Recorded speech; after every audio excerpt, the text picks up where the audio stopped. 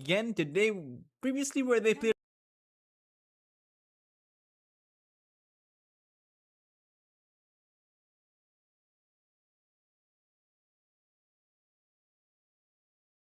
win the previous tournament, I was actually pretty happy for them because this former Mongol squad has been competing in the scene for quite some time. Even so much so that they no longer are competing with the Mongols banner, but they didn't actually have many wins under their belt. The lost Lunar Snake Trophy was, I believe, one of their first wins in the competitive Southeast Asian scene. But now, at least, they've settled on their formula because Yasho are looking incredibly strong. Now they have played against both Ivory and YG. They didn't actually manage to win against either of those teams, but they did manage to win against Carstens on the 11th of December. Also, they lost to Varosha, so they don't actually have too many wins. I believe they're 1-3 right now in the group stage, so certainly they don't need to increase the pace at which they play. Meanwhile, Roar Gaming, they did lose to YG, but now they're here again for their second best of 3. Let's see what they'll be able to do. You had Butterfly, Double S, and Clove, the 3 players from China who used to compete in Lunar Snake Trophy previously too. Did see, I believe, 2 seasons where we didn't have any Chinese teams competing, but now I'm glad that we do have those as well. I'll talk a bit about the draft, of course, because that is important as well.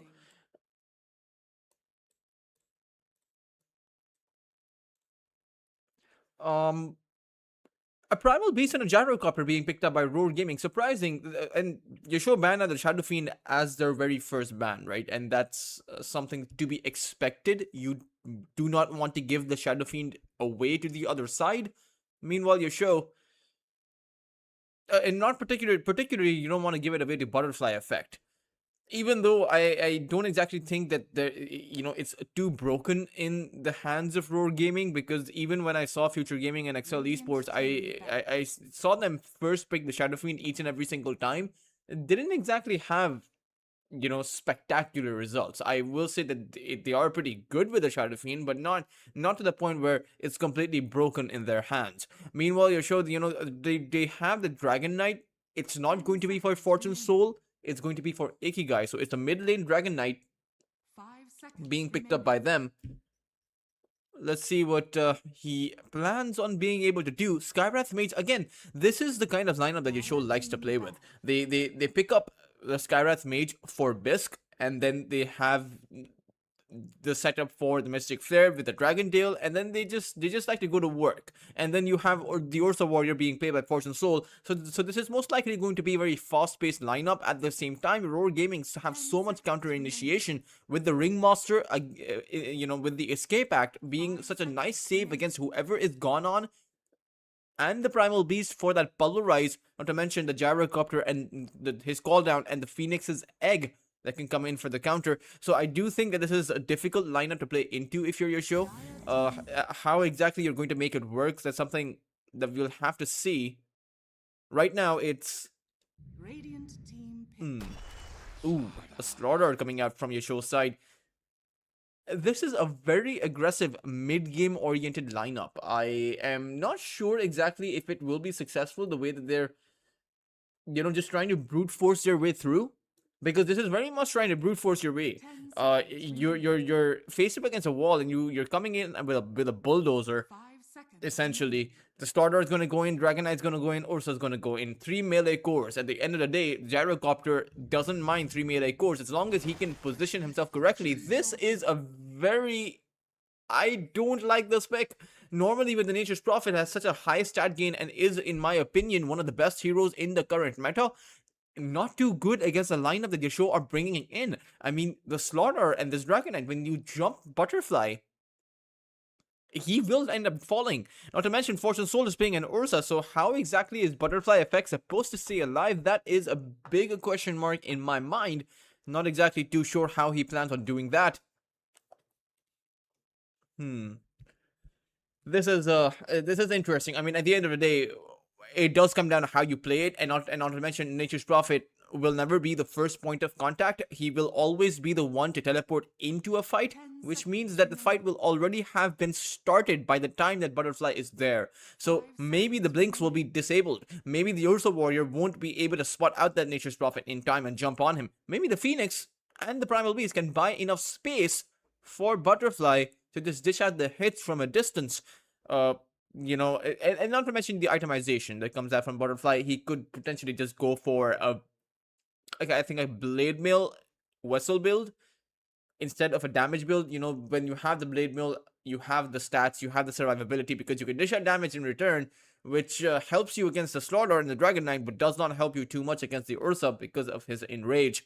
But I do think the draft slightly favors your show simply because they have an easier way to take down Roar's heroes. But if Roar can get to that counter initiation, if they can respond with force, then I think that the draft is going to favor them.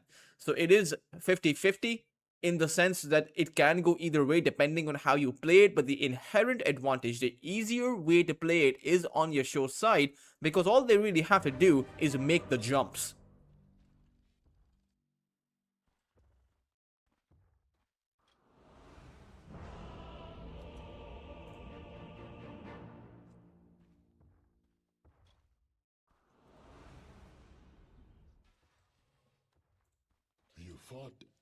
Well, we will come out to a paused game, but that should be okay. We will resume into it in a bit. Hopefully. I don't know when we'll resume into it, but I assume we'll resume into it because these players will reconnect, most likely.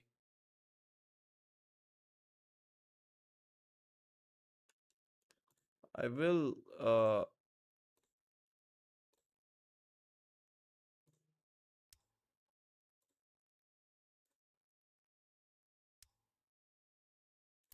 there we go. That's much better. The screen did not, the hero icons were going out of the screen, so I had to refresh, essentially. The screen's there. But it should be fine. I will talk a bit about the lanes once the game does resume. And since the logos are not up there on the screen, I will just put them out for you. It is going to be Roar Gaming on the Radiant side. Trying to find your show's logo. I think I found it. No, that's not it.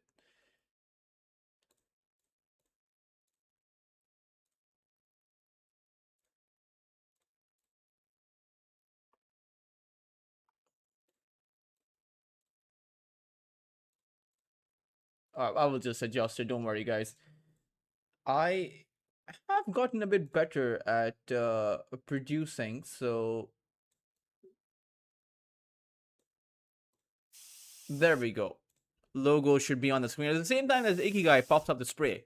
So this is interesting. I do like this phrase, but I would actually have preferred. Did you see the guys? I think Reddit went insane with the patch because there was an update, but then when people opened up their clients, they were greeted with Quartero Curios instead of the patch, which was an interesting way for Valve to actually troll us. But I personally do very much like the patch, even as I'm playing the ranked games. Sure, it's not any better in terms of how welcoming the games are, but it's still a pretty good meta in my opinion. I think it's very fun in the sense that it's you play a game and it's not coming down to just broken heroes going at it against each other, because I don't really think there are too many broken heroes in the current meta. I think it is pretty straightforward in the sense that a lot of heroes are strong, but there's plenty of roles, right? If you're an off-lane player, you have plenty of heroes to play with. If you're a support player, you have plenty of heroes to play with. And if you're a carry or a mid player, there are so many great heroes to choose from that are pretty good right now. So let me know in the chat what you guys think. Do you guys actually want a patch change? And sure, okay, even I want a patch change, but that's because we've had this patch for a while. But don't you guys have fun playing in the current patch? Don't you think the hero pool in the current patch is pretty good? Let me know about that in the comment section. Or if you think that, the hero pool is broken, let me know that as well. Like, honestly, while we wait. I know there's a stream delay, so I can't actually interact with you guys in time, but I can still hear your thoughts, right? Because when you comment is when I see the message. But when you see me talk, when you hear me talking about this, it's 5 minutes into the future. It's weird how that works. Okay, I haven't exactly figured it out myself, but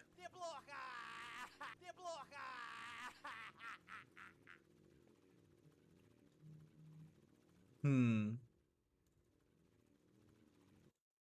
Help me, please.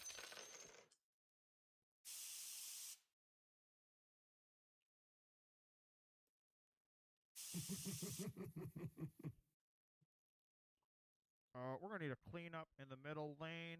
Clean up middle lane, thank you.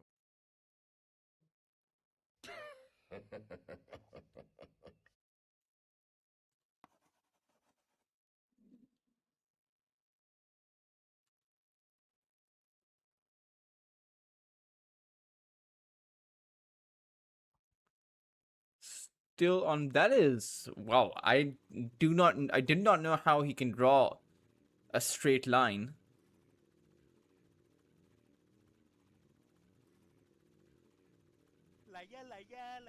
Life is beautiful by Ikigai. A nice message sent out by them.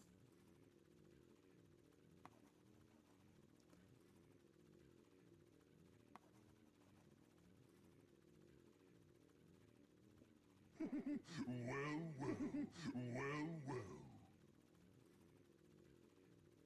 Hmm. There should be 2 mini-maps, on a spectator version of the game.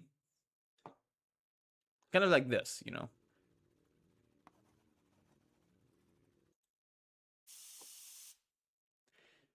There was organized drawing previously, but now it's just chaotic. It's just circles. That's actually pretty cool. I don't know. It's a spiral. They have reconnected into the game, so we should be resuming into it. Don't worry, guys. We will have not only just one best of three, but two entire best of threes, because we do have another. It will be, I believe, Copites versus Yangon Galacticos playing at it in the second one. So that should be a pretty good matchup. I mean, Copites coming into Lunar Snake Trophy once again. That will be their debut. I don't believe they were here in the previous season, but I actually don't know their roster currently either. So Just we'll what I've been waiting for. I have my doubts about you. see what their roster is. Here's a It's lesson in Gohan, caution. Sajiri, Rikusu, Gon. Okay, so it is a few players we've seen here and there, but not together. I believe a lot of these players are former Ivory players, especially Gohan. He did play for Ivory, or rather, he was with Ivory for a very long time, or at least since the start of 2025. Ah, this is going to be good.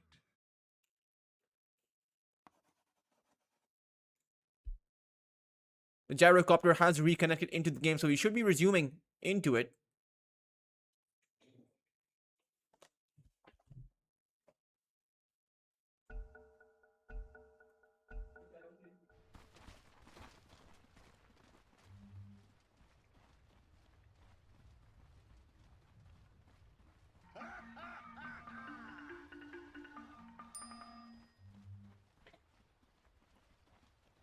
And just taking a look at a potential smoke play happening, I do think Yasuo are pretty strong with that level 1 smoke. But I don't know if they'll exactly go for it or not.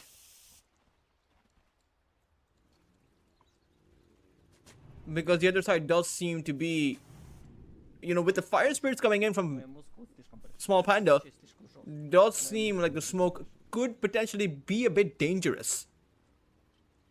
Mate, you can't put a ward there. I don't know if he spotted out the ward or not, but he did throw the voice line of the observer board. But we'll see. We'll have our answer soon enough. Well, the Dragon Knight also placing down an observer ward, but he did so in a smoke of deceit. So even though these wards are adjacent to each other, Roar did not actually see Ikigai plant that down. But if they plant on a sentry just to cover their own observer ward, they will spot out Yasho's observer and be able to deny it. Not to mention, they have 2 observers on that mid lane.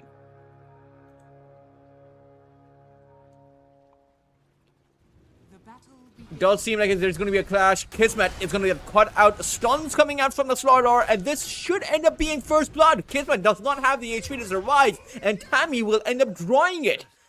Yasho come out swinging, and will have that advantage.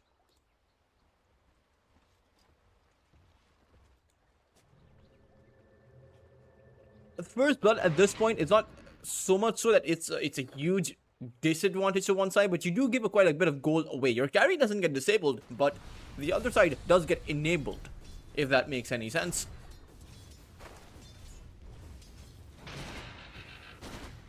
Meanwhile, Gyrocopter is the only hope that Roar have, because he is going to be their big damage dealer, their physical damage dealer. Ring Monster towards that top side. Clove was taking in a bit too much damage. So was Fortune Soul, and I think both of these 2 heroes will then think, Fortune Soul got hit by the dagger. Is he going to end up falling here? Would have been very close. Just survives by about 5 HP. Needs to be a bit careful, because these daggers coming in could take him out. It's the impalement arts.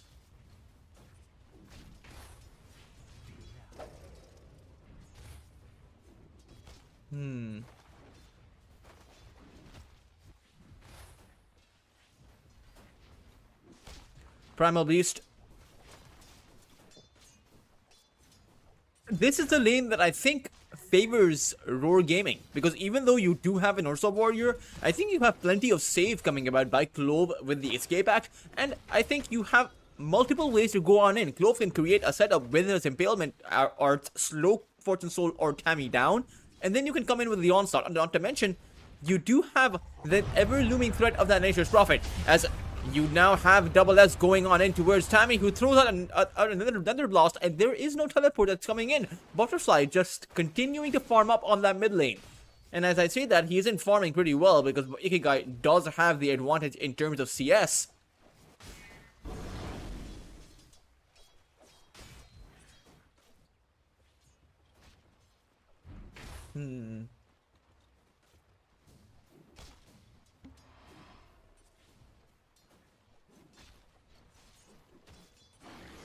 I think this mid lane is, it's supposed to be even, right? Between both of these 2 heroes. Oh, wow. Tammy ends up going down towards that top side. It's again, the Pugna is going to be a very vulnerable target, because there's not too much he can do. He can't exactly decrepify himself, because he just slows himself down for the trample to even do more damage on him. Meanwhile, Fortune Soul, who wants or might want to go in with the Ursa, needs to be careful about using his after Earth Shock, because that just gives the leeway for Butterfly to come in with a teleportation play. Let us take a look at the Gyrocopter or towards that bot line, how things are going for both of these 2 sides.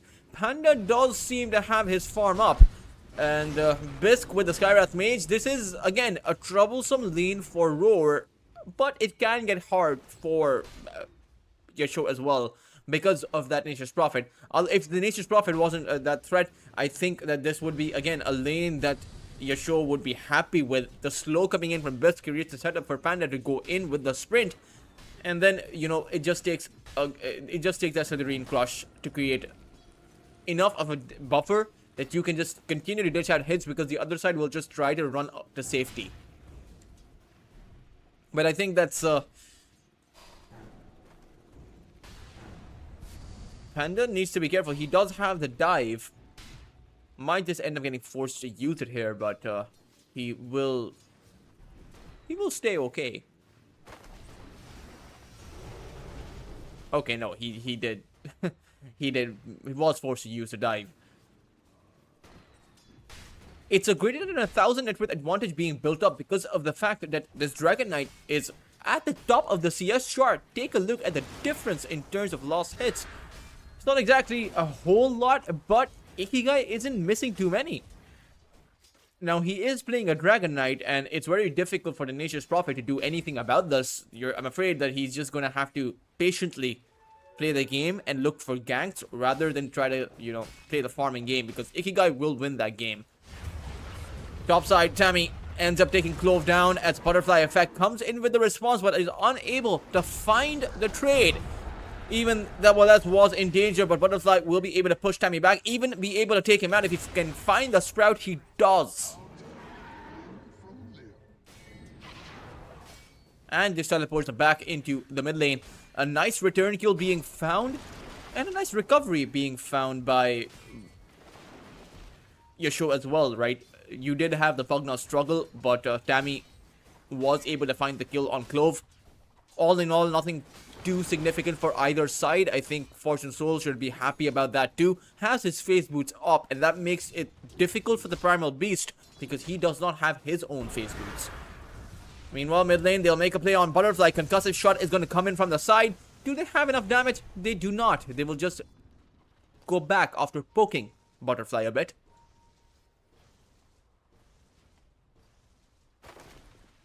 Observer Ward is going to be taken down by Tammy too. 6-minute Power Rune is going to end up spawning pretty soon. I wonder who it's going to be for. Well, I mean, they end up getting Clove alongside the Power Rune. But he may not actually die. He had the magic wand, but Ikigai will just come in with a haste rune. A few more hits, or rather one more hit will be enough. And he'll also plant down an aggressive observer behind enemy lines. Nature's Wrath goes out as it's a play towards that top side, but turns out the teleportation was not needed. Double S needed the Nature's Wrath, and because the Nature's Prophet got the kill, he got the experience and the gold from it, despite not being present. It's these global spells, right? If a global spell is able to take someone out, even if it's across the map, you still end up with the experience from that kill. That's the good thing about, playing heroes like the Zeus or the Nature's Prophet.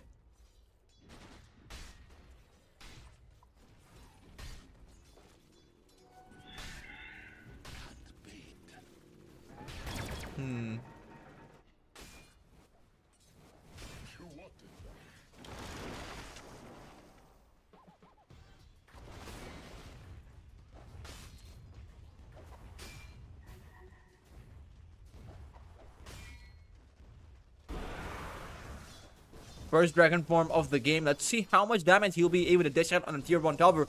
He certainly has planted or pre-planted the information there with the observer ward, right? So should be able to do something about this, but it's actually Kismet towards that bot lane who ends up dying. They did not see that one coming. And again, this is what Yasuo have been doing for the past few days. Just play incredibly quick. You take a look at that mid lane where Fortune Soul is, or rather Ikigai is dishing out pressure. And even towards that bot lane, you have Tammy with the Pugna dishing out the pressure. So simultaneous lanes being pushed to their limits. As Ikigai is going to get gone on, but he'll be able to provide that space, or rather build up the space. Bisque is going to fall towards that mid lane. As a Slaughter is just going to end up going back. I will...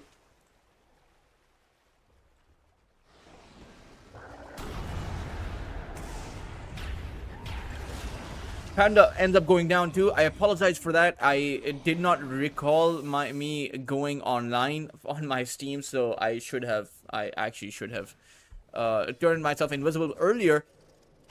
But these past few kills, they will help Butterfly a lot. He is 4-0 currently on the Nature's Prophet. Is doing pretty well for himself. All will have that vessel up soon. Meanwhile, Fortune Soul farming up for that Battle Fury. If we take a look at that net worth, right, it's expectedly that Nature's Prophet who is at the very top of the net worth chart. 4,800 for him, despite the fact that Ikigai had more CS leading up to this point. Second dragon form, but it's actually an engagement by Double S towards the side there after Wild Primal Beast shows up. And a Wild Primal Beast will flee from the location, but the butterfly will make its entry there too. It's a lot of heroes here. You take a look at the other lanes, it's just YACHE occupying the side lanes there. The Stardar towards that bot lane, the Ursa towards that top side. The Gyrocopter is in the jungle.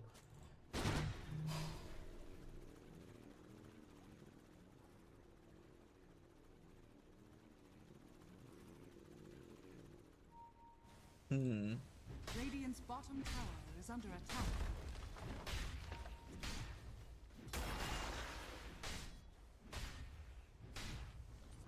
The tier 1 tower should fall because there aren't exactly too many heroes here. Tower is under attack. Radiant structures are fortified. Radiant's bottom tower. But the heroes do show up, and Panda, unfortunately for him, even though he has a sprint, it's going to be difficult for him to make it out. He does have that movement speed advantage, but can he actually escape? The Nature's Wrath is not going to land on him, and that means this will be an unsuccessful rotation to kill the Slaughter, but a successful one to save your tier 1 tower, because it continues to stand despite of only being under 100 HP.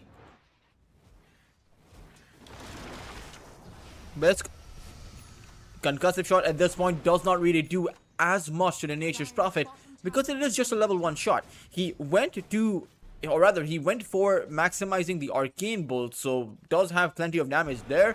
I think 120 plus Is under attack. around 60-70 damage is 200 damage a pop. Meanwhile, mid lane again being pressured, and Butterfly is there alongside the rest of his team. His team is forced to show up here because if these lanes are being pressurized, I will say that YACHE are doing a pretty good job at just making sure these lanes feel the heat. As Clove is also feeling the heat there. He did have the escape act, but Panda does not want to commit for the kills. Kismet shows up to provide the support for his Ringmaster. And with the homing missile, it will mean that the Starter has to just exit that location, has to just go back because he cannot get the kill. Bottom tower is under attack. But Butterfly goes down in his own jungle. It's the Blink Daggers being revealed by both of these two heroes, the Slaughter as well as the Dragon Knight. But it's the Dragon Knight who is more successful with his reveal. And now that first tier 1 tower of the game will fall, finally YACHE will end up breaking through after trying so long and so hard to take the tower down. Will be able to find that objective. And it's a 2000 net worth advantage right now for them. And I have to say that Roar aren't playing as fast as YACHE are. They are playing a bit slow. Butterfly seems to be the only one who is doing really well for himself. As Bisc is just going to continue to dish out the arcane bolt. Needs to be careful though. He does seem like he's wandering on a bit too far. Double S will just come in to pick up the Skywrath Mage. And the kill. 400 gold going their way. 500 actually. 481 to be exact. But I did round up. Radiant's bottom tower is under attack. Radiant's Panda takes down the tower towards that bot side as things aren't looking too good for the side of Roar Gaming. And I don't say that because Butterfly isn't having a good time. I know he is. But it's the fact that YACHE, they're finding too much even though they are overextending. And it's only a matter of time before Force and Soul ends up with his Battle Fury. Actually, I think he has his Battle Fury. And so it's only a matter of time before he ends up with the Blink Dagger. And once you have 3 simultaneous blinks on the 3 heroes you need to have the blink on, we will see YACHE increase the heat. Just dial it up. Radiant are scanning. Potentially to the max, but I'm not. Radiant's middle tower. You know, there are ways to counter initiate that I spoke about in the draft, so that is always going to be there. You have the Phoenix Egg as well as, oh no, Phoenix Egg is not going to help Butterfly there. He is going to die right outside of his tier 2 tower. And for YACHE, that is a huge kill. That is perhaps the biggest kill to get right now, apart from the Gyrocopter, who has been free farming, if not for the 2 deaths that he has had. So it's not exactly free farm, it's free farm after the deaths. But Tammy does end up getting traded out. It is a good trade, but at the end of the day, when we compare the losses here, it is just the fact that YACHE, most of their deaths have just been on their support heroes. 5 of the 7 lives that they've lost have been on Bisk and Tammy. Meanwhile, YACHE have been able to take down both Butterfly as well as the Gyrocopter. They're making a play through the gate though.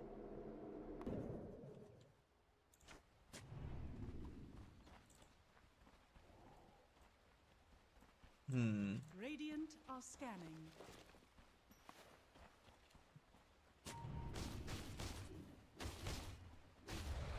Radiant's top tower is under attack.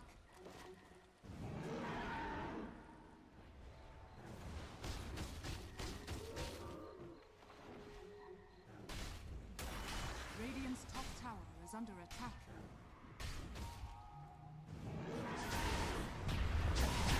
Double S goes in with the Polarize, but instantaneously the response comes in from YACHE, and they seem to have the egg under wraps. Will be able to take it down, and it's Double S who wants to try and escape, but is unable to do so. Or rather, is able to do so, but is unable to actually counter. Now Ikigai goes in, another 2-man Slytherin crush bound by YACHE, and even Butterfly is in trouble, but cannot do anything. Radiant's top tower is And it's Double S who is the lone survivor of everyone else.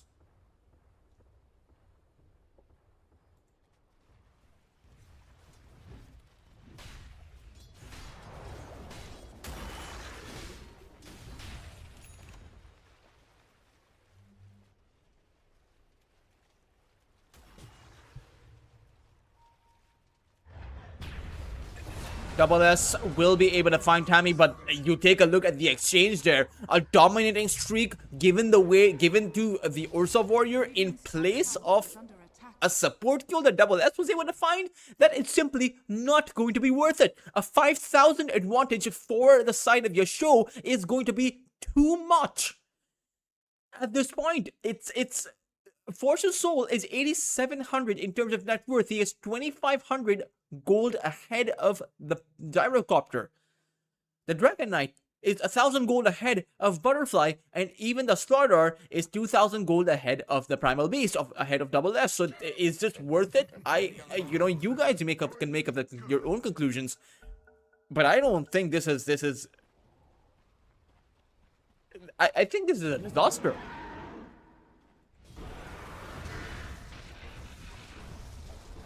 Even the Phoenix does not have the dive, so all it will take is one more hit. But in fact, it's Bisk's bolts, the arcane bolts coming in, that will just be too much for him.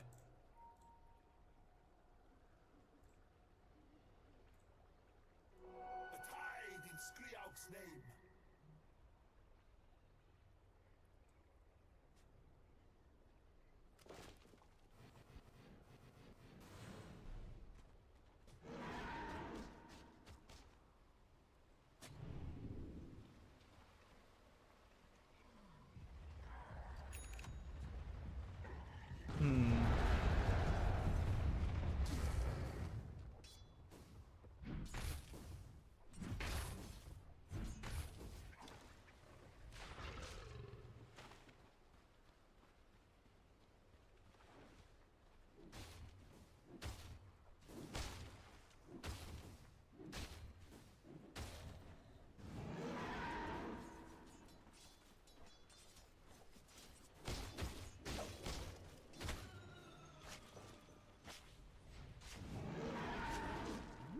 Dire's middle tower is under attack.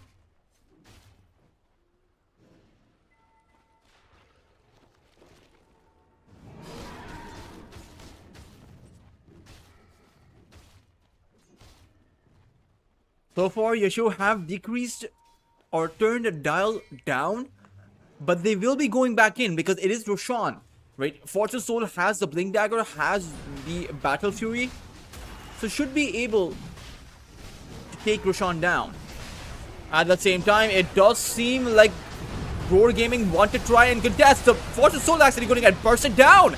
Double S will get traded out, but it's also Ikigai who will end up falling, and the support duo compromised on the side. It will also be Roshan that will go the way of Roar Gaming. 11 to 14, and that entire lead is going to go the way of Roar. But Panda comes in with a Roshan Aegis Steel. He will be able to accomplish that objective, but in the end, it will be a full team wipe that will go the way of Roar Gaming, despite of that fact. And in the end, the entirety of the lead that YACHE were trying to build up is going to be wasted.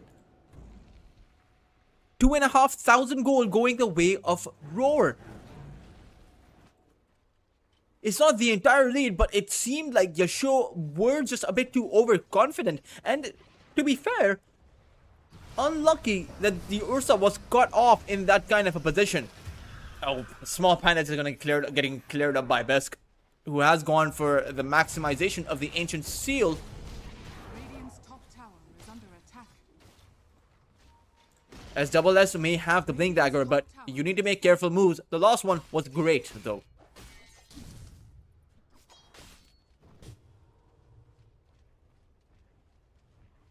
Dire's middle tower is under attack.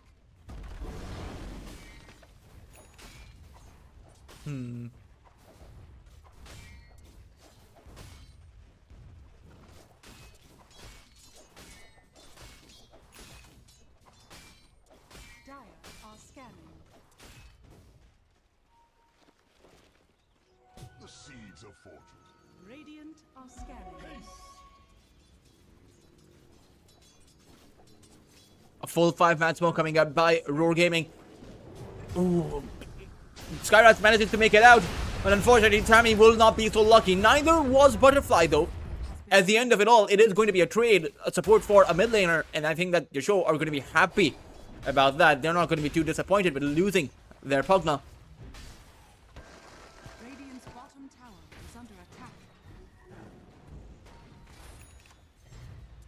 Topside tower is under threat, but Ikigai will just teleport on over. He has a dragon form, wants to make a play, stunning up the Phoenix. The escape act comes out though. They've bought enough time for the egg to come out, and Fortune Soul does not have the advantage, but Ikigai will be able to take the egg out, allowing Fortune Soul to reposition himself. All the meanwhile, they take Double S down, and now they want to go back in. Fortune Soul jumps forward with the Blink Dagger, has Clove, or rather Kismet, in his eyesight, and wants to take the Gyrocopter down, but they will have to settle for the Ringmaster, as well as a nice Shrine of Wisdom being found coincidentally. A massive loss for Roar, and a massive win for YACHE.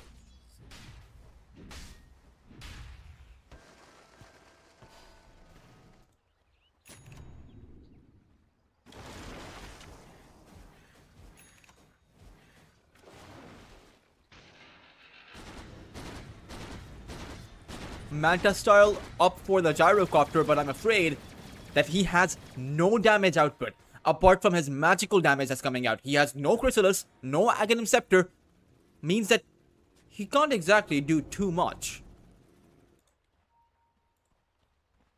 BKB almost ready for Fortune Soul, and this is getting a bit out of hand. 8,000 of a lead, 20 minutes in.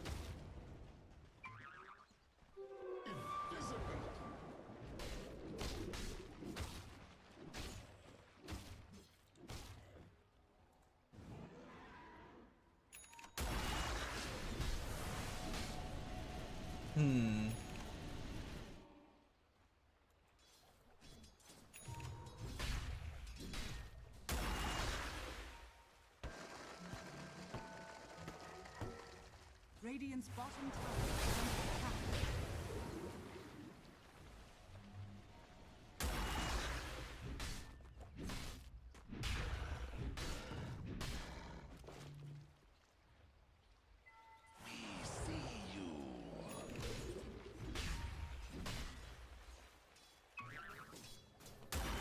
Panda. Double S and Clove are there, but they need a bit more backup because Panda does have the BKB, so it's very difficult.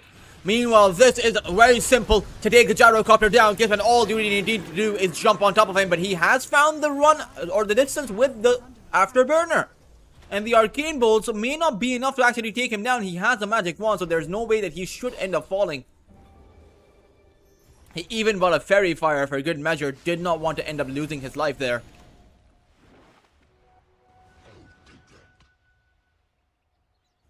Radiant's middle tower is under attack.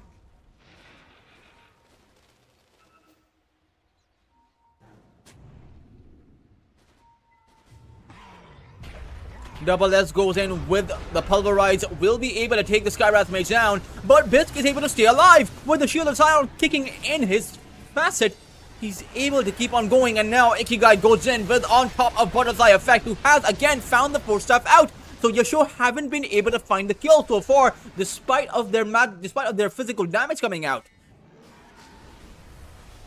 Pretty much all set for them.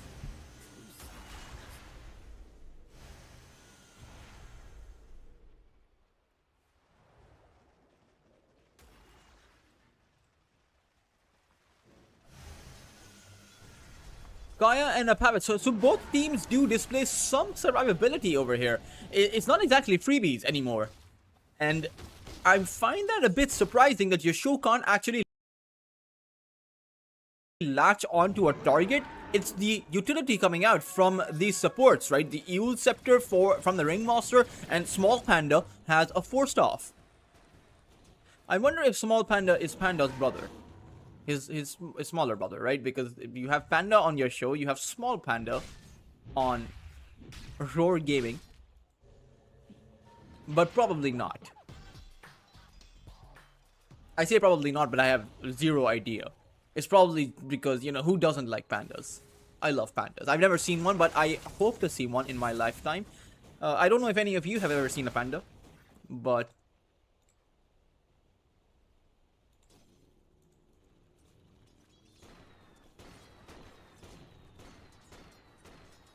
Yes, Matt, now finally going for some damage.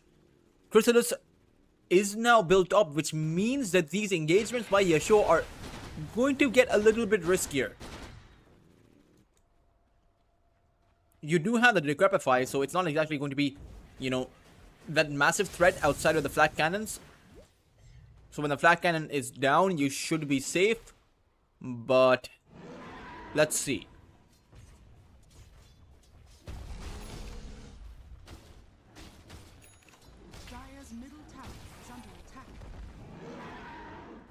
Fortune Soul has the Basher now. Clove needs to be careful. Or rather, it's actually Fortune Soul who will be careful. He'll end up going back.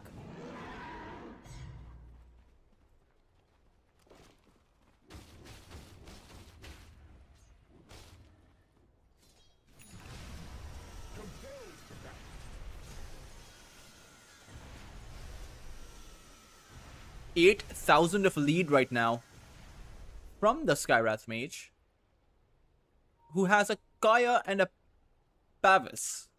This Pavis helps him survive, right? Because you also create a magic damage barrier because of your Shield of Scion, and you have a physical damage barrier now with the Pavis. So this is actually pretty good. It's very, it makes the Skywrath Mage a bit difficult to take down. Meanwhile, Ikigai is going for that Hurricane Pike. Again, for that maneuverability, because they're not lacking damage, they're lacking the chase potential. Panda has an entire nullifier up, so for YACHE's lineup, they are incredibly farmed up and they will go for a Smoke of Deceit inside of the triangle, where they will come across the Small Panda. Radiant are scanning. Radiant are scanning.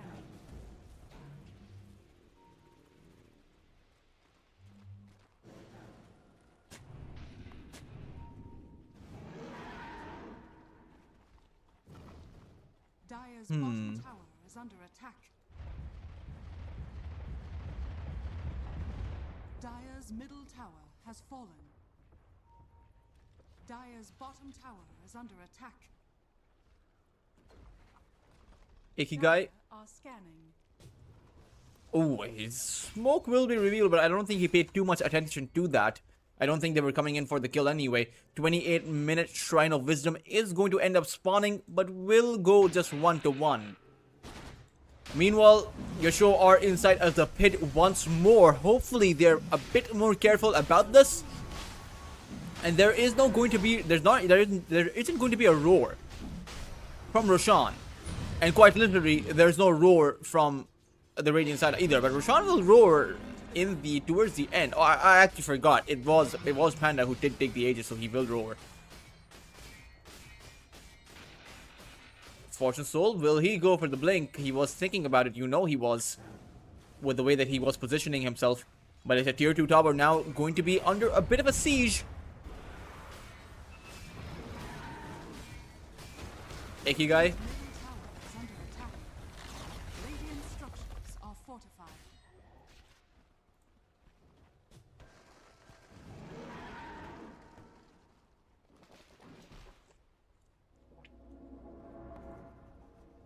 will end up going back. And again, they have done a pretty good job at mitigating the lead here, or mitigating the disadvantage. It has been about 7 to 9,000 of a lead for the past several minutes. But it's actually Butterfly who needs to be careful because Panda is here. However, Panda is outnumbered. He does have the BKB though, as Double S is just going to disengage. Butterfly is trying to go for the teleport away. Can he find it? No, the stun catches him before he can make his escape. Even Clove, it needs to be careful. I don't think they see him, but they might actually just see him with Panda walking up. No, Clove has a Blink Dagger, which is not exactly the usual set of items you see on a Ringmaster. But maybe it's just to counter-initiate with a quick Wheel of Wonder. All the meanwhile, Kismet does continue to farm up on that gyro. But it's the tier 2 tower that's going to be under threat now. With this Aegis means that it's near impossible to actually contest your show unless you get off to a good fight. It is a pretty good one. Ikigai is trapped on that high ground, but has, or rather, he doesn't look like he's a bit trapped. Panda's going to come in. It's actually Double S who walked into a bear trap, and he will end up falling.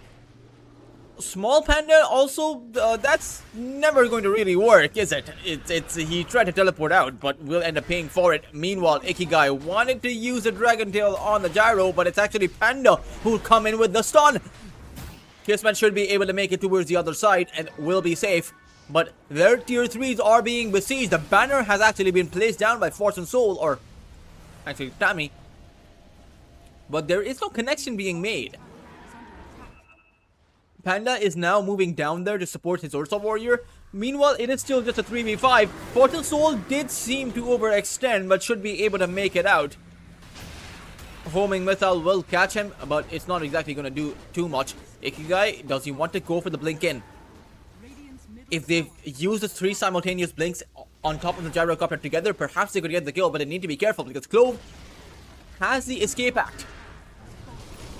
They will go jump in with the nullifier, and it should be enough to bring the gyrocopter down. However, the counter initiation comes out. Fortune Soul should end up losing his first life.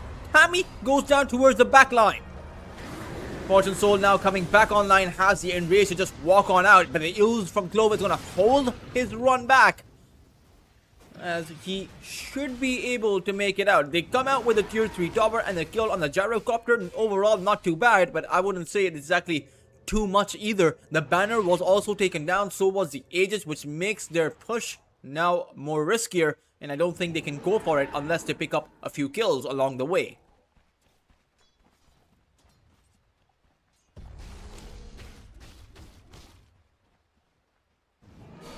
Just what I've been waiting for.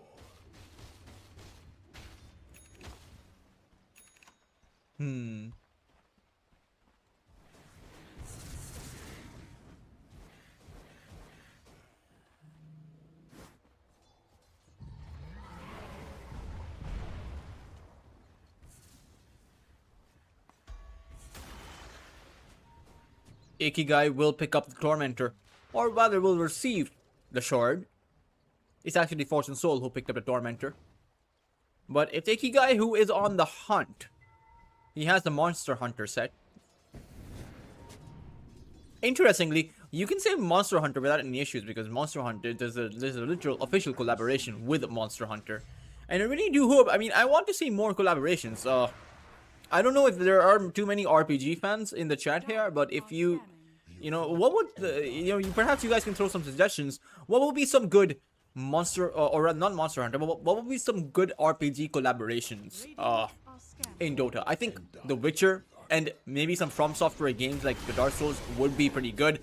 Clove, did he just get one-shotted here? Surely not, right? Perhaps he was already low on his HP. Because that was just too much damage coming out by Panda.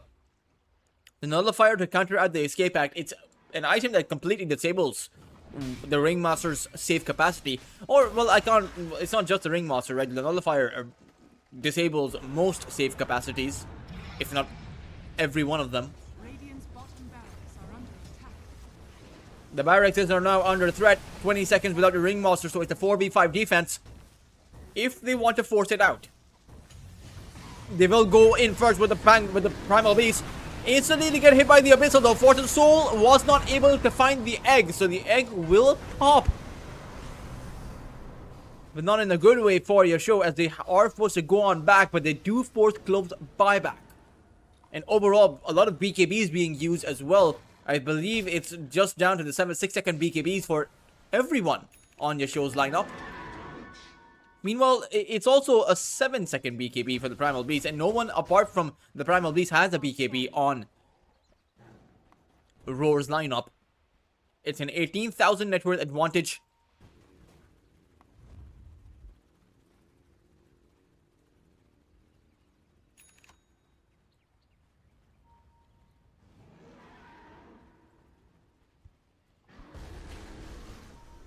As Roar do go for a catch. It's on Bisk, who has a Glimmer Cape. He should end up falling here. There's not really too much that they can do about this. Homing Missile is planted down on Panda, so he can't go for the blink in initiation, or rather counterplay, as Yasho will settle for their losses. But the question is Roar done? Clearly not, because they make a play on Panda, who does not have his BKB. So needs to find some way out, but the Sprout is going to hold him back. Onslaught coming in from the Primal Beast will mean the end of that Slardar. And the call down comes down on top of Tammy. They'll take the Pugna out too. 2 supports, 1 offlane hero. That is a massive win for the side of Roar. In fact, it's actually going to be a counterplay being made. Fortune Soul uses his BKB, but I'm not too sure if they want to make a play there. I could have sworn that this was an 18,000 advantage just a few minutes ago.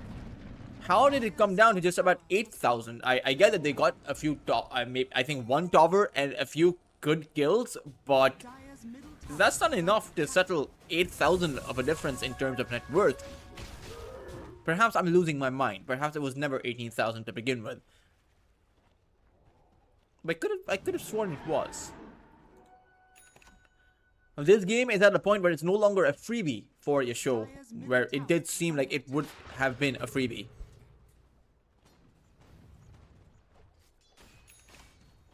Now, by no means does that mean that Roar are the ones ahead. It is your show who have the advantage.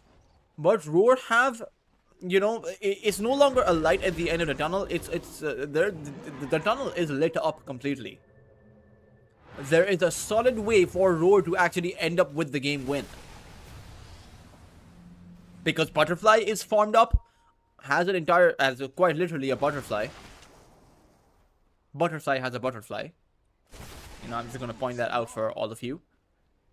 Gyrocopter has a butterfly too, and is making his way towards the Satanic. So it's not as if, sure, he only has a Chrysalis, but he has a lot of stat items, right? Hurricane Pike, Falcon Blade, Mantis Style, and even the Butterfly, which gives about 40 or 35 agility and 25 damage, not to mention a lot of attack speed through that agility and the Butterfly itself. So it's not exactly as if he has very low damage output. He has so much attack speed that even his 500 damage critical strikes occur more frequently. So if he finds the free hits on you,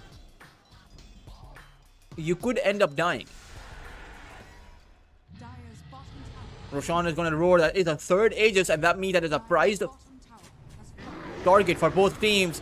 It's actually going to be Fortune Soul, forced to activate the enrage, goes on towards the Primal Beast, will be able to take him down. Meanwhile, Ikigai initiates towards Clove, who will also end up falling. That's a dieback. Primal Beast is still alive, though somehow they keep him safe.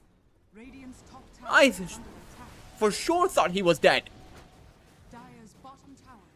Butterfly now to make his way inside of the pit. Is this really where they want to be without Clove up? It is essentially 4v5. Now sure, you don't have many of your BKBs, but there is no egg on the other side.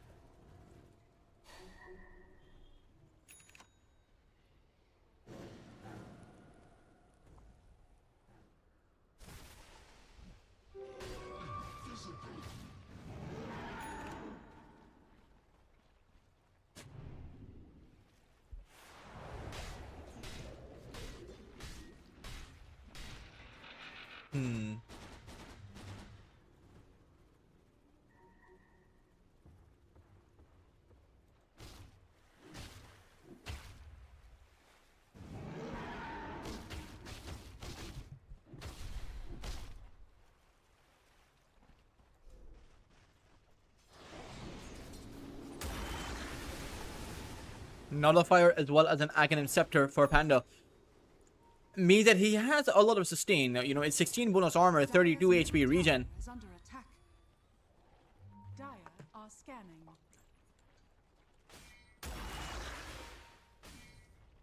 Not to mention he has a shard, so this is a very farmed up starter. Almost as much farm as the cavalry gyrocopter from the other side. But it does seem Are scanning. like Yasho are struggling to be able to close out these fights. Sure, the other team is struggling too.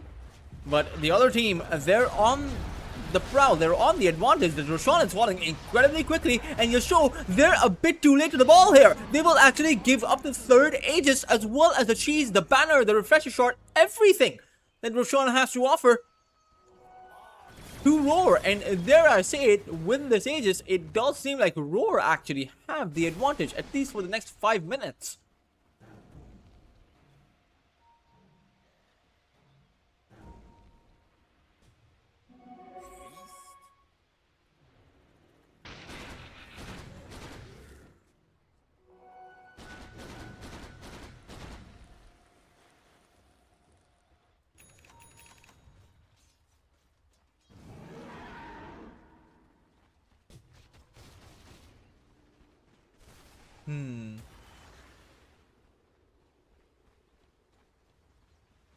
Surely there's no way they make a play towards the high ground while the other team has the Aegis and a refresher, which is on the Primal Beast. So you had a double BKB, double pulverize, Bottom barracks are under and he has the Aghanim Scepter, so he has the uproar. So there's no way you go for this.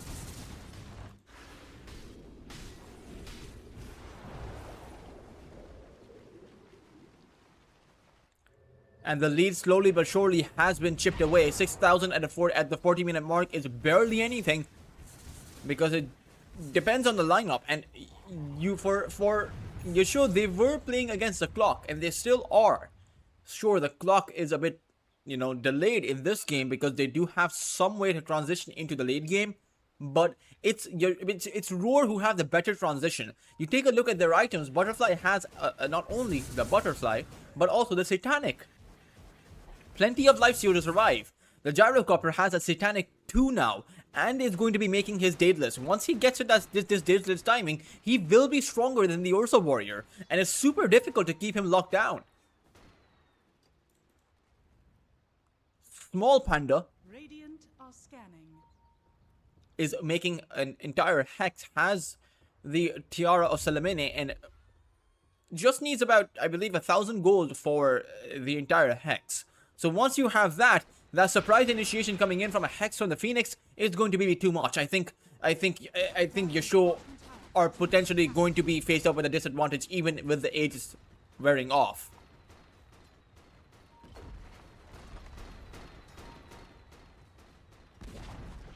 Dire's bottom tower. Tier 2 towers being left defenseless.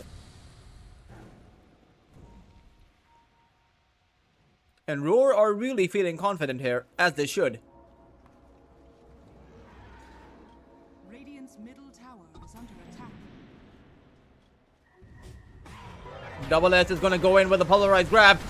Wheel of Wonder is going to come out too, but it's actually Clove who's lost his life. Tammy does get traded out as the two cores fight against the two cores, against each other, but it's actually another grab being made on Force of Soul. He'll still end up with the kill though as Tammy comes in with a buyback, and it does seem like Ikigai needs to be a bit careful. It does seem like they have his number, but it's actually Yasho who will go for the counter initiation. You know they will, because they do seem to have Butterfly effect in their crosshairs. It's Panda who is moving in with a stun on towards the Gyrocopter. He is falling pretty low. Activates the Satanic but cannot lifesteal. His first life is going to be forfeit, and Yasho, they can take him down again. There is no Satanic, no BKB available because he doesn't even have it made. Another crush found on a small Panda as the larger Panda takes out the smaller one. It is Yasho to end up with the teamfight win, a heavy teamfight win, because all they really lost in that teamfight was that Pugna.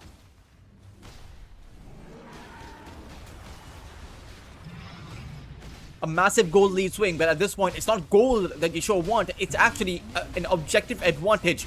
They already had a tier 3 tower as well as a ranged barracks taken out towards that bot side.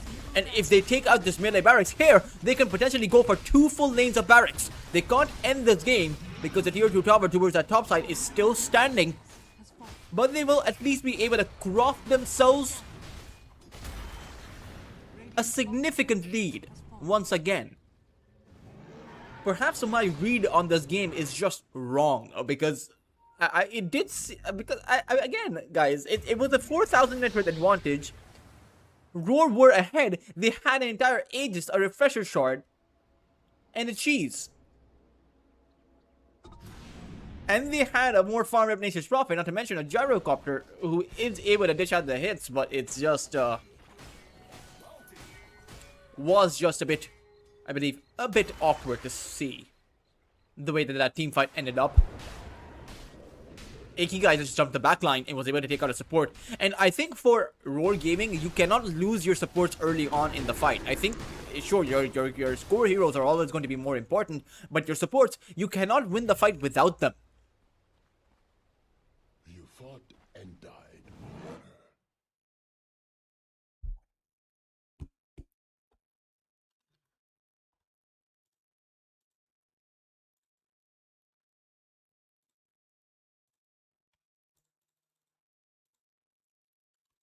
Game will be paused.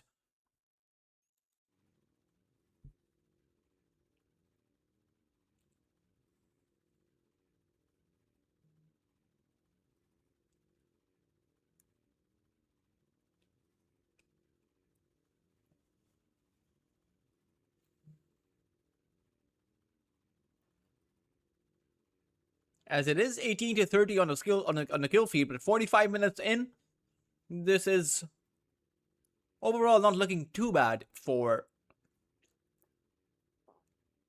YACHE. I think Roar can also defend their high ground. Don't get me wrong. This objective advantage doesn't actually win you the game because we're 45 minutes in. You're playing into a Nature's Prophet and a gyrocopter who can very easily defend.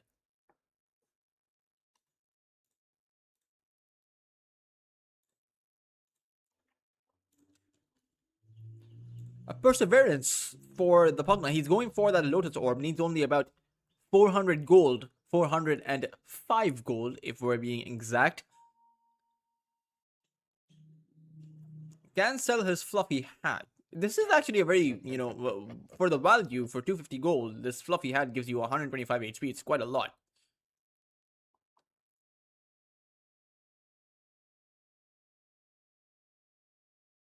You fought and died with honor.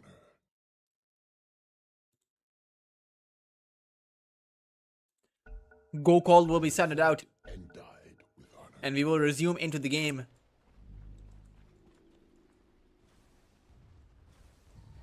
Radiant's top tower is under attack.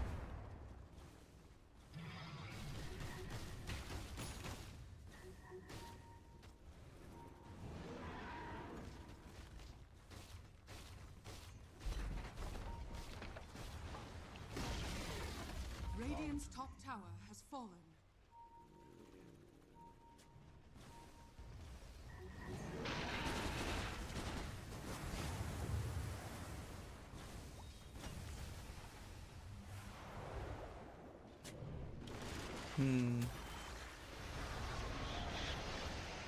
Is that a Stormcrafter for the Slaughter? It is. He has an entire Stormcrafter, and there is no Nullifier on the other side, as far as I can see. Okay, there is one on Butterfly Effect, so he can actually disable the Stormcrafter. But only if he's able to land it before the Stormcrafter gets used, right? That's one of the things about the Eels. You have to initiate with a Nullifier.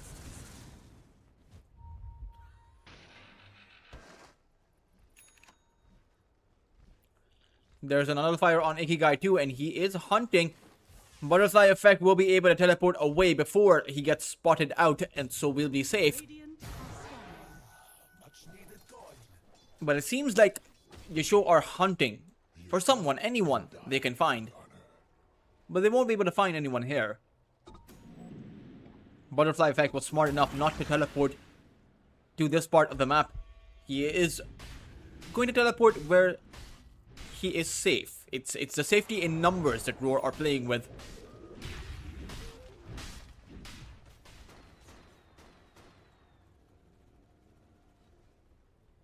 Kismet still does not have the Daedalus up. He can choose to make it, but he'd have to buy out, and that puts you in a difficult spot. Because then, if you die, you may just give up the game. But you may just need a damage from the Daedalus to be able to win the fight anyway. So it's a catch-22 for a carry where you need survivability and you need the damage.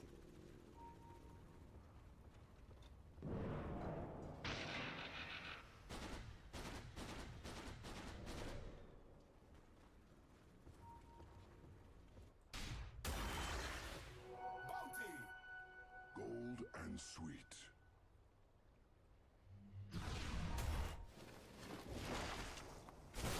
Warriors of the wood.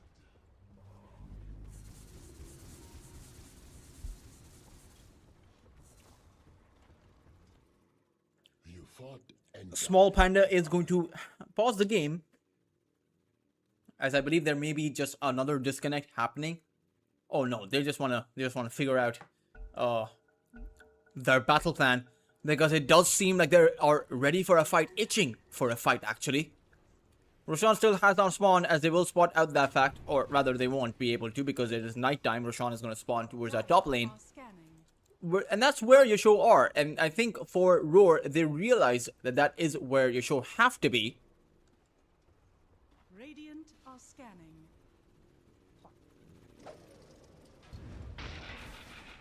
Dagger is going to get sent out. It will give them the information that there is no Roshan available, there is no Roshan play, there is no one inside of the pit. Now they didn't see Bisk because he is huddled up in that, in that rabbit hole.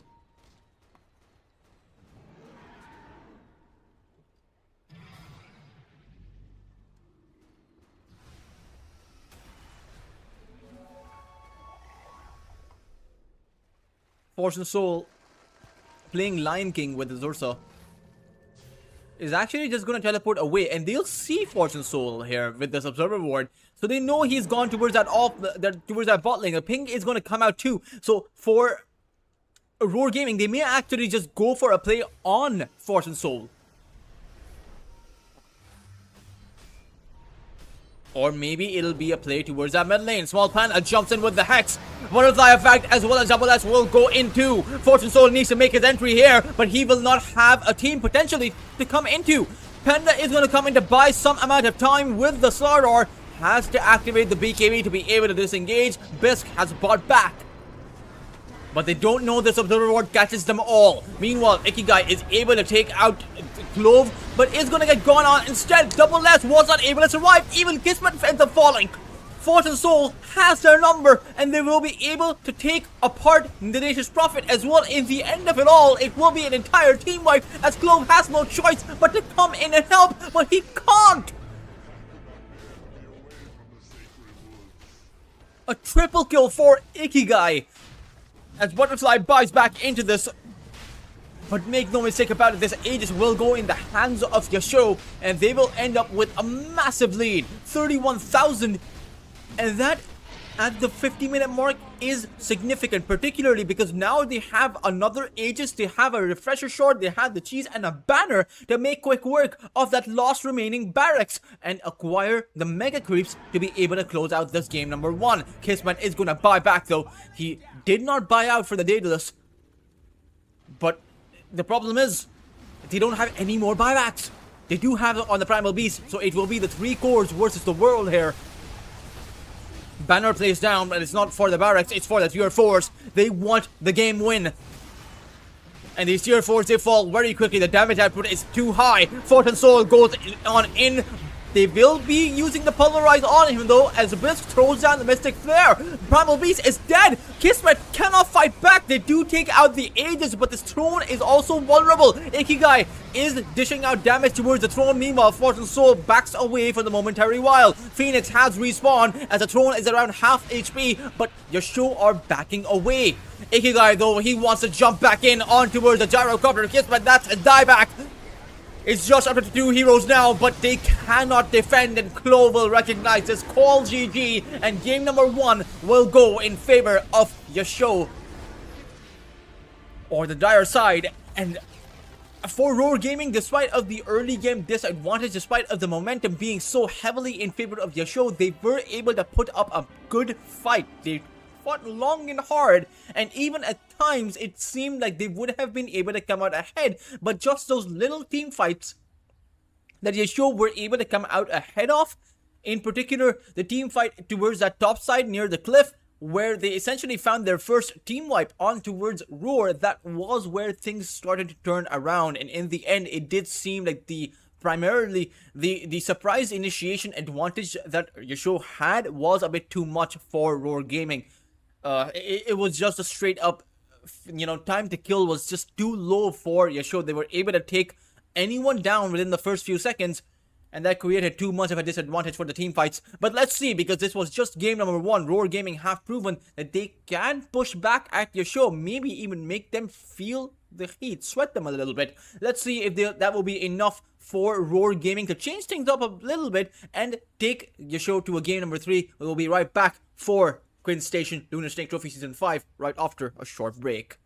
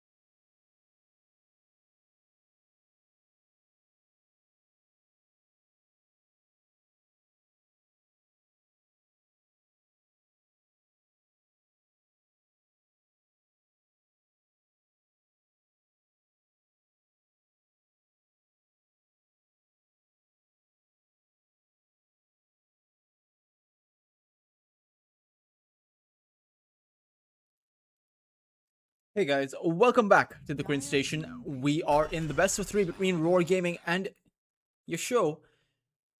And right now, it is YACHE who are currently 1 game up.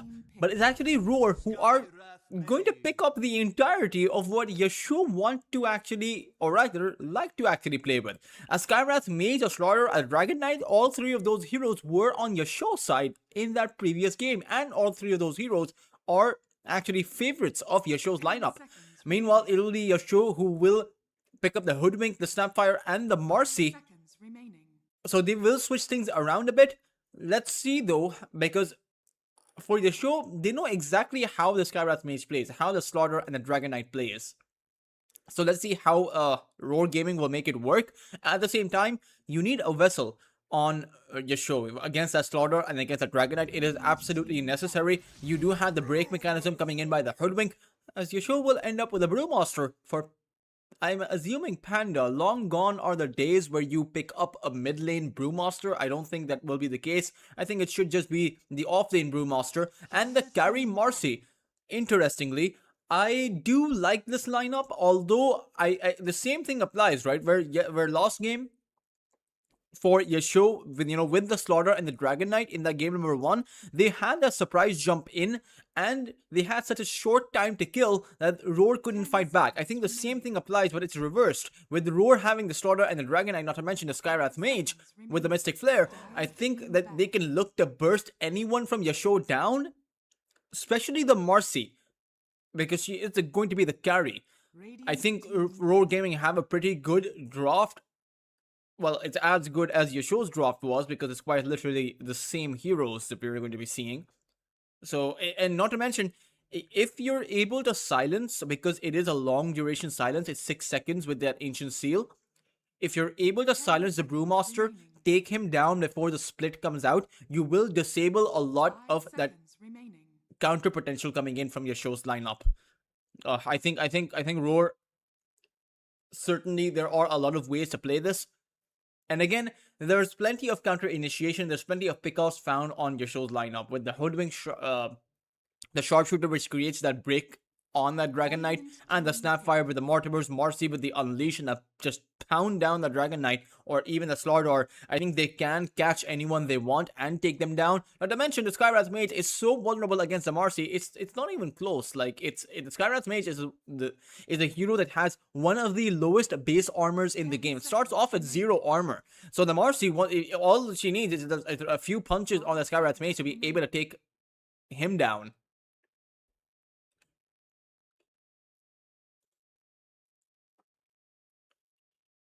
YACHE, last pick available for them.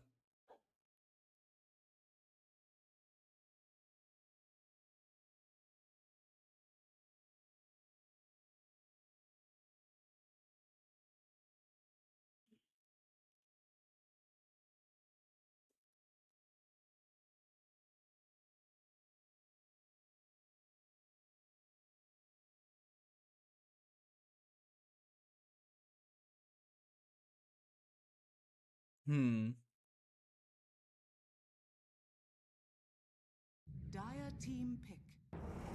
A Pangolier comes out from their side. A very interesting pick, because I did not wager a Pangolier for YACHE's lineup. I get that it adds control. I get that it's really good against a Skywrath, and not to mention, Pangolier is one of those vessel builders, even though I think a Diffusal Blade is going to be better. And I think maybe the Brewmaster goes with the vessel instead. 5 seconds remaining. It's still all into the mid-game lineup. For Roar, I wonder if this Dragon Knight is going to be the carry, and it is. The Queen of Pain is going to be there for the mid lane to disable Ikigai. Butterfly should be having a great time against YACHE's 3 melee core that was there in that last time, or last game. But this is such a healthy mix of physical damage coming in from the Dragon Knight and the Slaughter, magical damage from the Skywrath Mage and the Queen of Pain, and a nice bit of pure damage as well from that Sonic Wave. I very much do think that it is Roar who have the better draft, not by a whole lot, because it depends on how you play it. YACHE certainly do have options, certainly do have both pick-off counter and counterplay potential. Their tower push is a bit weaker Or actually, no, I don't think the tower push is weaker because you have the Marcy's Unleashed, you have the Brewmasters split too. For Roar Gaming, I think that they will need to be quick on their feet. I think they will need to play as quick as YACHE like to play if they want to be able to take this game and force out a game number 3. I think that either side can take this game, just depends on how the laning phase goes, just depends on how you transition, and whichever side is going to be behind is very unlikely to mount up a comeback in this game. It's just both of these two lineups coming in with so much tempo or so much capacity to build up the tempo that a comeback is super difficult. So for both of these two teams, it's the idea that you want to get the advantage and the idea that you want to keep the advantage. If you let it slip, it's going to be hard. And if you have a significant disadvantage, there aren't exactly too many ways that you can adjust your lineup. Because Roar's lineup is very one-dimensional. It's very initiation heavy. It's very team fight heavy. There's really no other way to play it. You can't go for pushes with the Dragon Knight if you're far behind, because you will just get gone on and burst it down.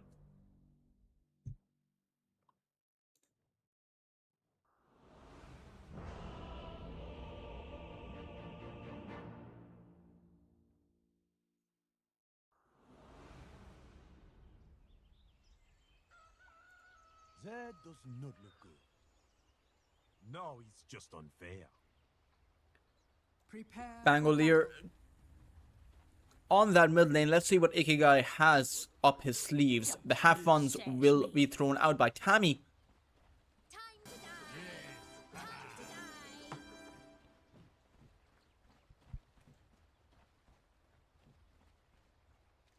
Help me, please. There's too many darn wizards.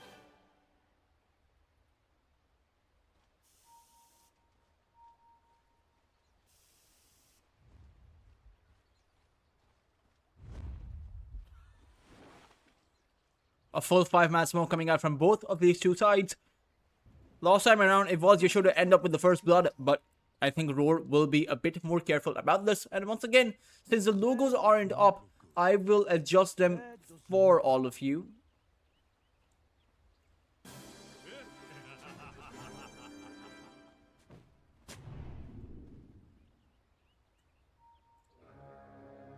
There we go. It should be up on your screens now.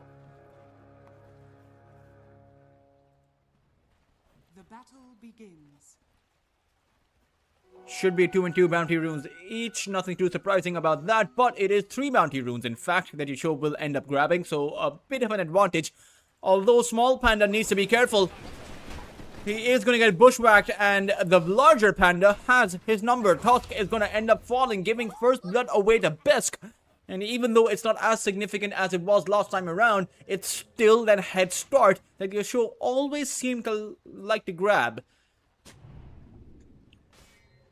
And first blood never hurt anyone. First blood is always gonna, it's significant.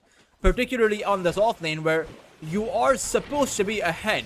This is such an aggressive lane with the Brewmaster and Bisk. It's hard to take Kismet down. He's playing a hero that is naturally super tanky with not just armor but also a high amount of HP. But it's still going to be a difficult time for the Dragon Knight. And in regards to what Small Panda is able to do, that sure you have attacked, or rather he's actually gone for the Drinking Buddies facet. But perhaps for that maneuverability to dodge out the bushwhack, I think it's a great ability to just cancel out the bushwhack completely.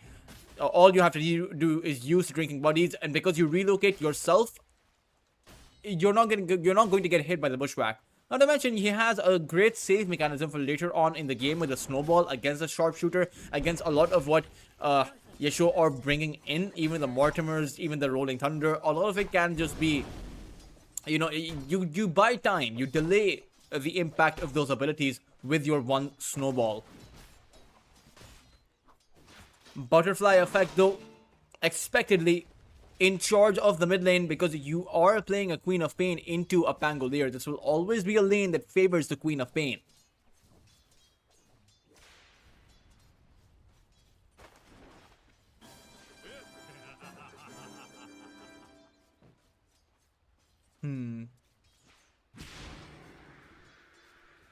Ikigai to get hit by the Shadow Strike, which should be maxed out here by Butterfly. I don't think there's going to be two ways about this.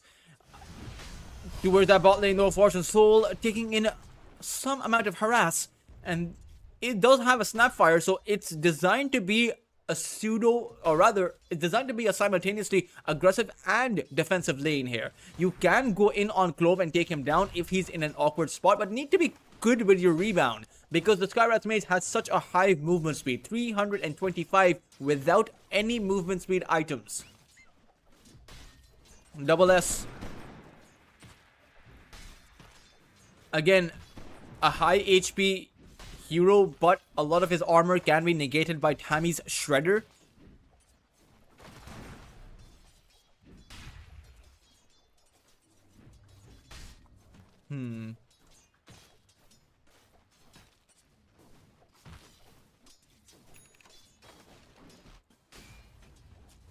Just depends on who can get the kills here, because I do think it's a bit of an even laning phase between all of these sides. Or at least the side lanes. The mid lane isn't even by any measure. You take a look at the amount of lost hits Butterfly has. 22 CS compared to the 9 of Ikigai. And every single time he shows up in the lane, he's just going to get hit by these Shadow Strikes. That's what Butterfly, that's what you know he wants to do. And the level 5 Shadow Strike is really when things become dangerous for the Pangolier, because it's too big of a slow. The level 3 Shadow Strike gives about 45% movement speed slow and 55% at the level 4 mark. It's too much to control, or it's too much control. Even the level 2 Shadow Strike is too much for Ikigai, apparently. Doesn't exactly have too much movement speed. As the Swashbuckle wants to try and contest Butterfly, but I don't think this is the right idea. I think you have to kind of give the Queen of Pain what she wants.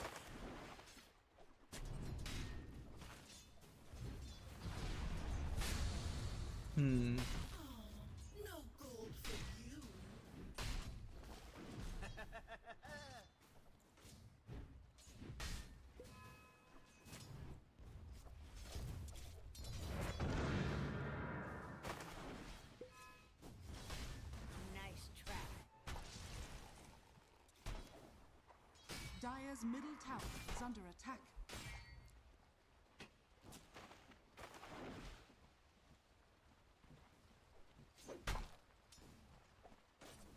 Panda and Besk, or rather, Amazing what you found lying around.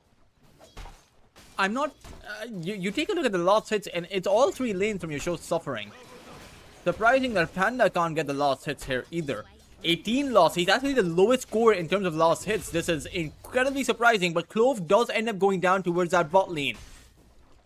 Not too surprising, considering he is the one that they will go in on if he is out of position. This Observer Ward coming in handy from your show, able to catch the Skywrath Mage, or reveal his position at the very least.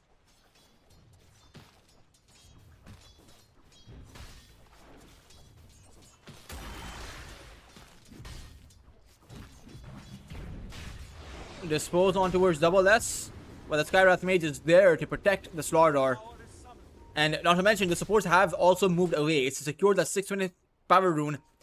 Both supports from both sides are here, but let's see who is lucky with the power rune, as Ikigai is not there. Butterfly can at least blink towards the other side. It is towards that bot lane where an illusion rune spawns, so not really going to be all that useful for Butterfly or even for Ikigai. But to be fair, it's a bit more useful for Ikigai because you can dispel away the Shadow Strike. Radiant's bottom tower Clove right is now under just attack. at the level 3 mark. Meanwhile, topside, it is Kismet in trouble.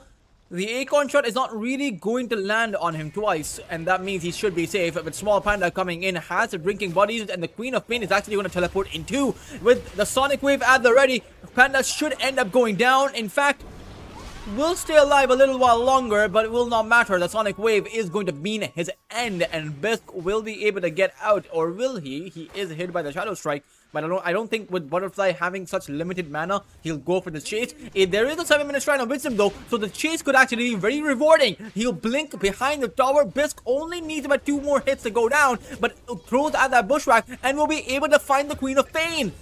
But before he does, Butterfly does end up with the kill, and Small Panda was able to acquire the Shrine of Wisdom. Even towards that bot lane, it's going to be Clove who'll be able to acquire the other side's shrine. But not before he has to come in to help out Double S, and he will be able to. Tammy will end up falling, and even Fortune Soul Silence Up will have the rebound in about a second, but will get stunned up. He might actually go down here. The Arcane Bolt is chasing him, but it shouldn't mean his end. The concussive shot though, everything being thrown out by the Skywrath Mage just wasn't enough. But it is Roar, make no mistake about it, it is Roar with the advantage.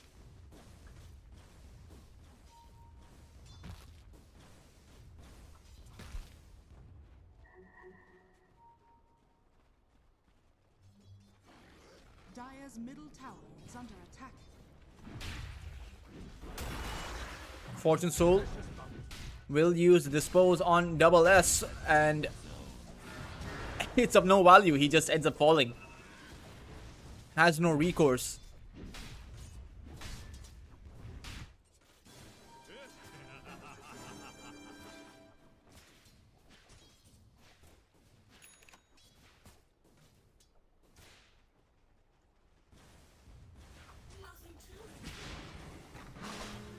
Shadow Strike can land on Ikigai.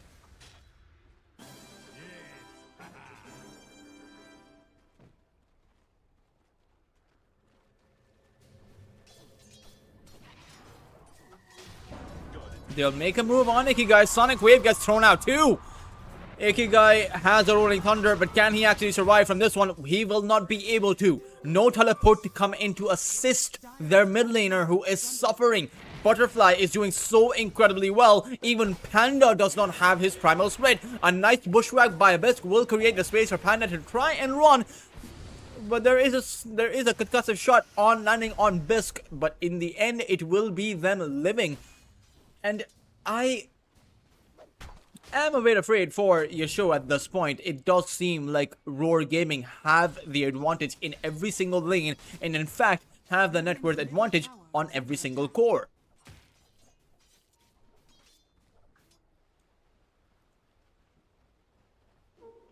Three and 5.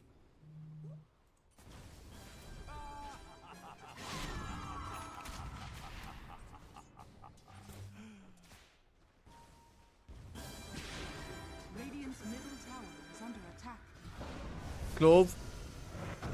Concussive shot does get thrown out, but it's actually Bisk the one in danger. He'll be able to run away, but the snowball will chase after him, actually lands on top of him, and Butterfly will be able to pick up the kill.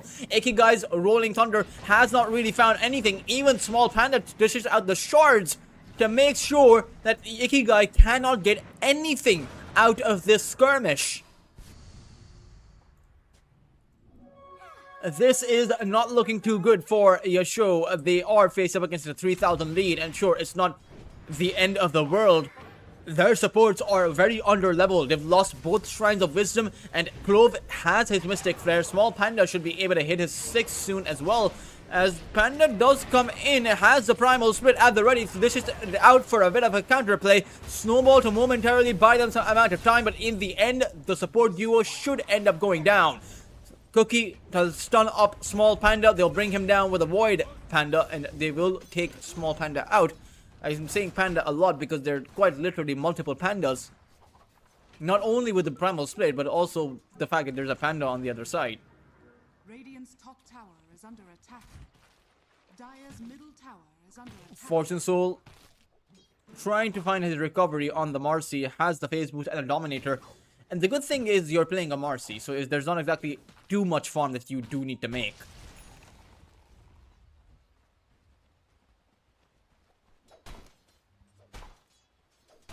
Kismet almost has I say almost, but he is a bit far away from the armlet.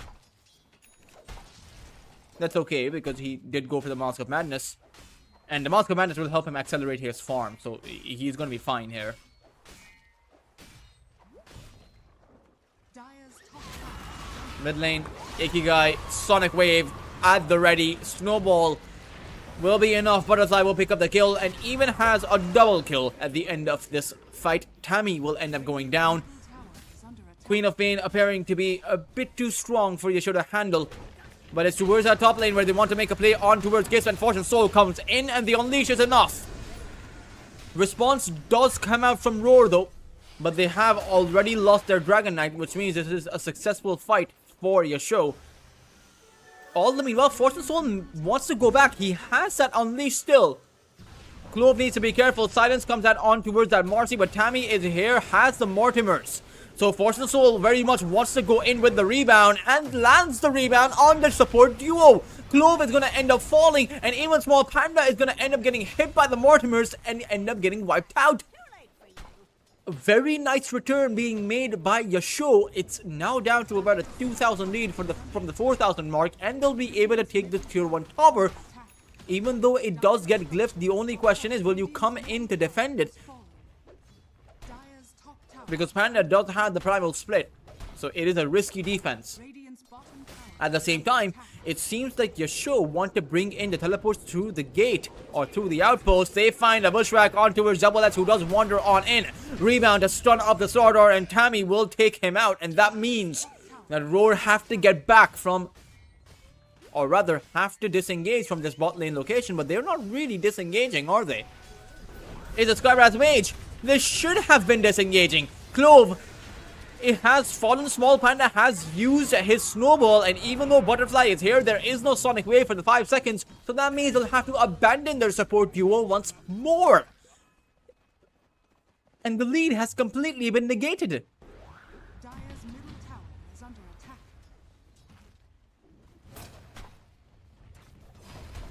Slardar is going to teleport back into this lane. And Panda does not have his split, so he should be getting back. All the while, even though you did find the 3 kills, you did have to give up the tier 1 tower towards that top side. I suppose it's okay because your own towers are still standing, at least on the side lanes. Butterfly has been able to take out the mid lane tower. And has an arcane rune, almost has a Sanj and Gaia, in fact. We'll be able to find it with, well, I mean, has it now, but we'll also pick up these creeps.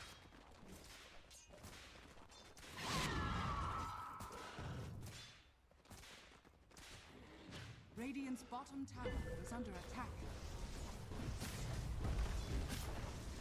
Radiant structures are fortified. Tier 1 tower towards that bot side. Is under attack. Radiant's bottom tower is under attack. Radiant's bottom tower has fallen. Dire's middle tower is under attack. Double S goes in, Mystic Flare comes out, but this Hoodwink has still not fallen. The Mortimers will be unleashed in a bushwhack, buying some momentary space, but it won't be enough. The support duo is isolated. There are only 2 supports here. Rolling Thunder does come out though from the Pangolier. They'll be able to take the Slardar out, even though he does survive for a little while longer. Butterfly has to blink away, and they're chasing after Kismet, who is going to get hit by the rebound storm. Small Panda wants to come in for the snowball save, but cannot do so. It would have been a futile attempt, and for this incursion by Roar Gaming, they actually lost more than they gained. They got the two supports out from Yasho, but they ended up losing their carry and their offlane, not to mention a support on top of that. A big advantage going the way of Yasho, as it does seem like they're in their element right now. A diffusal blade built up, and as a Bisque snipes out the Queen of Pain all by himself, that was a solo kill, and that is a blunder, a disaster for Roar. Dire's bottom tower is under attack. Cannot lose your Queen of Pain like that, not to a solo support. Even though it is a support that packs a punch. Even Clove is going to get spotted out over here, but they don't want to go in on him, do they? They do want to go in on him, but they let him pass by.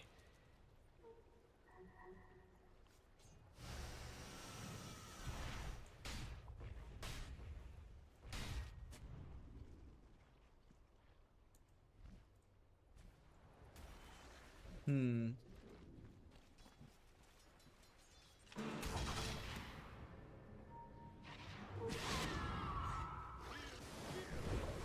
Dire's middle tower. Yasho haven't taken down a topside tier 1. Want to take down a mid lane tier 1 as a Panda not only has a vessel but almost has enough gold to purchase a relic. Dire's middle tower is under attack. Dire's middle tower has fallen.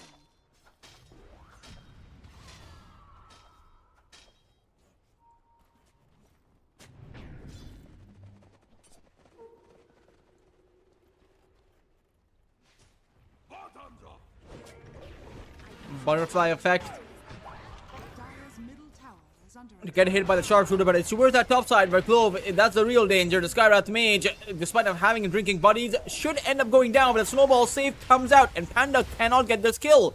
At least not right now. Will just have to go back and throws out a stun on towards Double S, but it will be the Skywrath Mage who is safe. Unfortunately, it's a smaller Panda that isn't safe.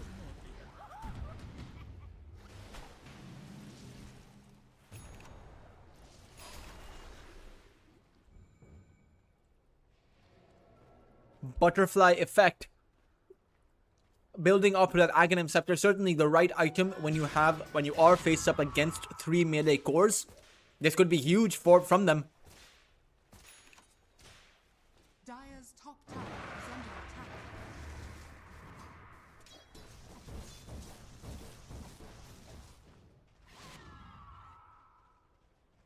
Dire are scanning.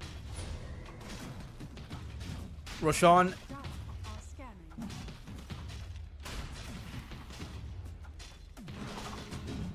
the first one of the game, Scanning. is being taken out. The Observer Ward will be placed down by Clo, but he will reveal his position by taking out the sentry.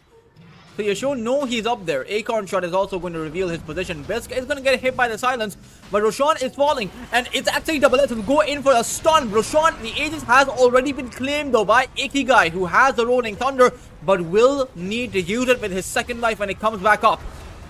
The Tusk has fallen as Fortune Soul is going to go in with the rebound, and Bisk will set it up with a bushwhack on towards the Queen of Pain and the Slaughterer. It is once again Roar Gaming who will end up losing the team fight.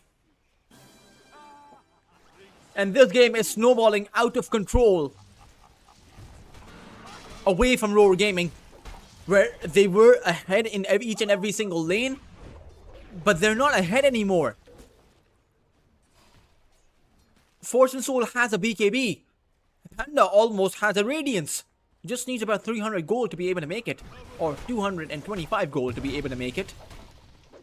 Meanwhile, Ikigai has a Diffusal and almost has an Aghanim Scepters. There are so many power spikes just almost at the ready.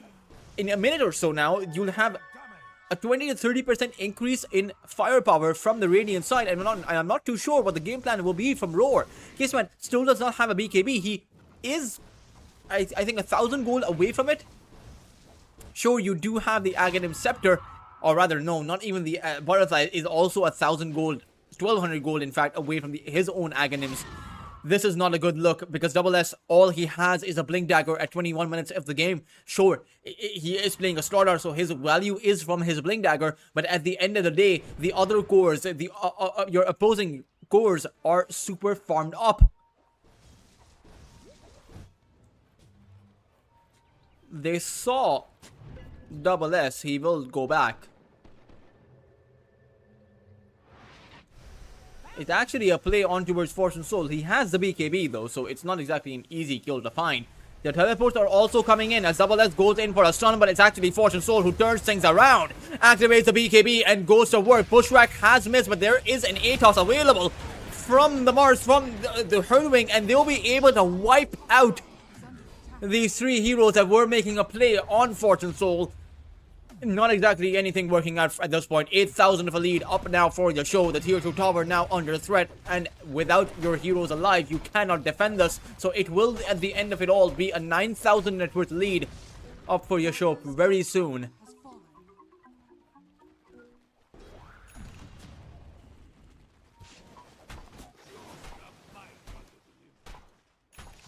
Dire's top tower is under attack.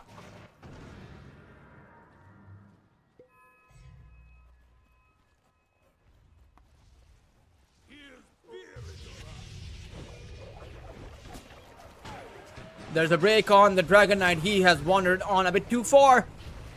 Forced to activate the BKB. That's certainly not the way that you want to use your first BKB of the game.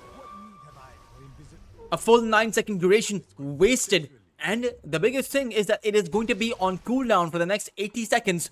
That will give the space to YACHE to take down this tier 1 tower towards that bot side. Maybe even take Butterfly Effect down. As they make a play towards the Queen of Pain, who does manage to find a blink out. But Ikigai is chasing with the Rolling Thunder. Fortune Soul wants to be coming in with the rebound. But there was a little bit of lack of synergy there.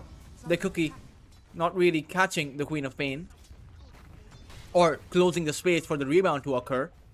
Radiant's courier. Observer Ward is there, and they see the Dragon Knight. They also see Clove.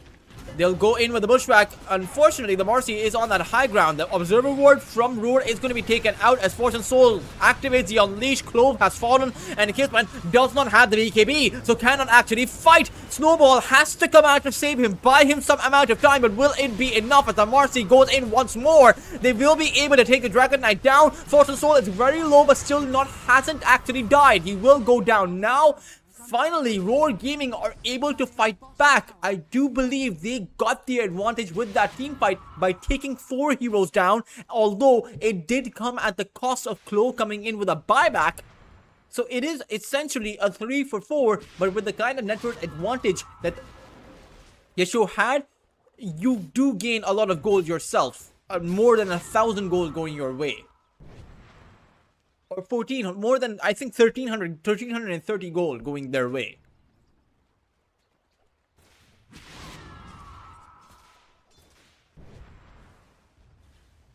Radiant's bottom tower is under attack.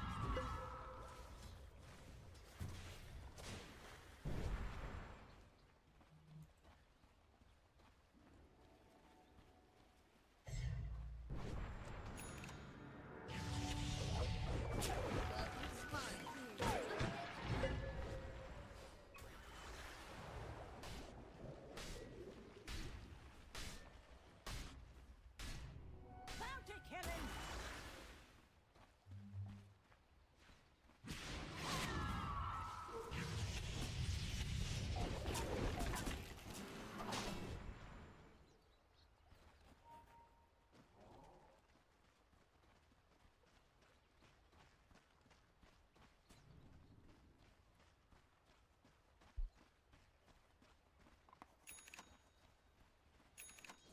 Radiant's top tower is under attack.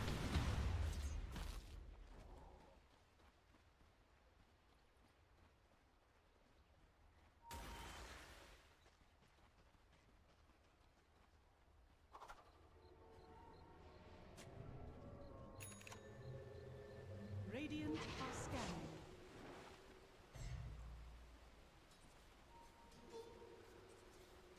Clove, they will be able to spot him out. He will end up going down. There's really no way for him to go. Panda at this point is too massive. In fact, he's doing so well. He's actually purchased himself a Boots of Travel.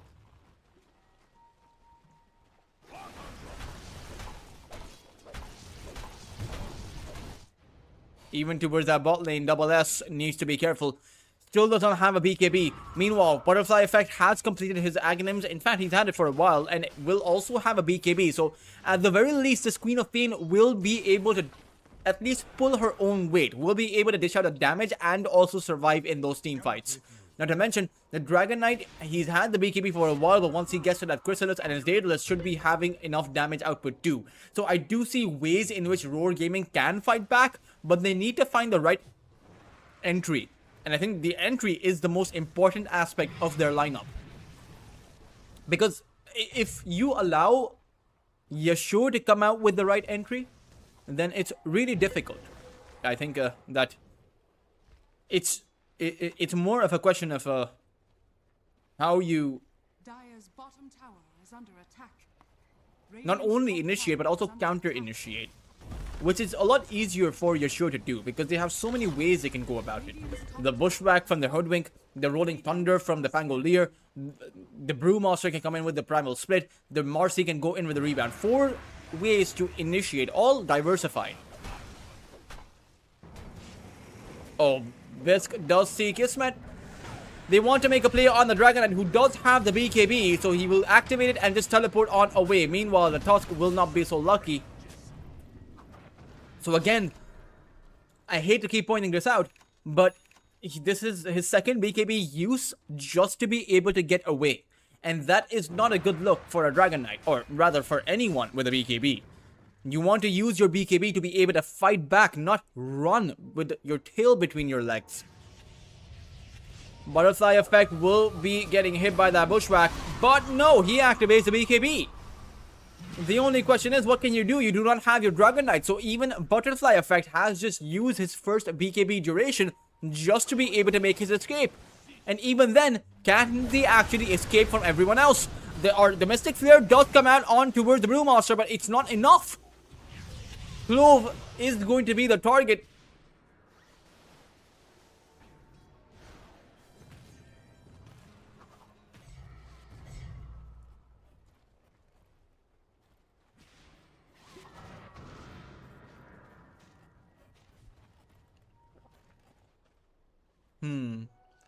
This is now once again, Roar Gaming have been able to mitigate the lead from the other side. It was an 8,000 lead, now it's about 5,000. So they are able to find their farm. Even when you take a look at the top 3 in terms of net worth, the Queen of Pain and the Dragon Knight are on the 2nd and 3rd place position.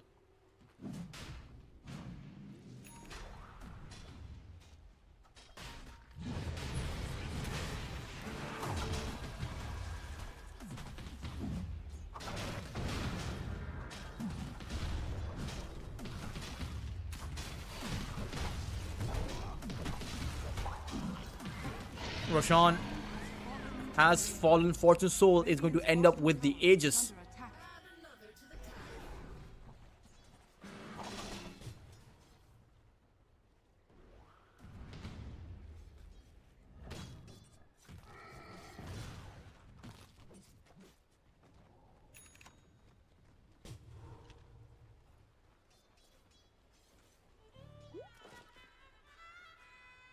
Dire's middle tower is under attack.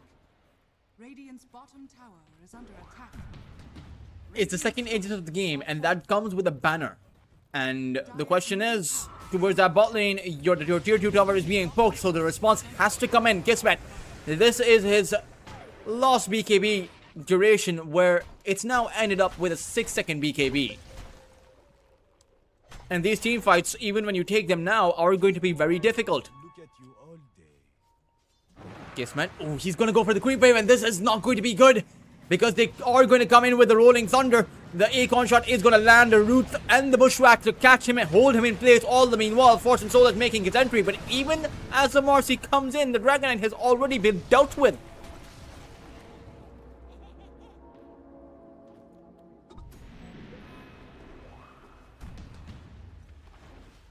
That is the one hero, or rather, there are two heroes that you cannot lose on the side of Roar. It's your Dragon Knight and it's your Queen of Pain.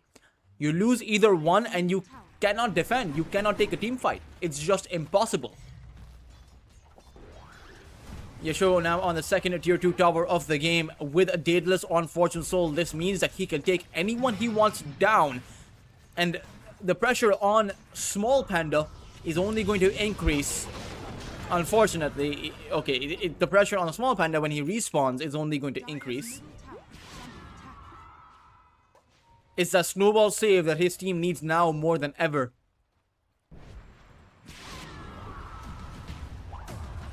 Butterfly effect. Another BKB just to be able to get back. And all it's costing Fortune Soul is using that Unleash, which comes back up in about a minute.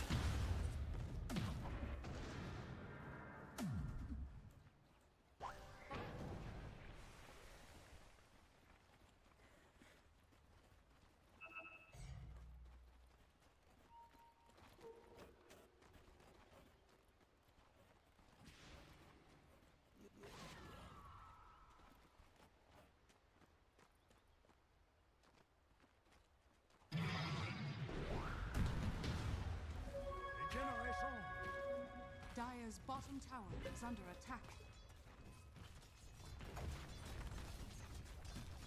Tier 2 tower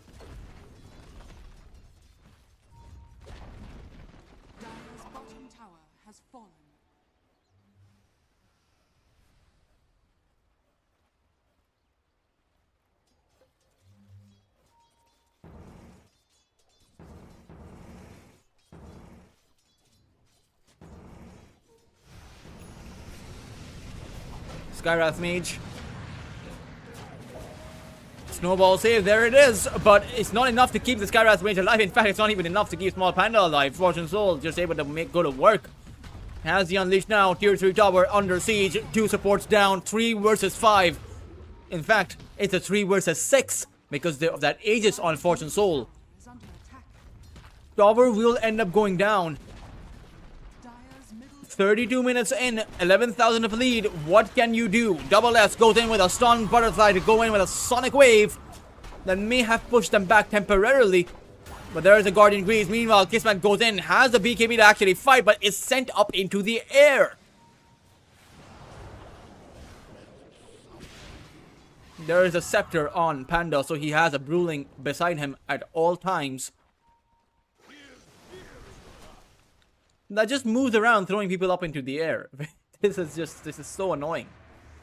Look at this. He'll just throw Kismet up into the air, but can't actually find the cost range for it. But he'll stick around with the Bruling. Double S goes in on towards the Snapfire, but it's a sharpshooter found on Double S himself. He will end up going down. The Tusk to go down too, and this is just brutal for Roar. It's the BKB coming out by Butterfly, but he can't do anything. Towards that backline, it's Kismet. They do see him. Clove has also been taken down, and Kismet will be thrown up into the air, allowing the space for the rest of Yasho to actually show up. And Kismet has the BKB, but the question is, can he use it to TP out? He has no HP. It's just 3 punches from Fortune Soul. Panda coming in with the information, the tips being given out to him by the rest of his team. There's too many darn wizards. Oh, man.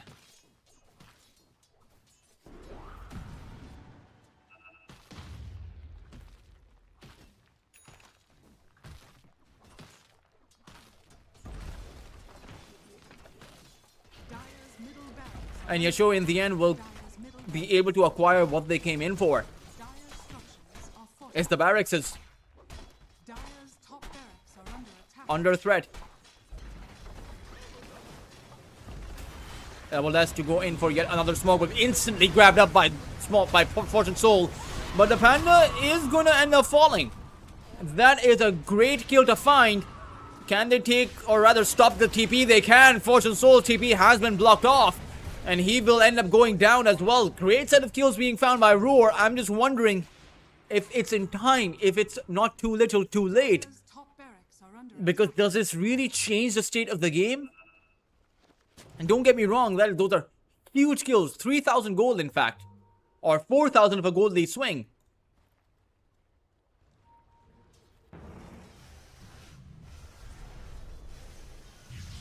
Bisk, Bushwhack to come out, and Ikigai to go in. This time around, Snowball was not there in time. Small Panda is trapped over there on the high ground against Ikigai, who will be able to take him out. Kismet now goes in with the Dragonite. This is another good fight though, because while they did lose 2 heroes, they will be able to take 2 down in return. And because of the network disadvantage, and the fact that Kismet was the one who ended up with a double kill, this is a lot of gold for the Dragon Knight. He has a Daedalus, is going for that MKB. But again, it's a long road to recovery. There is most definitely some light at the end of that tunnel, but it's a fainting light. It's a glimmer at best. Now, if you find the right initiation, I think I've been saying that all game long. If you find the right initiation, Roar can win the team fight. They're playing into a lineup that is going to start wearing off. You have a Queen of Pain, which is stronger than anyone that Yasho have. You have a Dragon Knight that is stronger than the Marcy in the late game. So Precious bounty. maybe Roar are able to fight back. Maybe Roar can take the game from Yasho, who have 3 series losses, so Yasho really need the series win. 4 series losses would mean that Yasho have to win the rest of their series in order to qualify. And Yasho are your defending champions. Clove is going to be grabbed up. Easy enough kill to find. Meanwhile, Ikigai, he's going to be the target. And Kismet has so much damage coming in from the Dragon Knight, they'll be able to take the Pangolier down. I think Ikigai needs to realize that he can't actually wander on just aimlessly. He needs to be able to make calculated moves. He needs to respect the amount of damage that's coming out from that TK.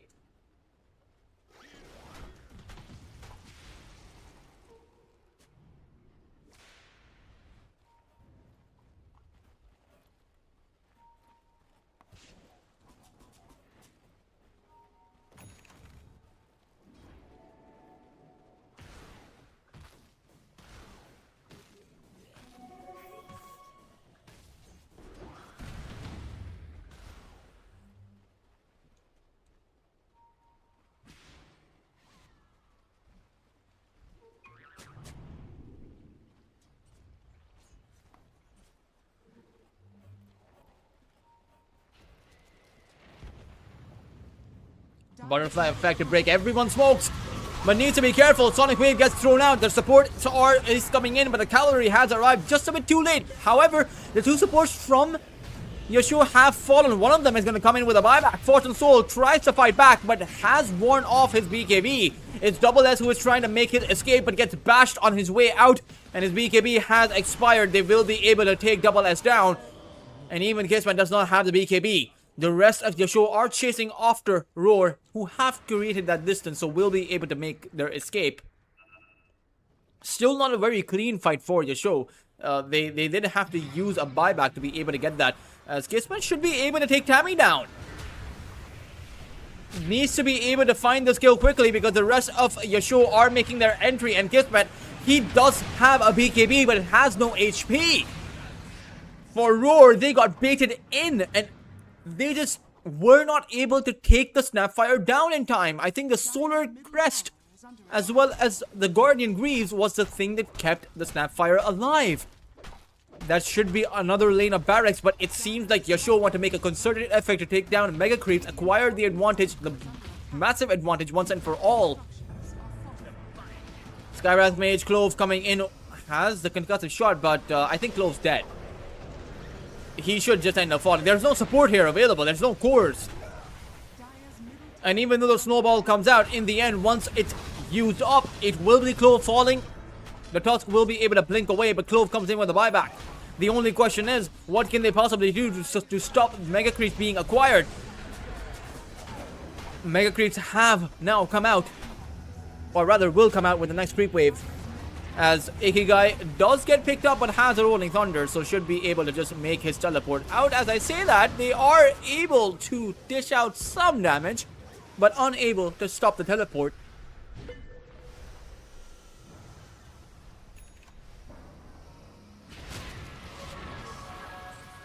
Panda is going to be held in, but Fortune Soul goes in again. The Tusk has been taken out. Butterfly effect needs to be careful because Fortune Soul can't just find him in the bash, and he does. Abyssal down the Queen of Pain, but the ghost, the Ethereal Blade keeps the Queen of Pain alive. It's Double S who is in danger though. Ikigai comes in and they should be able to take Double S down. He cannot survive and does not have a buyback. So 2 heroes down without buyback, 5 heroes alive from Yasuo. And Kismet is just going to call GG. Roar Gaming have given up. They have lost their second series in Lunar Stake Trophy Season 5. And Yasuo, they keep their run going. As the defending champions, they end up with their second series wins. Even though they have 3 series losses, all they really need now is 1 more series win to be able to guarantee their position in the playoffs. Oh man, this was a good series, a good showing by Yasuo. But I do think that Roar Gaming have more in their tank than they displayed. I think the Roar Gaming, the way that they made their comebacks in not only this game but also in the previous one, I think all they really need to do is play just a little bit faster in that early game.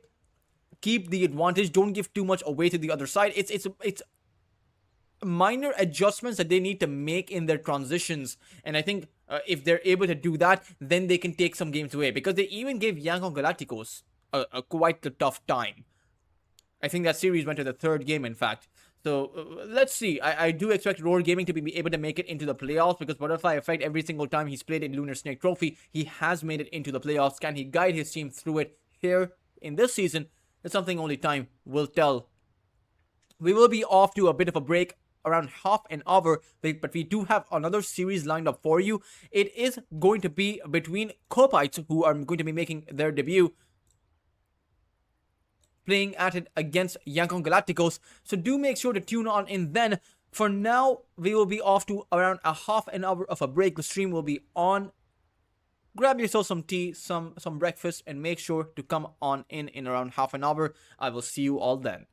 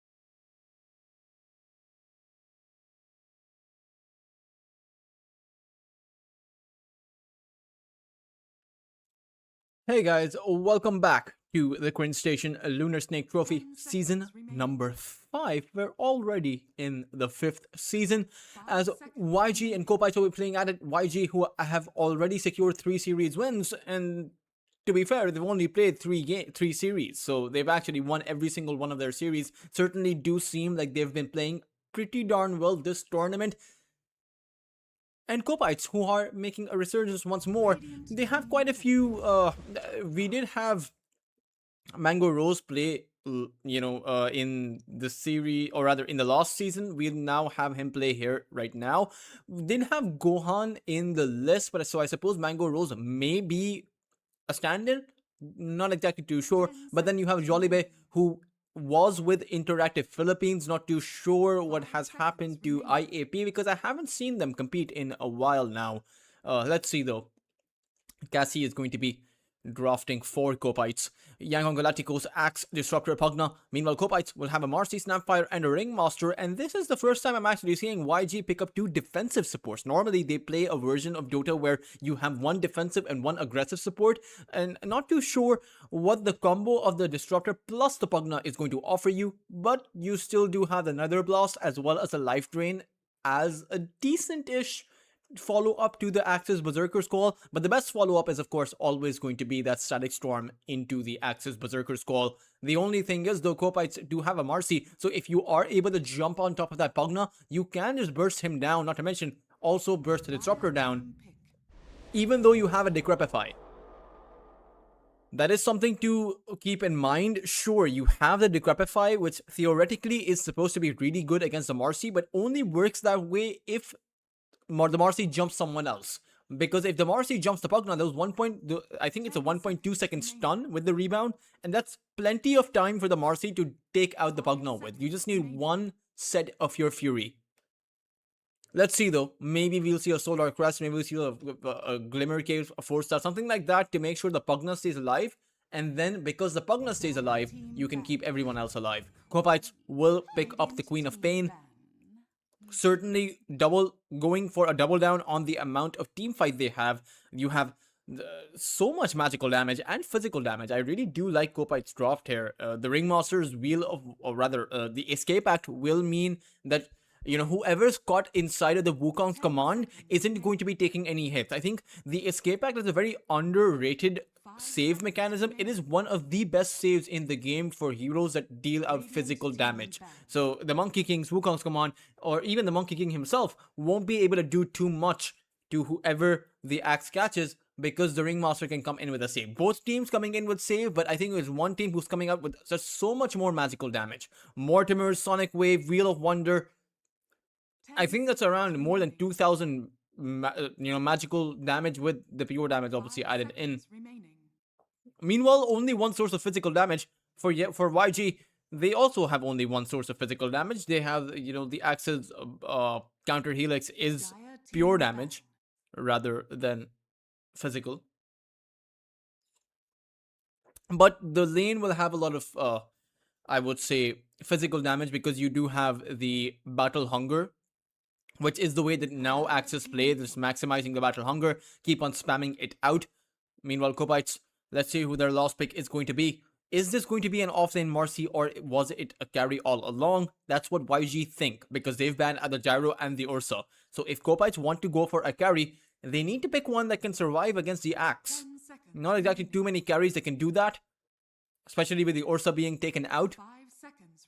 Should be a ranged carry if that's how you want to play about it, and needs to be a carry that has some repositioning capacity, which is why I think the Marcy would have been a good carry in this situation, and it will be a carry. Kopites will pick up the Mars, so they do have, or rather have played around what YG were expecting.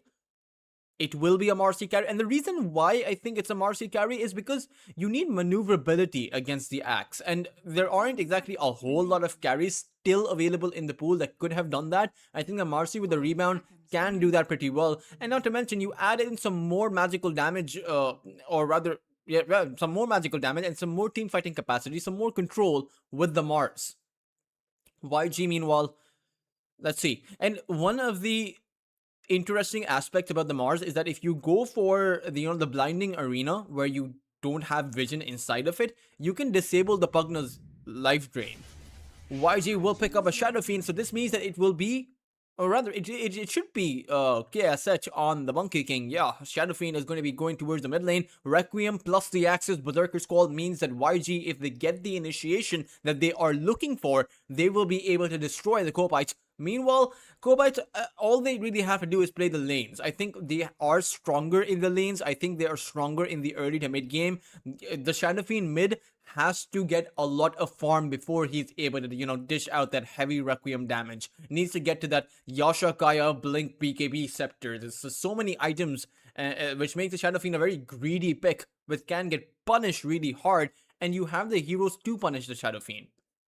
Before the BKB, you take a look at what Kopites are bringing in. The Marcy's Unleash, the Sonic Wave, Ringmaster's Wheel of Wonder, the spells that I mentioned before, but just so much damage that the Shadow Fiend cannot survive until and unless you have that debuff and magic damage immunity. Well, it's not magic damage immunity, I think it's 70% magic resistance rather with the BKB, but it should be, it should be good.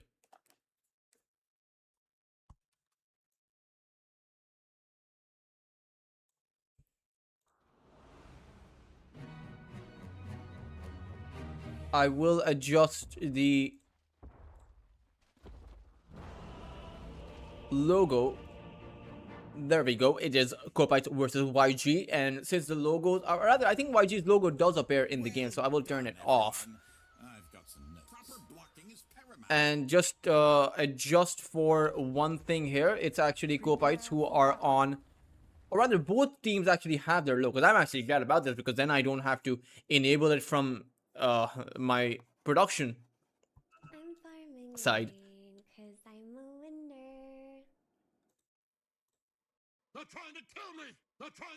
I love that voice line. Every single time that voice line gets thrown out, it is hilarious. It's just the way that I'm actually curious if any of you know who the voice actor is for the Disruptor. Do let me know in the chat. I would love to give some of his work a listen in my free time. Jolibe on the Ringmaster will sound the go call, but Disruptor Lun is not ready quite just yet.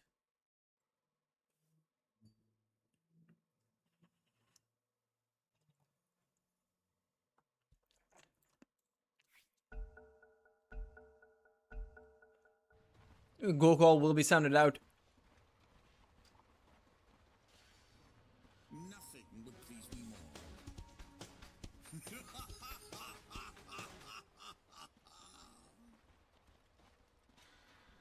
Have funds to be thrown out. I do know that YG love to give out the have funds quite often.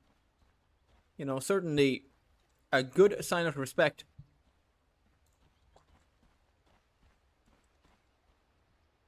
What weathermancery is this?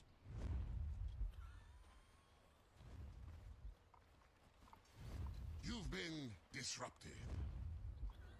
A 3-man smoke, or rather a 5-man smoke, which is the bigger deal coming out from the Kopites. Let's see where they want to go, because certainly they are, or rather they do seem a whole lot stronger at that level 1 mark, and I wonder if YG want to contest them here.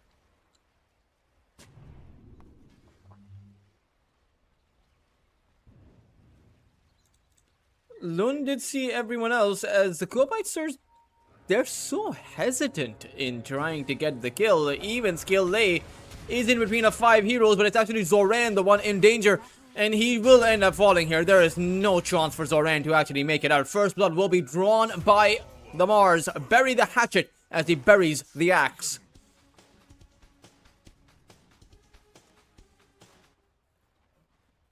And they're off to a pretty good start. I do wonder if Bury the Hatchet is his actual nick. I will actually just check. It is Bury the Hatchet. Certainly, I've never seen him play before, so I am curious to see what he can do on the Mars.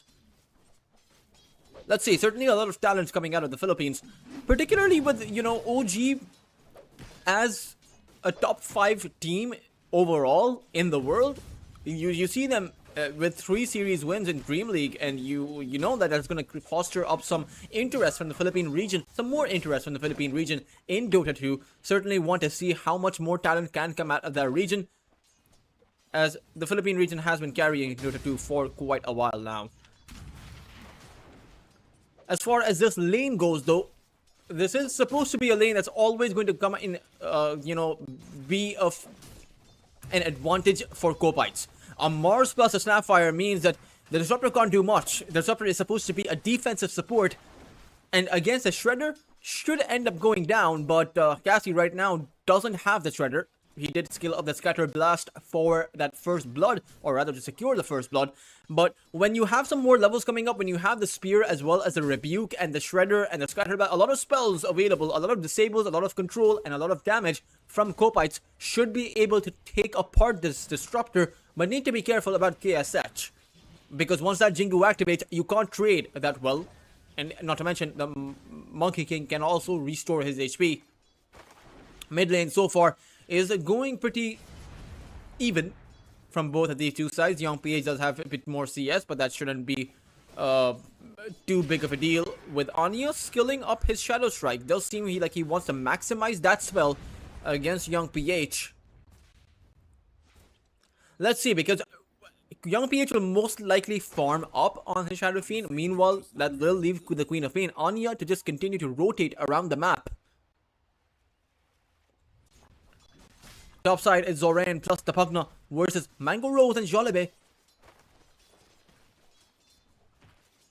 And this is a lane that normally where the axe is pretty strong with the Battle Hunger. This is supposed to be a lane that, you know, can go either way, because you do have control coming in from Copites. Not to mention, you do have some damage too, so Skill Lane needs to be careful on his positioning. If he's out of position, Mango Rose could go in. And I think for Copites, coming in with rotations could certainly be a way that where they can make it work. As soon as you hit the level 6, or even the Snapfire can make his way towards that top side.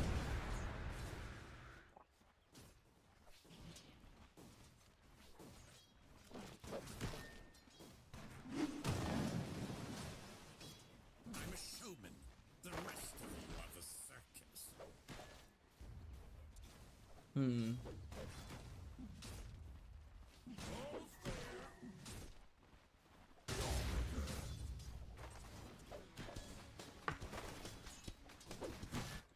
afraid you're just not very good. So far, so good. Apart from the first blood that was drawn by Copites, they haven't exactly played aggressive here. I suppose they're a bit wary of what YG can do as far as the counterplay goes. Lun looking for the glimpse, needs the distance, or rather is able to close it. Cassie is going to be brought back. Bury the hatchet. Can he keep Cassie safe? Can't seem to do so. Scatterblast is at the ready, but Cassie can't turn around. KSH will be able to pick up a return kill and is off to a good head start. Even if he is down on the last hits, he is at the lowest as far as the core's last hit goes.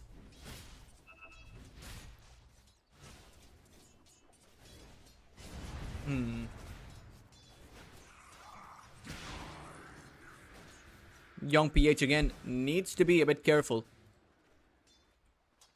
But towards that top side, Zoran, Helm of the Iron Will, 3 rings of protection. Mango Rose is gonna get hit by the Battle Hunger. And also the Blood Grenade. They seem like they want to go in on him, but he will just rebound out. Zoran is doing pretty well on the axe here, has the counter helix, and I think Mango Rose should end up going down, especially with Lun arriving through the outpost, or rather through the gate. There will be Mango Rose falling, and Jollibee is going to be the secondary target. Zoran looking for another Battle Hunger, but it is on cooldown. That will create the space for Jollibee to just walk on away. Even though Lun has the glimpse, he doesn't have vision, because it is nighttime. So he can't exactly see the Ringmaster.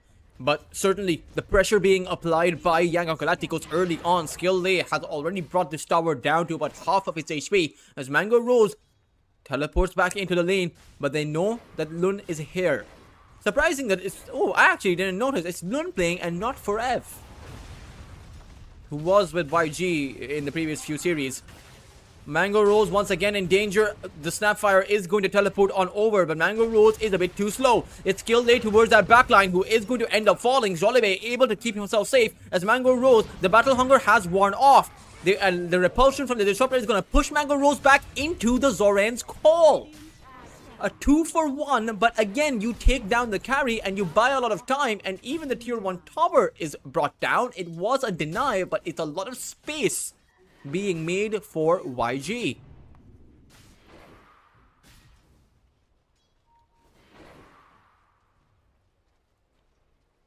Jolibe, ooh, he thought he could dart through. But Anya is here with the Sonic Waves. Zorain should die here. But not before he swipes Jolibe down?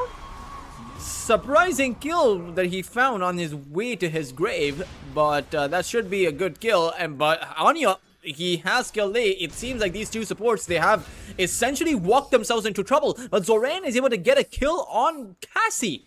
A double kill for both cores. That really should not have happened. That should have been Anya just cleaning up the axe and nothing more. These 3 extra kills that went towards both sides is highly surprising.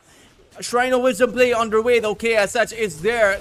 Will be getting speared back, but unfortunately Hatchet did not spear him out of the Shrine of Wisdom range. The shrine is still active as Bury the Hatchet has no choice but to walk on away. The Shrine of Wisdom is still not going towards either side, but KSH is able to replenish his HP. But Anya is here. That should mean it is Kopite who will secure their own Shrine of Wisdom as they take KSH down. And Lun is also going to fall here. Cassie, will he die before Lun dies? No. Dire's middle tower is under attack. Kopite will be able to hold on to their Shrine of Wisdom and also take down the carry, but it does come at the cost of a lot of space being made for YG. Again, they take down the mid lane tower and they're just playing a whole lot faster than Kopite are. Kopite are reacting, and they're reacting in a decent manner, but they're not able to push back at the kind of tempo that YG are bringing in.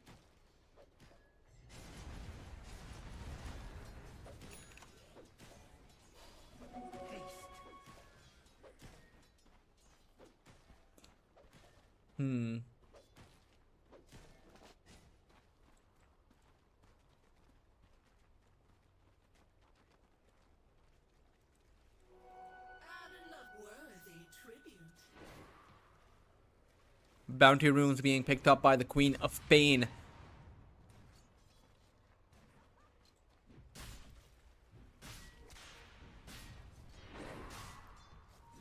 Zorain, he should die here.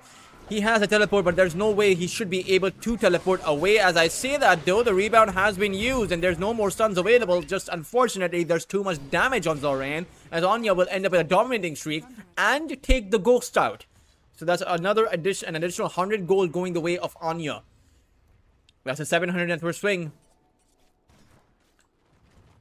As Skill Lake continues to stack the triangle for his team. I'm a showman. The rest of you are the circus.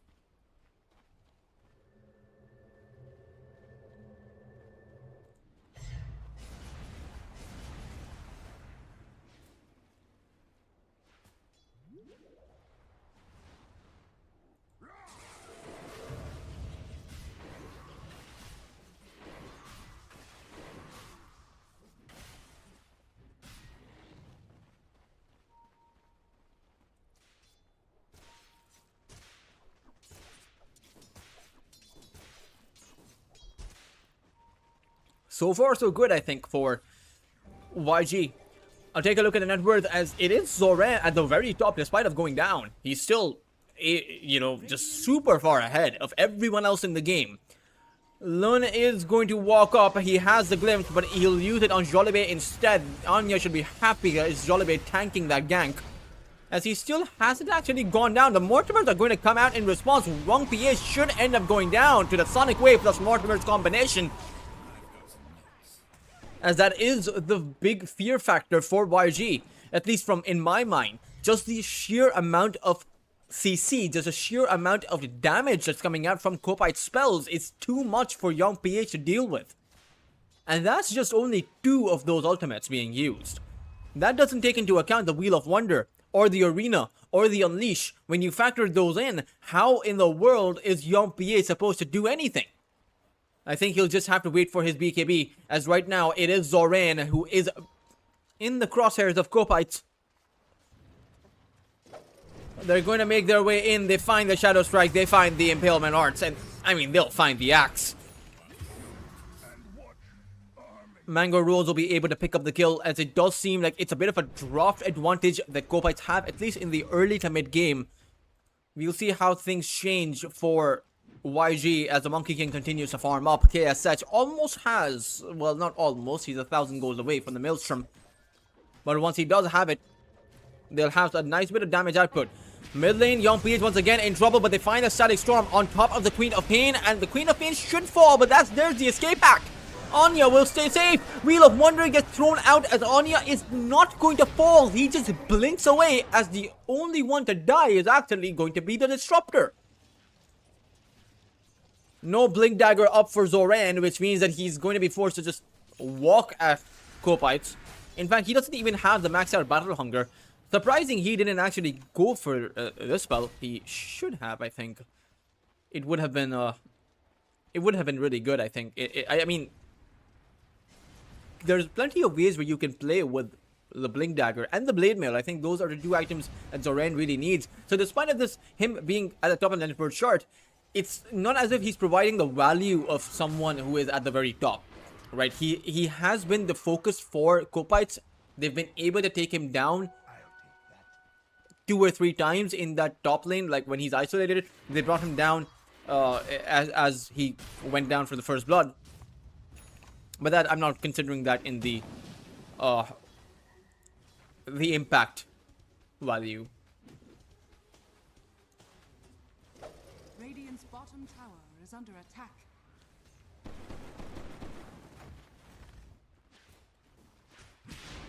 Queen of Pain continuing to farm up, has the Spirit Vessel. As towards the bot lane, there are 3 heroes here. Kopites really want a tower, as that is the one thing that YG do have in their favor. It is towers that Kopites have not been able to acquire. KSH is here in the trees, is going to get spotted out by the Impalement Arts, and that means he has to back away. The glyph will come out, but YG are showing no intention of coming to defend us. There are 3 of their own heroes towards that top side, but there is no objective for them to take. Going for a tier 2 right now is going to be very risky. I think YG should just pressure that bot lane tower, but they'll still apply decent pressure towards that top side. Skill Lay does have the Nether Blasts. We'll just continue to dish those out, as Mango Rose does show up on that top side, which means that Skill Lay needs to be, or rather needs to rethink his approach here. Zoran once again is going to be the one to break the smoke, as the Margin smoke is going to break and the Impalement Arts will catch Zoran. Spear to the wall, Mortimers to come out, and Zoran unable to do a single thing about this. YG just have to unfortunately disengage every single time Kopites show up, because just the sheer amount of magical damage is too much for anyone on YG to face up with or contest against.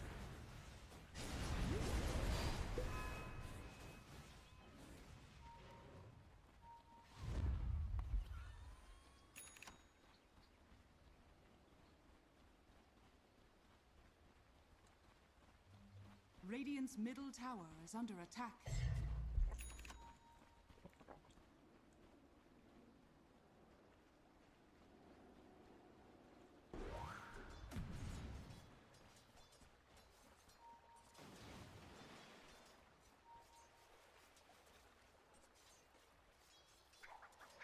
I'm a showman. The rest of you are the circus.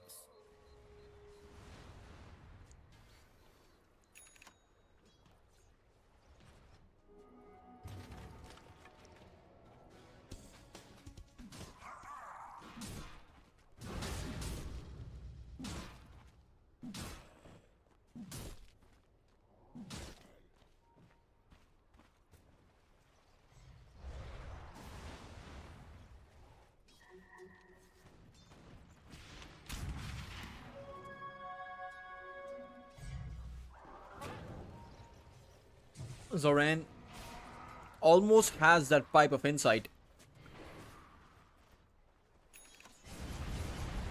As Skill Lay does, or rather Young PH does have the Yasha and Kaya.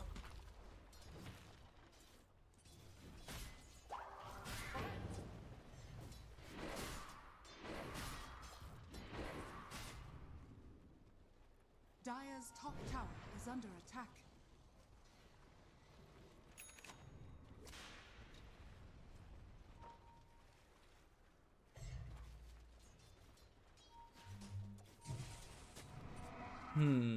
Radiant are scanning.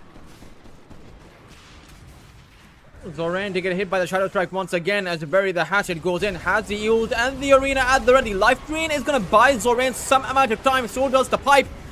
But in the end, the axe will fall. The only question is, what can YG do about this? Turns out, it's KSH who will have to come in. With the Boundless Strike, they'll be able to take the Mars out. So it's an offlane for an offlane, as the Queen of Pain is going to get glimpsed back, but he does have another blink. Maybe wants to play aggressive because Mango Rose is here too.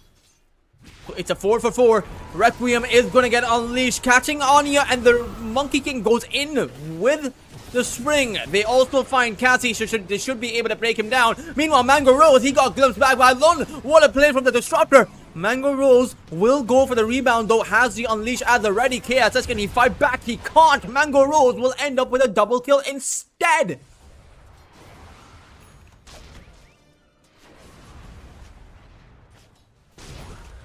Mango Rose will activate the BKB, go to work, but Young PH has the Decrepify coming in from the Pugna.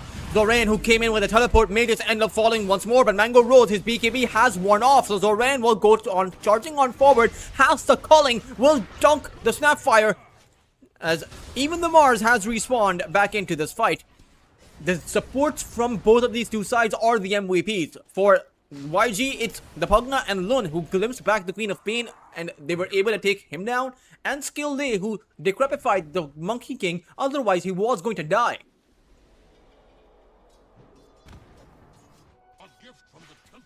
But it's still an overall very, very even fight, actually. It's a 3 for 3.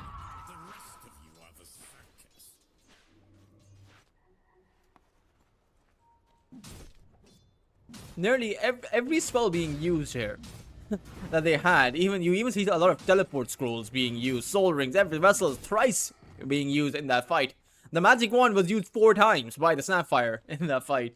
That is 4 times the magic wand. What is the cooldown on the wand? It is 15 seconds. So 60 seconds. That's a lot.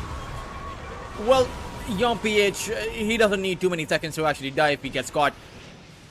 That's the problem of the Shadow Fiend when you're playing the hero. Now, he has made half of the items he needs. So it's not as if the Shadow Fiend is pretty weak. He has gotten the Blink Dagger and the Yasha in Kaya. All he really needs now is the BKB and the Aghanim Scepter, and YG will be stronger. So for Kopites, they are playing against the clock. Middle tower is under attack. Anya sees KSH but can't actually deal with the Monkey King all by himself. There will be a Ringmaster who will be moving on in. As the Monkey King, KSH activates the Wukong's command. But there is Jollibee, and the KSH does not have a TP, so it's impossible. It's not possible for KSH to survive. Even though he can Jingu in between, he can, you know, jiggle around. Radiant's bottom tower is under attack.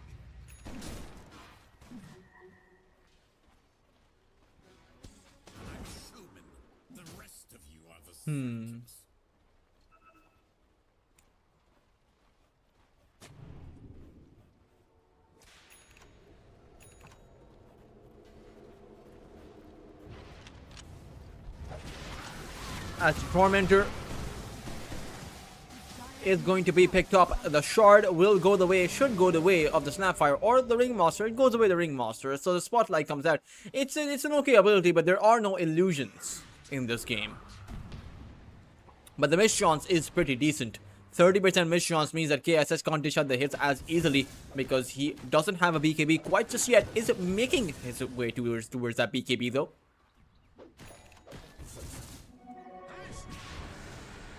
Oh wow, Zoran managed to blink out before the vessel ticks, or even the Shadow Strike hits him.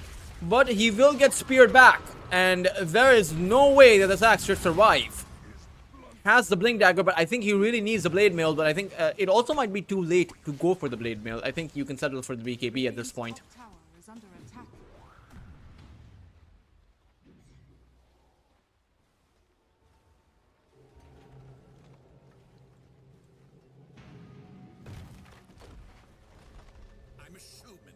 the Mars will be able to blink Top back. tower has fallen. Dire's bottom tower is under attack.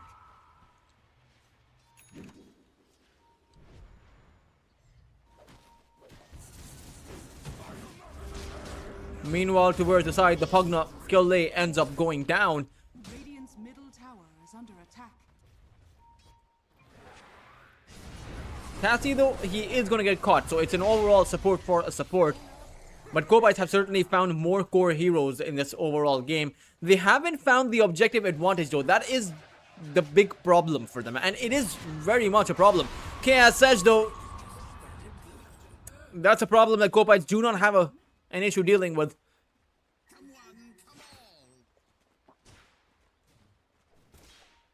Dire's middle tower is under attack.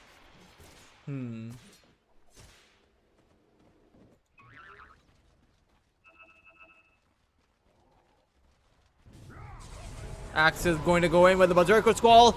Requiem goes out too. Mango Rose, despite of activating the BKB, is going to get dunked. And it's a carry for a carry, but it's a carry trade that favors Young Galacticos. That is 1500 gold, nearly, that they were able to pick up. And Zoran got the majority of that gold, so he is halfway there to his BKB. Nearly halfway there. Radiant's middle tower is under attack.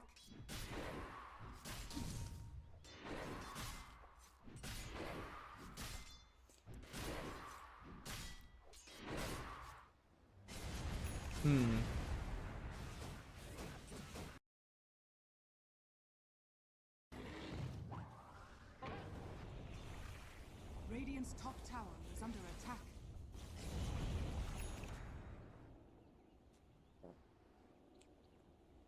Well done, everyone. Well done, everyone. I've got some Skill lay. Spotlight on his death too. Nullifier built up by Mango Rose. So who is the nullifier against? Decrepify, of course. I completely forgot that that was even a spell here, because it hasn't really done Skill lay any favors to save himself. Roshan is now under threat as Young PH. He does have a BKB. Doesn't have the level 3 Requiem though. In fact, he doesn't even have a Requiem. It's on cooldown for the 20 seconds, but he should have it off of cooldown because Kopites will end up going back. Radiant are scanning. As Young PH will have a level 3 Requiem, so the damage coming out from the Requiem is going to be pretty high.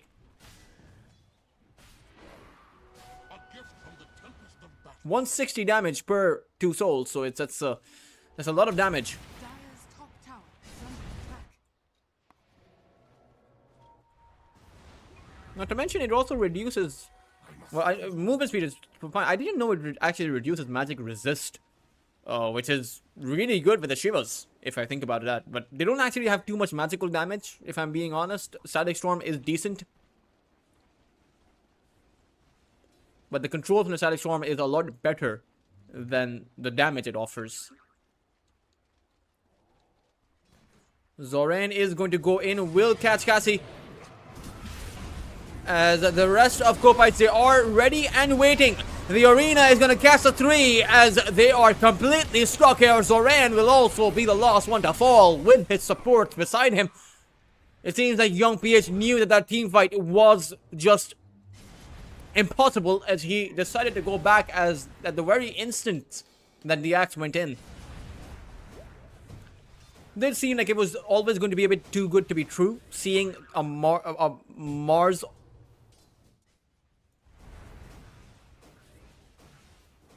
seeing a Snapfire all by himself. Radiant's middle tower is under attack.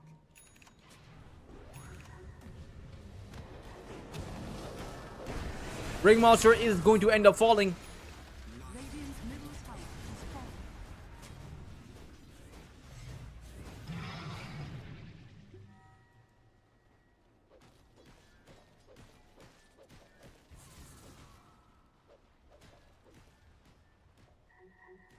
It's a decent kill, but it's not enough. You need to find cores, and there's limited room where you can find the cores.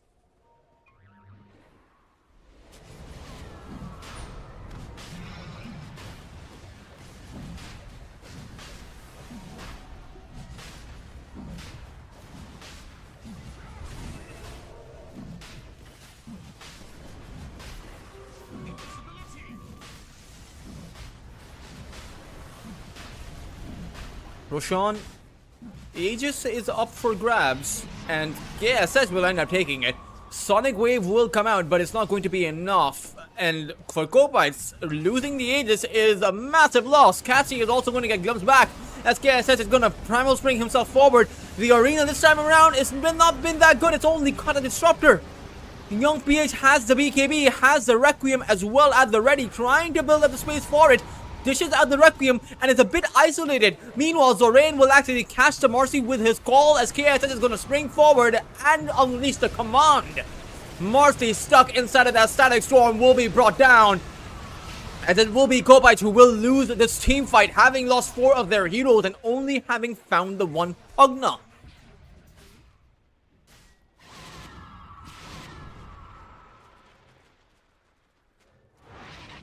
Shadow Fiend will teleport back to the base,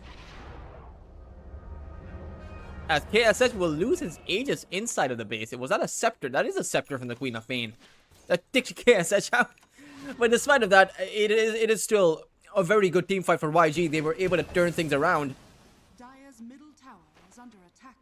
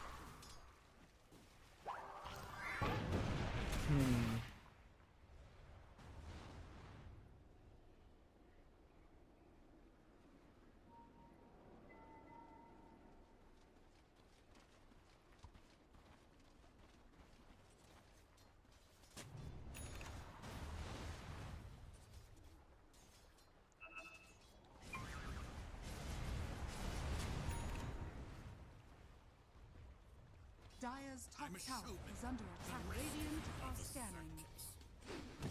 Radiant's middle tower is under attack. Some people call you friends. I call you.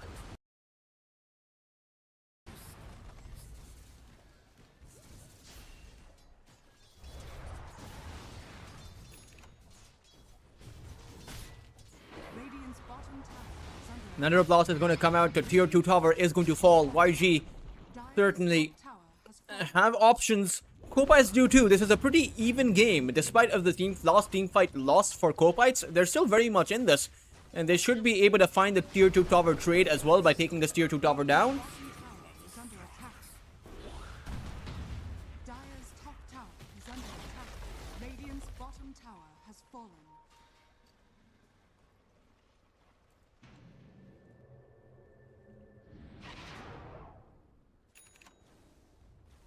Dire's top tower is under attack.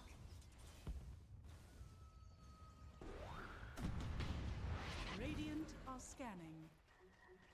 Regeneration! The Mars has a pipe, but it does seem like the Mars is going to start scaling off, at least until he can get the BKB and the Hex. Meanwhile, Disruptor alone has the Blink Dagger, so he can drop down the Static Storm at the Queen of Pain at any time. And the Queen of Pain, Anya, is going to be vulnerable because she doesn't have a BKB.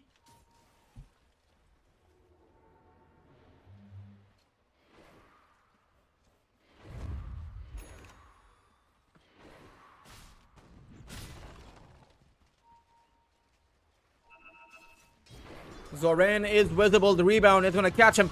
And he does have the BKB. Will activate it, but it will not matter. The amount of magical, or rather physical and pure damage is just going to overwhelm him. Young PH has the Aghanim Scepter, is looking for the Requiem, but it's actually going to be the Dominator creep walking on forward first.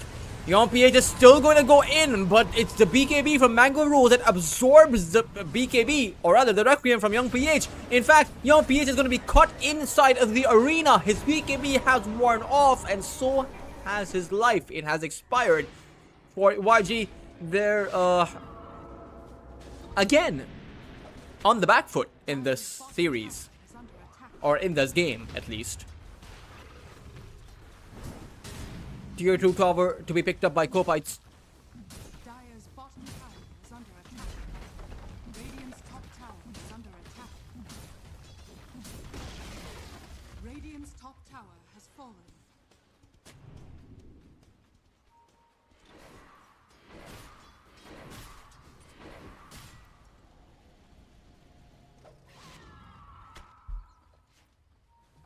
I'm a showman. The rest of you are the circus.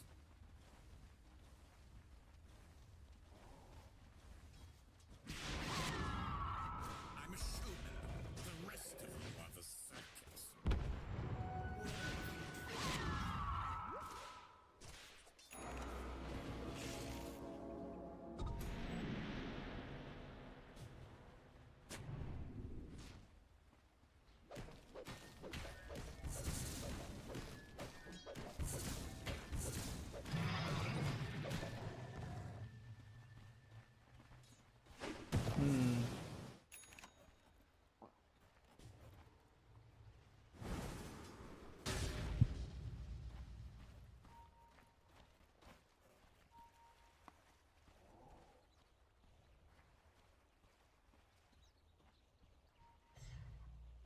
Radiant's middle tower is under attack. What a bounty!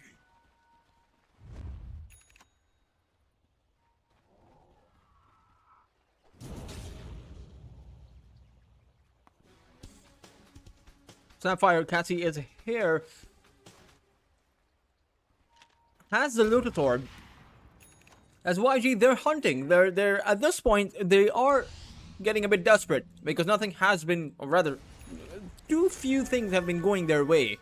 And previously, where YG enjoyed the luxury of having objectives, their towers standing, even that has been taken away by Kopites.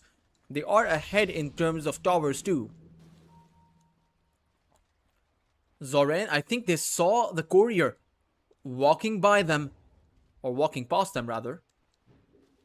They're inside of the triangle, but they haven't placed down any sentries, so they don't actually know if they're under any kind of vision. Skill Lay will go to grab up the Watcher, but the pings will come out. They have spotted out the fact that Skill Lay was there. YG will just teleport back to their base, and they will disengage from this position entirely. All the meanwhile, it will be Kopites who will go for a smoke play of their own.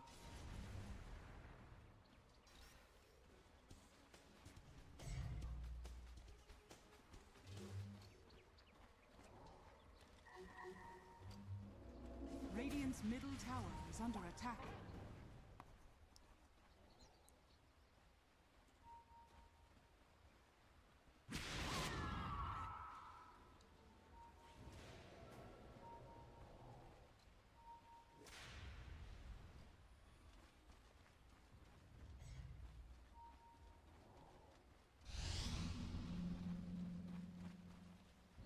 Dire are scanning.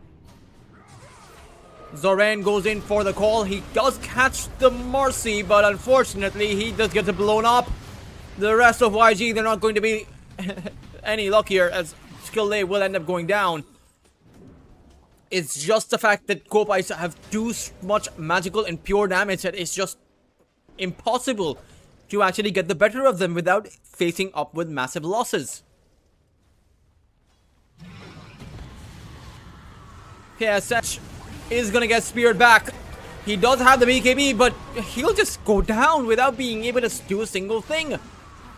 YACHE is there, but the Disruptor, he is also going to fall. And what can YACHE possibly do? He's gonna go in for the Requiem. The buybacks actually come out. Mango Rose does not have a BKB, so they will be able to catch him at the very least, but that's all they're going to find.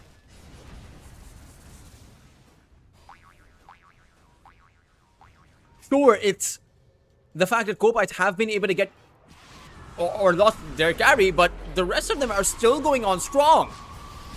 Sonic Wave is gonna get Zoran as Hatchet goes into. Young PH is there, and this time around, KSS activates the BKB and is able to turn things around. The Marcy, or rather, the Snapfire is in danger. Cassie has the escape act coming in from the Ringmaster, so will be able to stay safe. But it's actually the Queen of Pain who is gonna get called up. Can the Queen of Pain survive? Anya will get stunned up by the edge of that Boundless Strike. All 3 cores from Kopites actually falling, which makes this not that bad of a fight for YG, particularly as they're going to be able to pick up the Aegis. No Mortimers, which are going to come off of cooldown, but there are no more cores available for Kopites, so YG, they're still very much in this game, particularly if they're able to grab up Roshan. It's not the fastest, but it's not the slowest either.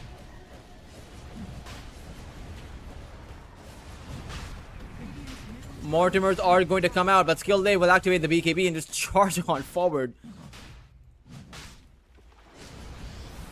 The Marcy is coming in from the teleport as well, as Lun found the glimpse, or rather found the Static Storm. Aegis has been picked up, so that means the Kopites will have to disengage. So too will YG, they'll just go back. But the question is, the problem is that they don't have any buybacks on YG. They've used them on their important heroes, such as the Monkey King and the Axe. The rest of you are the circus.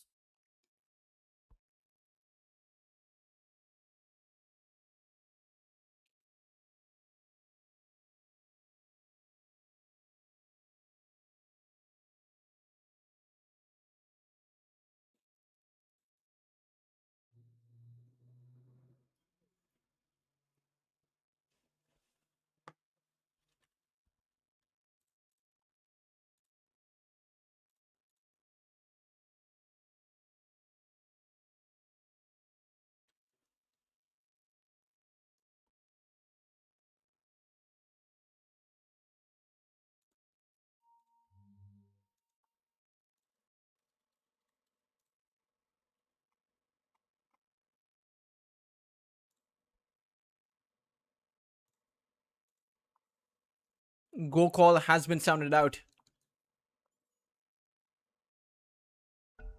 I'm a showman. The rest of you are the circus. As Kopites have Dire's bottom tower has fallen. shown the potential to make YG really work hard for the comeback. Perhaps Kopites can show the potential to actually take a game away from YG.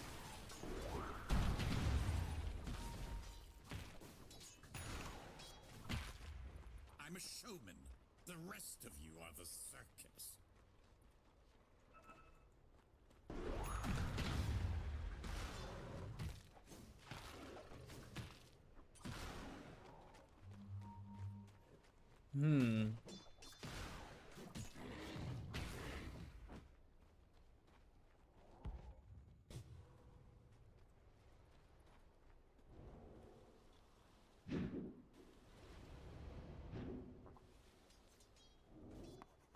Yeah, I said she's waiting for the rest of Kopites to show up. He'll actually, no, he wasn't waiting, or maybe he just ran out of patience. He will be a bit wary though. He has the Aegis but needs to be able to teleport back, and he will be able to find the teleport. Queen of Pain did blink to the right direction, but just a bit too little, or rather just a bit too late.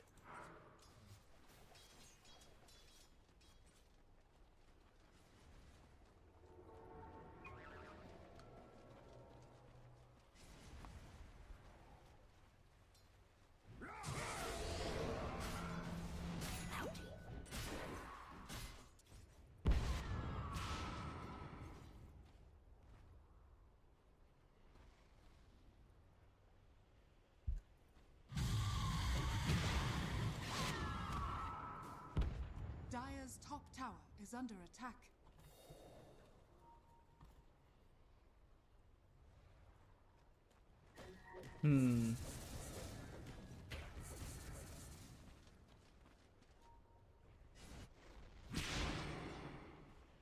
Dire's top tower is under attack. Radiant's middle tower is under attack.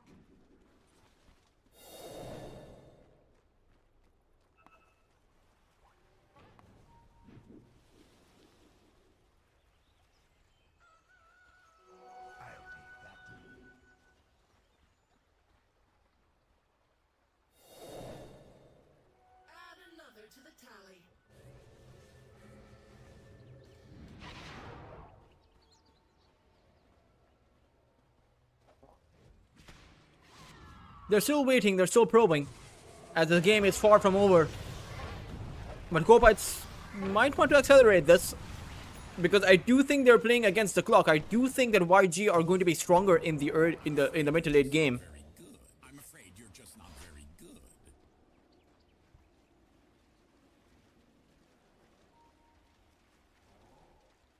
Radiant's bottom tower is under attack. Dire's top tower is under attack.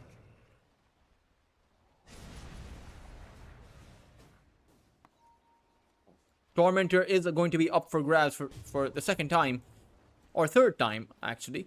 There's a Hex up for young PH, so it very much depends on who gets the right jump, as YG will go across.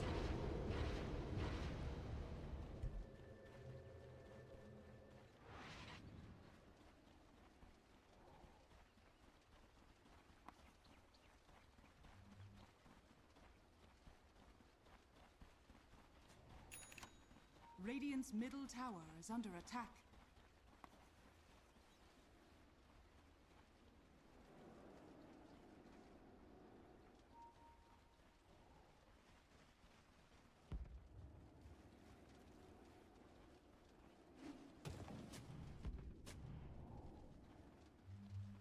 They're inside the smoke of the seed, which will wear off. But there is no vision. The only thing is, they don't know that there's no vision here, so... well, I mean, they are poking the topper, so... that is one form of vision they know of.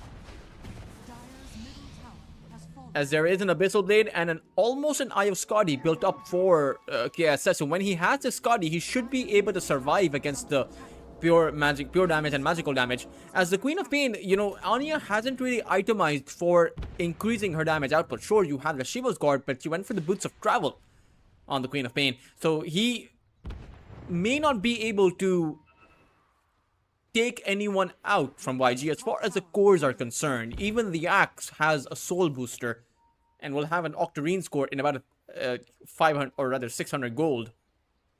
So with the Octarine score, he will have more than 3000 HP.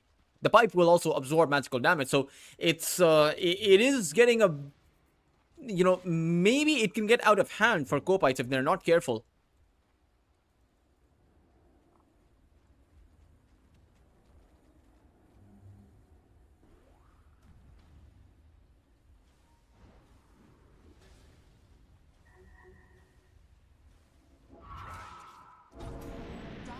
Outpost will be picked up. As Zoran's courier is going to make his way, or make its way towards the secret shop, but no, Zoran will just decide to walk towards the other secret shop. Pick up the Octarines. Has the 8.3 seconds in the Berserker's Call. And in fact a lowered cooldown on the Blink Dagger too, so multiple calls can come out in one single fight.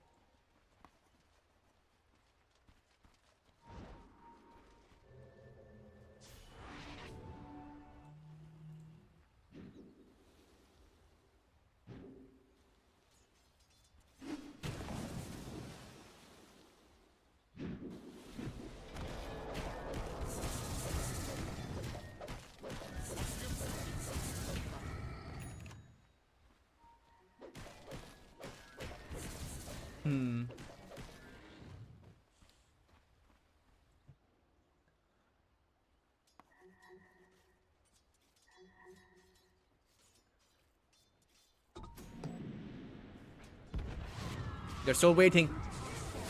As Zoran will go in with the call, the Crepium is going to end up coming out, but young PH, he has been able to survive so far. Somehow he's been able to heal back up, but the rest of Kopite's fury is going to be dished out on top of him. Young PH is going to fall. I'm a showman. The rest of you are the circus.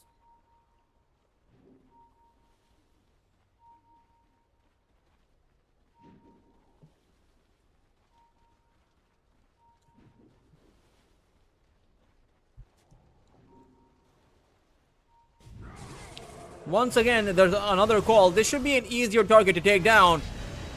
And KSS immediately disengages. Zoran did get hit by the Impalement Art, and they saw him get hit. So they may continue with the chase. KSS, though, his tree is going to be cut. The Static Storm is going to come out, but there is no Spectre for Lun. Meanwhile, Anya continues the fight. Mango Rose jumps in on top of the Pugna, but he's able to stick around. And now Mango Rose, he's in trouble. He does not have a BKB. The escape act will buy him some amount of time, but that's all it is. It is borrowed time at best. Ringmaster Jollibee is going to be held in by the kinetic field. The axe is going to go in with the Berserker's Call once more. KSS has too much HP, and Kobayashi might have to go back. But how do they actually turn around? Jollibee should end up going down here, as it will just be a 2-for-1. But in the end, Young PH did have to buy back. Cassie also bought back, so technically it's a 3-for-1. A lot of gold going the way of KSS. It is going to make his way towards the refresher. As another Aegis, every single time YG take a fight, it's near the timing of that Roshan's respawn. So they certainly know how to play with their timings. And this time around, the Roshan will give that refresher shard. So you will have a double Requiem up for Young PH and a double BKB. Perhaps that will be enough for YG to mount up a better team fight. Right now, it's an extended team fight they've been relying on, but they have struggled to make their initiations and make, you know, the Shadow Fiend plays with the instant jump into that instant burst damage, and they haven't been able to acquire that. That's resulted in these stalemates against Kopites. Anya still has a healthy duration on the BKB, but the Marcy does not. Only has a 6-second BKB left. So does Zoran. I think his BKB is also 6 seconds. For KSH is a 7, and Young PH's BKB should be just down to the 6 seconds. Yeah, so BKB is all wearing off, apart from the one on the Queen of Pain. Meanwhile, Lun has a full Aghanim Scepter built up now, and this is when things get truly dangerous for Kopites. If you get stuck inside of that Static Storm and you don't have your BKB up, you're going to be defenseless. And that will mean your death. Like, no one can survive if they're inside of that Static Storm anymore, if they don't already have their BKB running.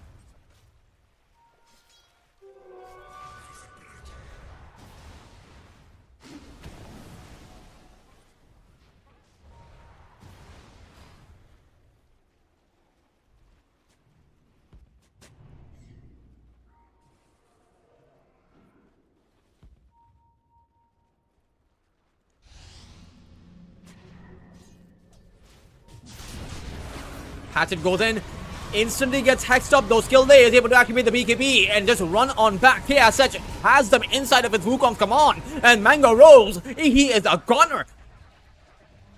Does have the buyback, but YG have dealt a heavy blow to Kopites because they're all healthy because of Skill Day's life drain.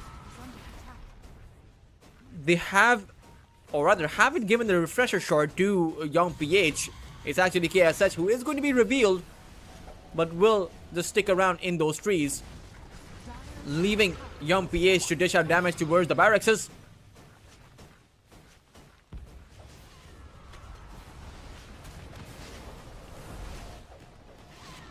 Buybacks are not going to be used, but the problem is if you don't use the buyback, they're just going to continue to go forward for your next lane of barracks. So in the end, you will have to buy back unless you want to give up multiple lanes of barracks, even mega creeps.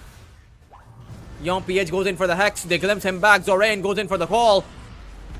As the buyback comes out, one from the Mars, who does not have the arena, but it's coming back off of cooldown. It's a double arena that he can go in for. The first one does get used. He refreshes for that second arena, but gets called instead.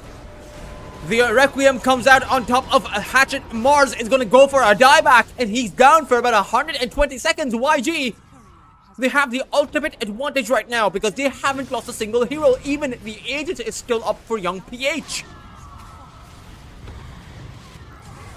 Another call, and this time a Static Storm coming in by Lun catches everyone from Kopites. They cannot survive inside of this. KSH comes in with the spring. Ringmasters escape back to buy Jollibee some amount of time, but he is going to take out in the end to that Battle Hunger. Zoran has extended a bit too far forward, uses the cheese, but it's not going to be enough. He will end up giving up his life as Young PH is in danger. Mango Rhodes goes in. Skill Day is gonna fall, so too does Lone, and this was, or potentially could be, Young PH's buyback. KSH has to go forward now. Has the Wukong's command unleashed. Mango Rhodes is going to drop once more. Young PH cannot actually go back.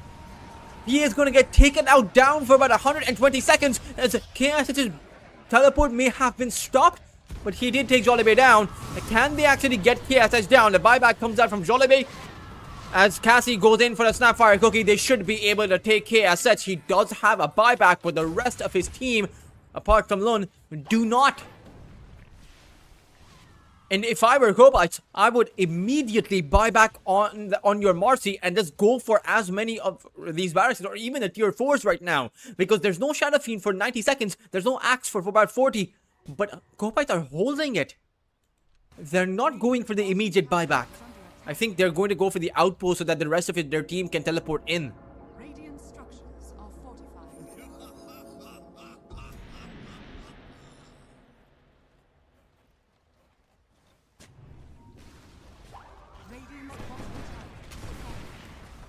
Radiant's bottom barracks are under attack. Radiant's middle tower has fallen.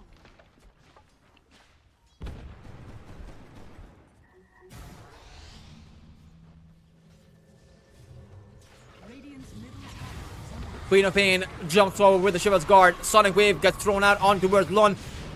The outpost absorbs a lot of it, and the Life Grid will keep himself safe. Zoran now activates the BKB. Tries to go for a call, does find it on towards Jollibee. That's his buyback, but he's safe. There's no damage output. Young PH is still not alive. KSH isn't alive either, as Zoran is held inside of the arena, will be brought down.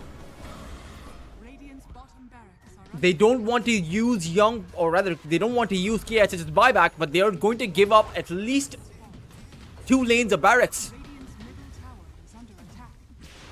A dead even game, but Kobites have the advantage for at least the moment.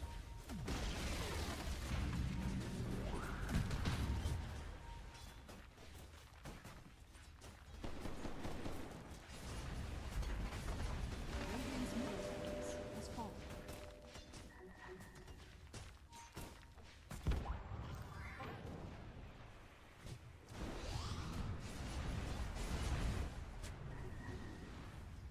Radiant are scanning.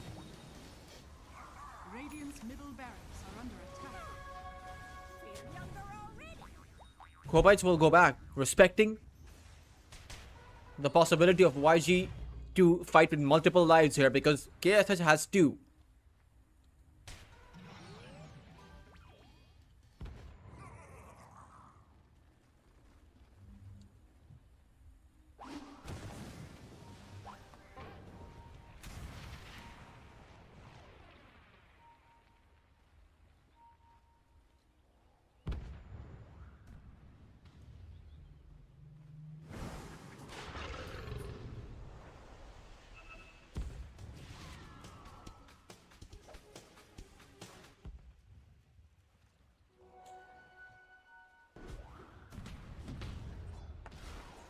The Mars.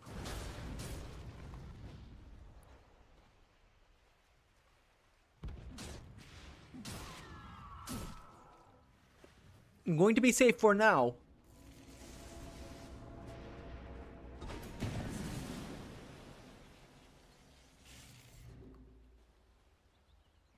Zoran also has a refresher. There are multiple refreshers, 3 refreshers in fact, on YG. So they can come out with 2 arenas, or rather, sorry, 2 Requiems, 2 Calls, and 2 Wukong's Command. Well, I mean, you can only have, well, you can have both Wukong's Command, but placing them down on the same position will result in double auto attacks, but it's, I mean, I don't think that KSH will use it that way. I have never actually seen it being used that way.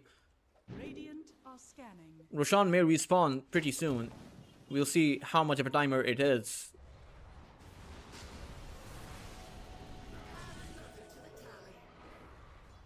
Roshan will actually respawn in about 1 second. Scorpites might go for a smoke of the seat play. 55 minutes in, they were not expecting this much of a fight considering the kind of lead they had in the early game. But now we're here.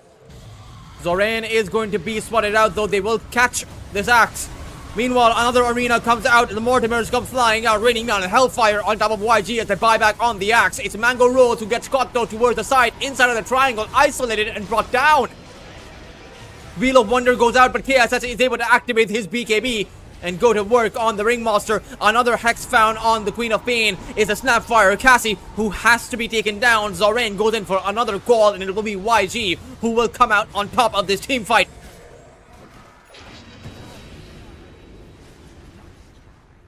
Radiant's middle tower With the fact that both the Ringmaster as well as the Snap, or rather, it's only the Ringmaster who doesn't have a buyback. The rest of Scorpites do, but YG will be coming at their base with an entire Aegis and a refresher, so it will be a fourth refresher. Who did they even give the refresher to? Is it just, did they just give it to Lun for that double static storm? Because everyone else has a refresher.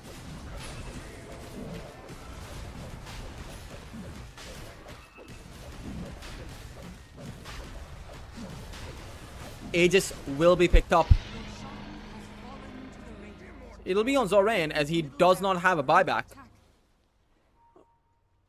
But YG will make their move towards their second lane of barracks. They do have their melee barracks standing, but the creep waves are pushing into their base. I don't know if they want to... I think Lun is going to respawn and just defend the tier 4s.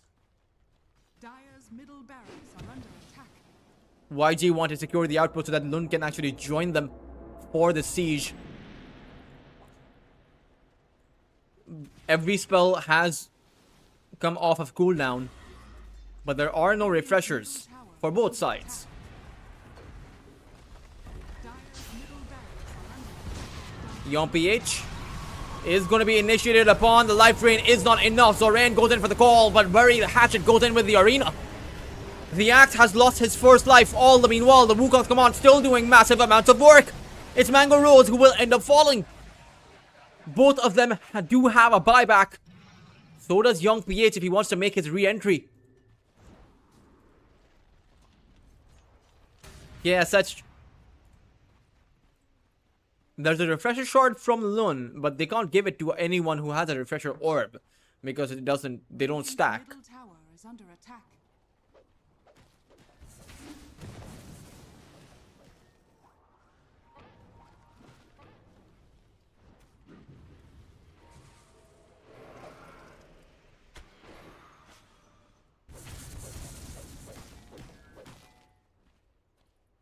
Radiant's middle tower is under attack.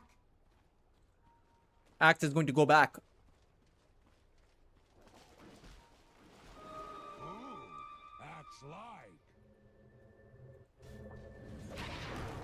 Could still be anyone's game, really. Just because YG have won the last team fight doesn't mean that they're ahead. It's still, at the end of the day, we see how quickly Scorpites are able to burst someone down, and the life drain, unfortunately, is no longer enough to actually save anyone. The Pugna has actually gone for a heart after ask. Radiant are scanning. 350 heal per second, and still he's not able to keep someone alive. That's the amount of damage that Scorpites have just in their very first second of initiation.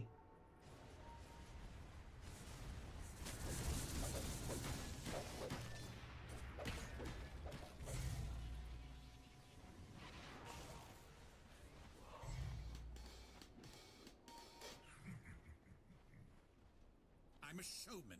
The rest of you are the circus.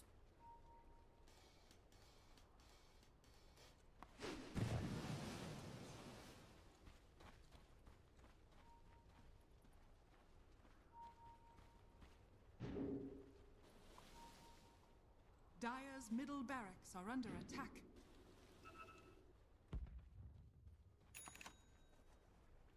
Jollibee is here towards the bot lane, just hiding in the trees. Radiant's middle tower is under attack. The gesture not in the court, but in the woods. 60-minute tier 5s have spawned now. Dire's courier has been killed. So let's see what items they go for. should just be the Helms of the Undying here, especially for young PH. I think he will go for the Helm of the Undying if he can, because that guarantees him being able to dish out the Requiem even if he dies.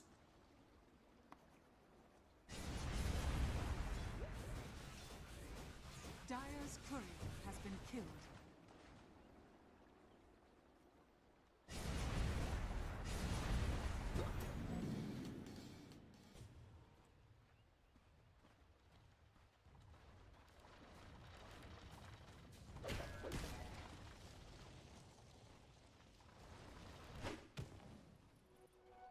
Dire's middle barracks are under attack.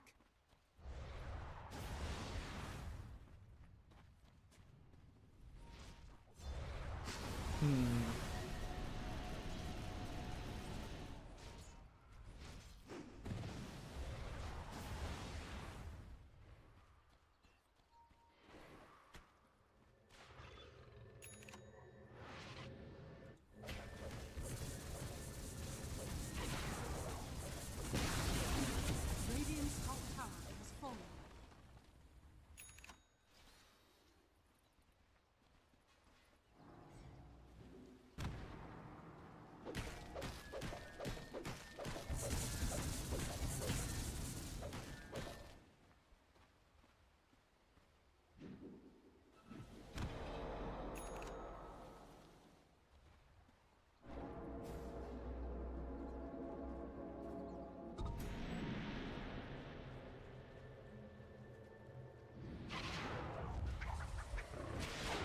A 5-man smoke comes out from Kopites, as both teams must be running out of patience right now. Zoran is gonna get grabbed up, and that is his dieback. He doesn't have it for the duration of his respawn timer, down for about 120 seconds, and Kopites might actually have a big advantage right now. Although they will be playing into the YG's base, and they will have to play against the Wukong's command, Are under attack. but this is pretty darn good. 60 seconds without a buyback for the Axe. YG need to buy some amount of time, Radiant's middle as KSH is going to be able to activate the BKB as the Mars does go in.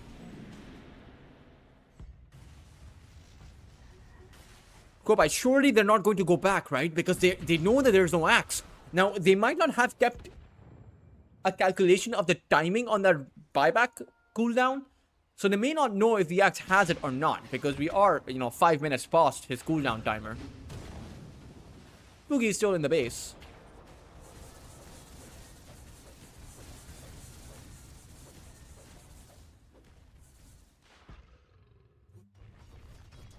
Dire's middle tower is under attack. Tier 4s are under threat.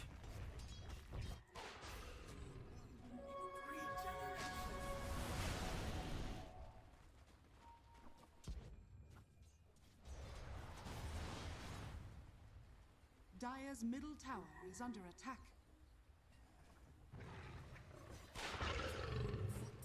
Radiant are scanning. Those are a lot of Necronomicons.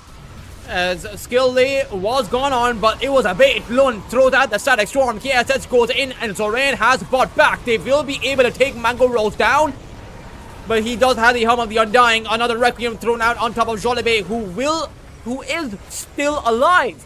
It's actually YG who are losing the fight. KSS to come in with a buyback of his own, as Zoran is going on strong with the BKB, but it should start wearing off. Nullifier down on top of that Mars as a hammer comes down from young PH. Another Static Storm means that this is going to be a bit of a trap on for the Queen of Pain. Anya will not be able to make it out. But the buybacks come out from Kopais as they know they have the numbers advantage. Zoran isn't alive. Radiant structures are fortified. For YG, it's going to be Skill Lay grabbed up, and that is another dieback, and things are very dangerous for YG. I'm not sure if they can come back into this game, as it's going to be KSS who will get skewered to his own barracks and brought down, and that should just be the game. GG will be called. Kopites will take game number 1, 65 minutes in. Dire victory. Oh man, that was such a long game, and so back and forth between both of these two sides, but in the end, it does come down to which side is poking whose base. At the end of it all, despite the multiple buybacks available, Kopites, they had, I would say that their early to mid game draft was just so much stronger than YG. And really, YG should just draft around that. And they would have probably been able to win because they are the bigger and the better team than Kopites. Not to say that Kopites are bad by any means, but YG are, one of the top 3 tier 2 Southeast Asian teams out there. Still, though, there is, despite of this long game, there is an entire series ahead of us. Kopites are looking strong, but are they strong enough to take this in a 2-0 clean sweep against YG? Or will YG mount up the comeback to take Kopites to a game number 3? We will find out right after a short break.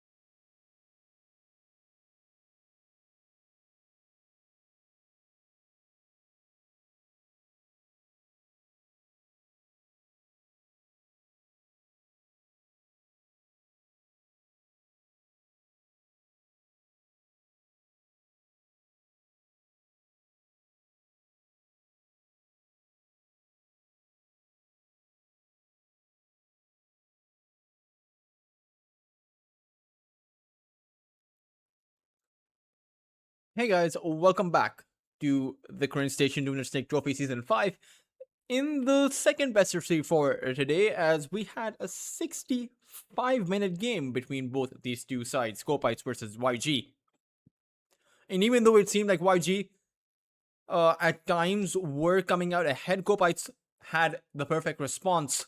They were able to push back at YG, and eventually, surely but surely, they were able to take down YG. It came down to buybacks being used by both sides, but at the end of the day, somehow Copites were stronger. Even though I did think that when Disruptor, when Lun got the Aghanim Scepter, he would have been able to win the game for YG. It just did not happen that way. As YG will pick up a Marcy, there should be KSH on the Marcy. Even though I know that Zoran likes to play this hero, the reason I think it's KSH on the Marcy is because YG want to demonstrate that they too know how to play with the Marcy as a carry, and in fact, they may even want to demonstrate that they can play the Marcy carry even better. Kopais, though, they will have that Stardor and the Nature's Prophet, and it will be a Marcy carry. See, what did I tell you? I have seen this playbook come out by YG so many times. Tidehunter being picked up as their offlane, and it is going to be a Tidehunter plus a Spirit Breaker combination. Again, YG going in for their team fight capacity, although this time around it's going to be slightly hard to be able to do what they want. You have a Naga Siren on the other side, which means that when you come out with the Ravage, all Copites need to do is pop the song and just disengage from that position entirely. YG will not be able to do what they want in that sense. 10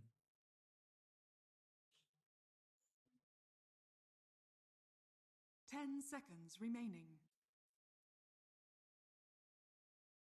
5 seconds remaining. Copites have the last ban, but YG will have the first pick before Copites do. So they have some time to decide whether or not they want to place this Nature's Prophet towards the mid lane or the carry position. I think you can play a Nature's Prophet carry. I think it's fine. The mid lane Nature's Prophet is just going to suffer because you have a Spirit Breaker on the other side. So if you don't want to invest too many resources in making sure the Nature's Prophet can stay strong, then I think just place him on the carry position. When he's on the safe lane, you can expect ganks a lot better. I think you can protect your Nature's Prophet a lot better. And with the Willow supporting the Nature's Prophet, or rather, I think it's the Naga Siren that's going to be supporting the Nature's Prophet, so never mind. Stardor plus the Nature's Prophet, it's a good combo. I think with another strong mid lane hero like last time, like the Queen of Pain, Copites should be pretty strong.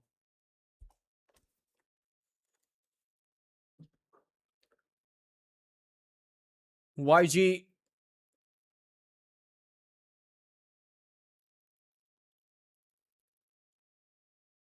with their lost, or rather, yeah, with their lost ban, have to pick up a mid lane hero too. They ban out the Huskar. Is it a Viper? No, it's a Queen of Pain. They wanted... Oh man, they want to show... They want to really prove to Copites who the better team is. This would, if Copites are able to win, this would be their first... Or rather, this would be the first series loss for YG this season. And for Copites, it would be, of course, their first series win because this is the first series they're playing. Technically, Copites have a 100% win rate currently. Razor comes out from Copites. This is really strong if you can get the team fight going. Slaughter, armor reduction plus the Razor's Eye of the Storm. This is going to be pretty deadly, but Copites will decide to place the Nature's Prophet on the mid lane, and it will be a Razor for their safe lane. So for YG, they know what to do. They just have to disable the Nature's Prophet. Just have to make sure that you can take the NP down again and again, disable his game, because Mango Rose is a difficult target to go on. And I think it's also a good hero against the Marcy. The static link will, just take away the attack damage from KSH, and his Unleash isn't going to be doing as much. Still, the pulses do deal a fixed amount of damage, but it also depends on your attack damage.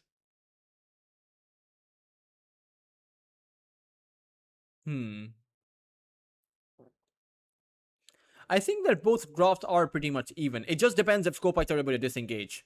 I think it'll come down to Jollibee's Naga Siren.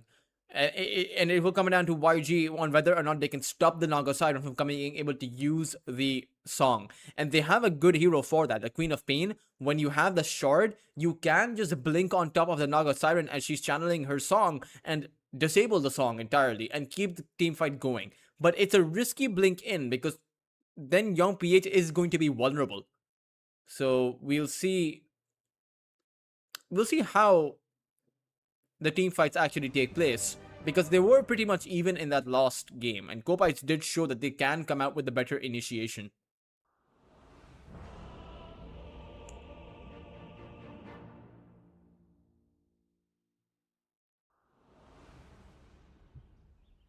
You're in deep now.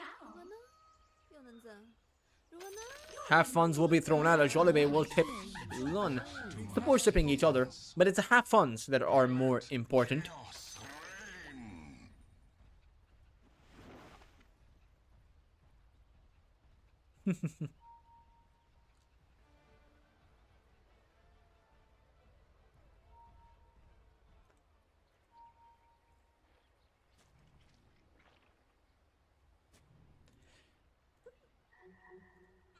Let's see if there will be a 5-man smoke coming out. Because there was in the previous game, and we saw Zoran end up dying. This time around, he's just going to be playing safe.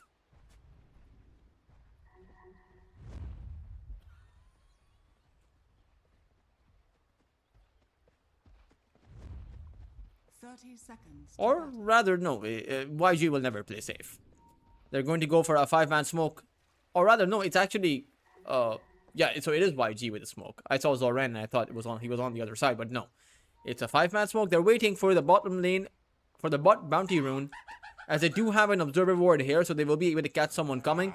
And because Kopites are not in the smoke, they will just have to play it safe. It's over on that topside river. Why is he going to secure 3 bounty runes? The response comes out by KSH, but the hatchet is able to secure the bounty rune, and this time around it will be KSH who will end up giving up first blood to Cassie. Certainly did not expect that one, but YG, they knew what they were walking into. They were trying to fight 2v3, and that's not really going to work out for you. The maze, the stun, the sprout, just too much control for anyone to make it out of there.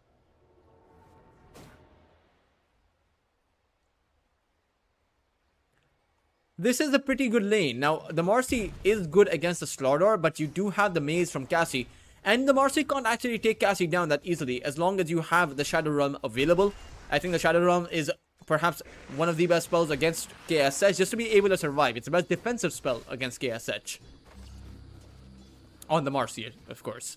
The best one would have been the Decrepify that you had last game, but that was for YG. Still, though, Lun might be the potential target. I mean, the Warlock is a squishy hero. Not that squishy, but is still a vulnerable target. If you can catch him with the maze, you can follow it up with a stun, some more hits, so should be able to take him out. Meanwhile, the Shadow Word from Lun means that KSH can play aggressive, and he'll have the sustain going by his side. Let's take a look towards that bot side, as that is a lane that Mango Rose will be playing in. Young PH is here towards that bot lane. This is a switch around. YG are playing Zoran towards the mid side. I think this is because of the fact that you don't want a Tidehunter against a Razor. It's just too strong of a lane for Mango Rose. So they've now placed Young PH here on the Queen of Pain. It is a good lane, but I don't think this changes much. Because even over here, Mango Rose should be pretty good. You cannot blink or charge in towards Mango. Cassie will fall towards that top side, but it's a trade of supports as Anya comes to trade it out. Lun will also fall. Exchange that doesn't exactly favor anyone. I think it's a pretty even exchange as far as that goes. But as I was saying, you can't charge into Mango Rose. You can't actually blink into him as well, because as soon as he gets a static link off, as long as he has some amount of HP, he should just survive. Mid lane, meanwhile, it is going to be an even affair because I don't think neither one of these mid laners can do much against each other. The Tidehunter can survive, but can't actually overwhelm Anya. Meanwhile, Anya can survive, but can't do much against Zoran. And there is no stun for Zoran, right? Which means that even if Anya gets low, he can just teleport away. without any danger. Radiant's courier has been killed. Hmm.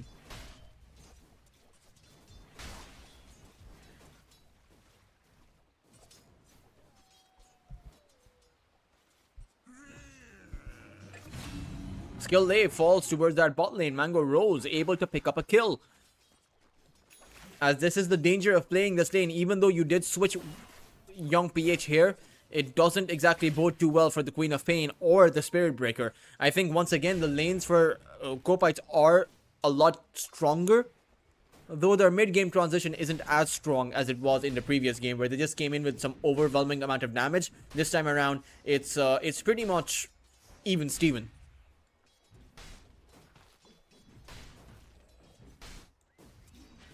You're in deep now.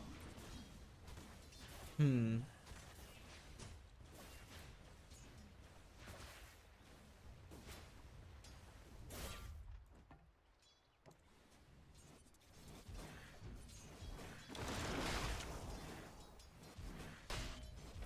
Zoran in a bit of... Well, I mean, he's not in much trouble. He does have the Kraken Shell. He's never going to be in trouble, so I don't know what I was saying there. You're in deep now. As Jollibee continues to spam out the same voice line over and over again. You're in deep now. He's just spamming these out whenever he can. Whenever his voice lines come off of cooldown. That is very interesting. That is actually amazing.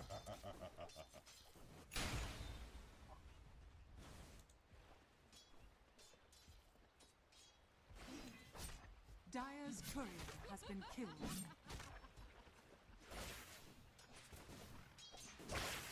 Mango Rose. A net thrown out towards Young PH, but he has the blink, so he did get slowed down, so immediately has to go for the teleport away, back to his base. That's okay. As towards that top side, Nature's Prophet could choose to come in here as the hits are being dished out. KSH could be in trouble. Will rebound away, but it's actually Lunar who is going to get potentially caught. Hatchet has found the last hit stun, and Lunar should go down here. Shadow Realm even coming out for good measure. As Anya will just teleport back. So far, so good for Kopites. For YG, they aren't able to play as fast as they would like to.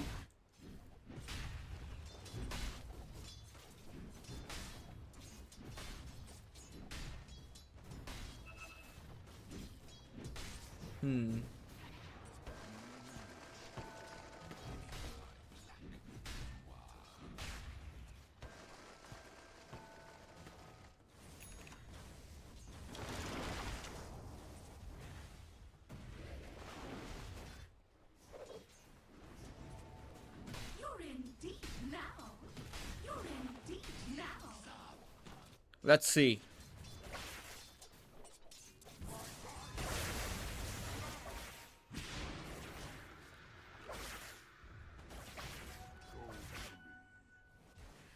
Anya Radiant's courier has been killed. almost has the diadem. Should call it the tiara, but I don't know why they call it diadem. I will actually search what diadem actually means. Under attack. But once you have the Spirit Vessel, you can make more plays. The only question is how they plan on taking Zoran down. Because we've all seen what a Tidehunter can do if you go for an auto-attack build rather than, you know, that initiator or offlane utility-based build. KSS is going to be netted up, and with the Sprout, he will fall once more. That's the second death for the Marcy. And even Lund towards their backline was in trouble. Will be able to walk on back, but this is not a good look for YG. They are able to take Mango Rose. That is a good look for their offlane at the very least. Able to utilize the fact that there were many more heroes going on towards the Marcy. They were able to make a play on that Razor. As Young PH has maxed out his Shadow Strike. Level 3 Shadow Strike means even the Razor is going to struggle to make it out of that one.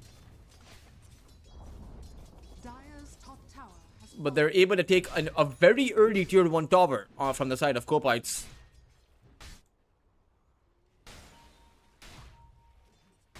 I'm trying to see whose level 6s will be more valuable as far as support. Certainly, I think YG had a stronger ultimates. as far as his supports goes. Not to mention you have the Ravage that Zoran is holding on to. He was thinking about dishing it out to actually take out Mango, but did not go for the Ravage. Root comes out to try and secure the power room, but he does not need to. It spawned towards that top side, and it's an illusion room for the illusion-based hero.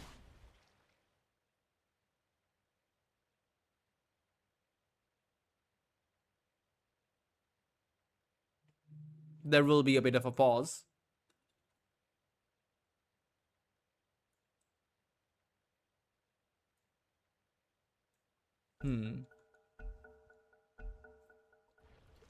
The go call will be sounded out.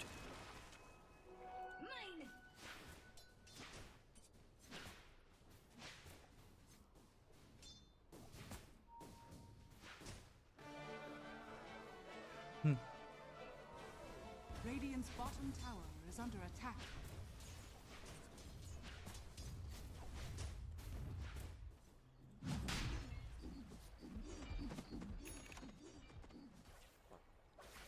Cassie was being gone on, but I think Skill Day will just cancel the charge. If you take a look towards the net worth, it is that Slaughdar. It is the hatchet that is at the very top of the net worth chart. Meanwhile, Zoran is a close second, but the top 5 positions have 3 heroes, 3 players from Copites. And we see just how much KSS is struggling because he almost has as much net worth as Cassie does. And Cassie doesn't have a lot of net worth. Hasn't hit the 3-figure. Maze comes out, but it doesn't actually catch young PH. He'll have to blink out though because the illusion was blocking his exit from the trees. As again, another one of those voice lines gets thrown out by Jolipe. Seems like it's his favorite voice line to use.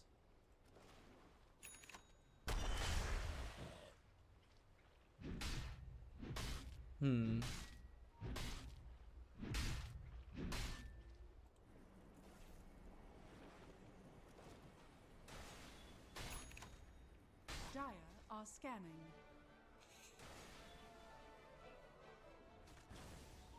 Dire are scanning. Radiant's bottom tower is under attack. Dire's middle tower is under attack. Cassie. Ravage is going to be popped. They want to make sure they can at least get a kill here. We'll be able to take Cassie down, and with this, through this, they can take a tier 1 tower. But it might just be a trade because you do have Copites on the tier 1 tower towards the opposite side. They also have the siege creep, so it might just end up being a trade. But you do have a glyph, and the tier 1 tower for Copites is very low towards the spot nade, so you should be able to find the tower.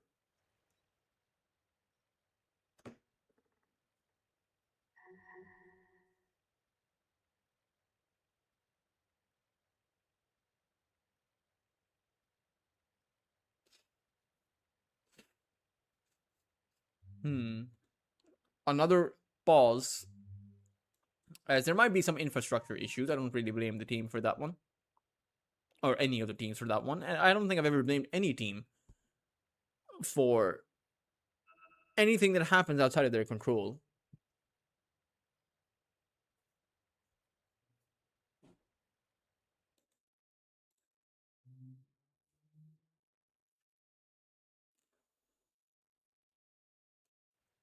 Go call will be sounded out.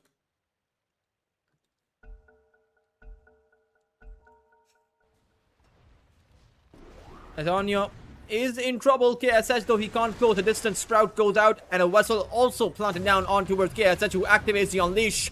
Jolibe does not have his song, so he can't start singing. But you do have Hatchet coming in for a crush found on KSH. They'll be able to bring the Marcy down. All the meanwhile, Skillay doesn't have his Nether Strike. Young PH, he does have a Sonic Wave, but they will use the song up now to just disengage from this position. They won't be able to get Skillay, but Hatchet does have a stun to take Lun down. And now Anya comes back in. The dominating streak will be picked up, so too will Jolibe. But it is a 3 for 2. But if you can find Anya, and you should be able to with the Shadow Strike coming out, Anya too slow. Cassie comes in with the Brambles. but they won't be able to take, or rather keep, Anya alive. Zoran will in the end end up with a double kill and potentially even a triple, because Cassie's maze has run out, or his Shadow Realm has run out. KSS will actually pick up the kill with his Shockwave from his Traitor Tormentor, Radiant's middle tower is as YG will move on towards the tier 1 tower on the mid lane. Zoran nearly unkillable on the Side Hunter. I think you need a break mechanism. All the meanwhile, Mango Rose continues to farm up for that Maelstrom. Oh no, KSS really is not having a good time. Hatchet charges on forward, the Nature's Wrath. It will be KSS's end. Meanwhile, you do find Jollibee towards the mid lane, but it's a bit troublesome how KSH is really not doing that well. In fact, the only one doing well is Zoran, and the question then becomes, is Zoran going to be able to carry his team? Certainly is playing a hero that can pub stomp, but is it that effective in a competitive scenario?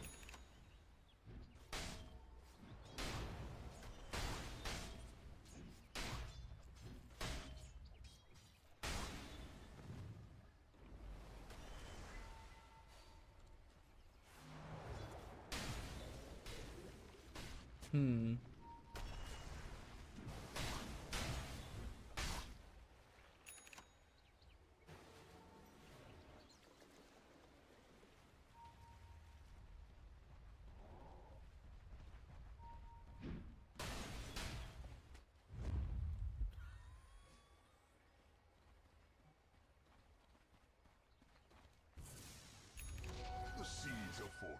Anya with the Blade Mail.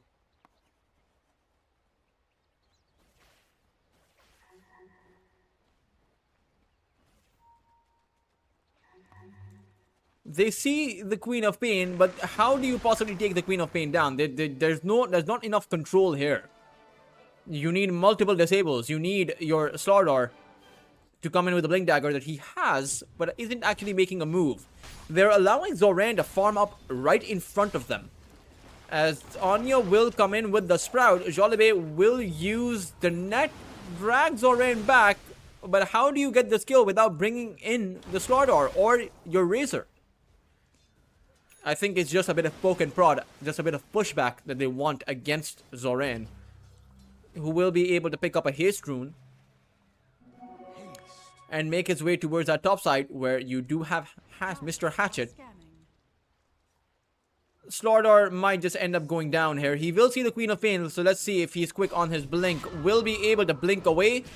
Uses the Guardian Sprint, but will get slowed down. You do have Zoran coming in, but cannot close the distance in time for the Ravage. A wasted rotation by YG, but they can transition this into a tier 1 tower, so it's not really that big of a waste. I think it's actually pretty good. But it's a full HP tower. Literally has not taken a single point of damage. Will do so now. And the question then becomes, will Copites actually go in for the defense? Because this will be the last tier 1 tower. Radiant's top tower is under attack. Mango Rose doesn't have the mana to actually come in for the TP, as YG will end up going back. Surprising that they did go back in the first place. I think they could have continued on. Is under attack. Radiant's top tower is And they will continue on. Dire's bottom tower is under attack. Spearbreaker is going to start charging towards the Slardar, but they will catch Cassie instead, who doesn't have the maze. It's on cooldown, which means that she is a vulnerable target. Skill Lay will use another strike. There is a song available from Jollibee, but will he use it to save a support? Cassie able to throw out the Terrorize, but Lun will drop down the Golem. So certainly no hesitation from YG's side to be able to secure as many kills as possible.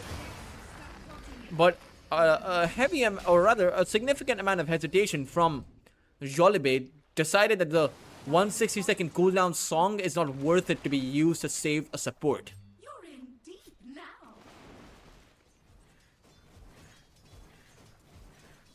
While Anya continues to farm up, has a Blade Mill or Spirit Vessel up, does have a bit of utility to push back, but not enough damage. They'll make a play towards KSH, but he has the Wild Ring Ripper. Will just hurricane himself to safety. Meanwhile, there is a charge incoming. No rebound available because KSH was a bit too far away. Will mean that he's not going to be able to charge. But there is an incoming charge. You did have Hatchet at the ready. Young PH will throw out the Sonic Wave, but needs to be careful. Did not have the blink up. And that means that it will be 2 heroes that YG will lose in place of the one that they were able to find. As Jolivet continues to not say anything other than just dish out this one very specific voice line. Which is hilarious, if I'm being honest. You're in deep now, which is... It's not even a great voice line. It's just it's a pretty average voice line.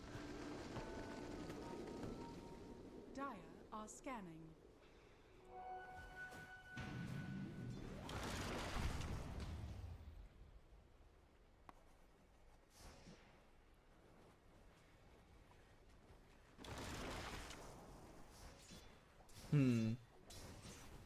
A dead even game, as Mango Rose continuing to farm up on the Razor. Does not want to join his team before the BKB, but I wonder if this will play into the hands of YG. But if I'm taking a look at it, it is both sides achieve their maximum power spikes at the mid-game mark. Neither side is actually significantly ahead of over the other in terms of their draft at the late game.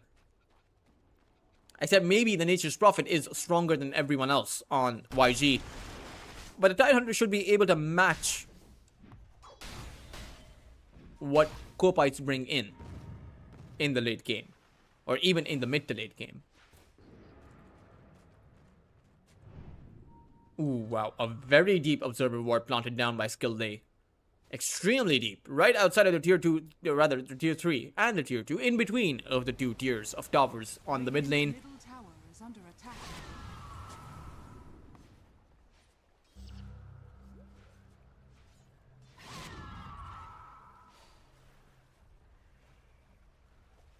You're in deep now.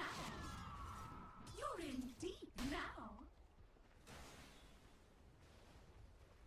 Radiant's bottom tower is under attack. Tier 2 tower now being besieged by YG. Tower is under attack. Radiant structures are fortified. Dire's middle tower is under attack. Dire's structures are fortified. Radiant's bottom tower is under attack. As it will be a trade of towers. Kopites will be able to take the tier 1 tower towards the mid side. And it's highly surprising that they're not coming in to defend any of their positions here. Mango Rose continuing to farm up for that BKB, as it will be Attack. at that point that you will have to fight. You simply cannot give up everything, all of your objectives for nothing. You cannot push into YG's tier 2s while their heroes are up. So what do you do here? Radiant's Zoran has the Blink Dagger up now, and this will be the point where YG look towards fight. tower is under Or rather look towards a fight. And you know YG, they never back down from a fight.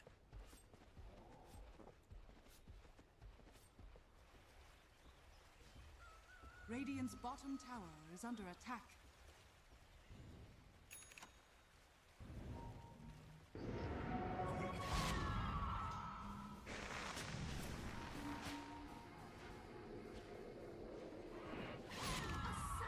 A sour note.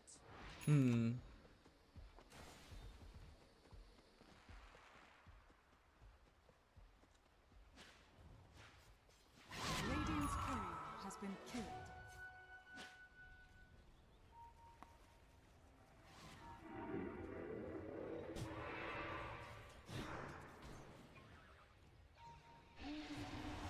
Cassie going to get charged. Roots are there, but they'll be able to take Cassie down. He does have the maze available to buy himself some amount of time, but there is no hope. There is no help coming. And in the end, Kopites do have a 3,000 net worth advantage. They'll even dish out some damage towards the Queen of Pain. Oh, Anya was able to take the Queen of Pain out. How much reduction does the vessel even do? 70% healing restoration reduction. Radiant's middle Means that tower is under attack. the fountain doesn't do anything. A solo kill on the Queen of Pain makes that trade completely worth it for Kopites.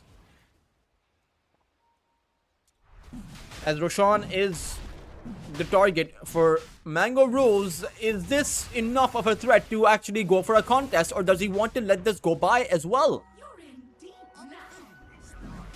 Zorain is gonna go in for the gush into the jaws of that Slaughter, who does land that stun. And with this, they should know that Roshan is under threat. Anya, where did he TP into? Zorain will throw out the Ravish, but the song will come out now.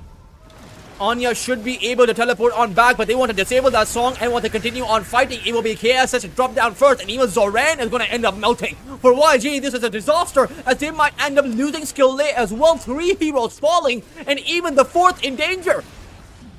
Into a Roshan, and that means that YG, they completely bungled it there. They dropped the ball.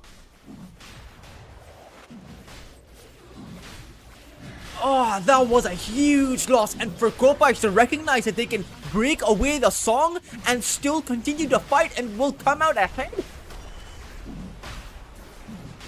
Too good of a recognition for YG. They had heavily committed into that one. They thought that the Tidehunter was super strong and could fight against anything.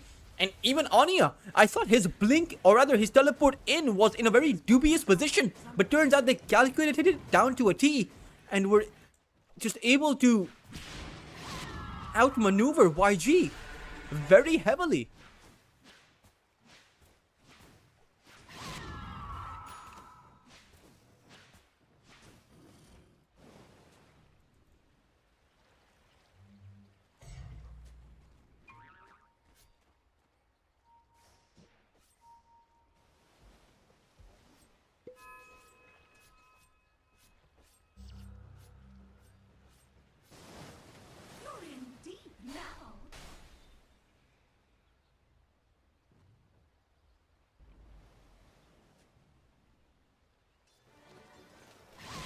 Young PH in trouble. Will just blink back.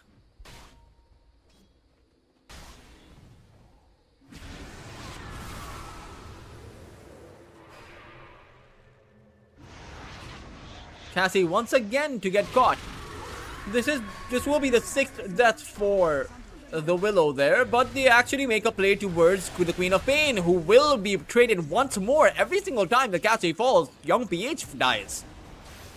As even towards the side, Skill Lay is not going to be able to teleport away for YG. These trades are really not worth it, and now Kopites will make a play towards that tier 2 tower. Or they should. I'm not exactly sure why they are. Oh, there are no creeps, that's why.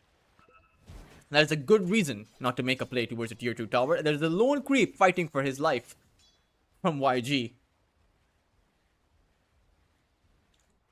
KSH, it's a long road to recovery, but it's one where he's not alone on. There's a long road to recovery even for the Queen of Pain. As you take a look at a difference in net worth, that Nature's Prophet has 17,000 net worth. He is 4,000 ahead of the most farmed up hero for YG, that is Zoran. And he is 6,000 net worth ahead of the carry from YG. As Cassie once again will be in trouble. They'll commit the Ravage to this, but it will be Hatchet who will go in. BKB to be activated by KSH, but the bashes from Hatchet pierce through that BKB, so KSH will fall. Once again, for Kopites, they're using Cassie as bait, and YG are not recognizing this. How many more times will you drop a core for a support?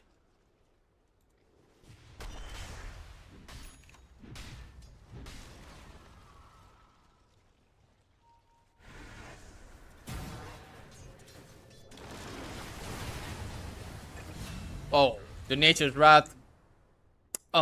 Just a bit too much. Skill Day to fall as well, so that's essentially a 2 for 1. Across the map, sure, but still a 2 for 1. Naga Siren Jolibe is gonna blink on top of Young PH, and there comes a crush from Hatchet. The roots are there. Young PH forced to dish out the Sonic Wave in response. Zoran comes in with a song to disengage. Hatchet, does he want to stay in this position? No, he wants to go back. He wants to unleash himself from the anchor.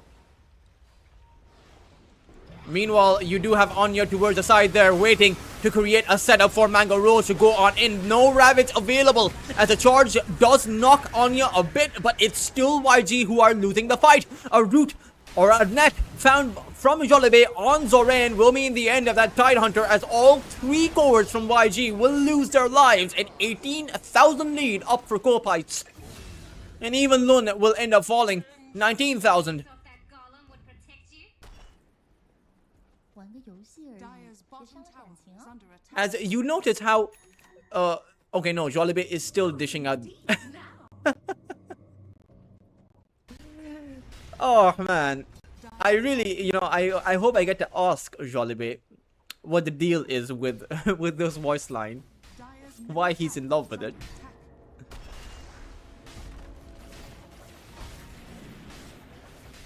Radiant are scanning. Dire's middle tower has fallen.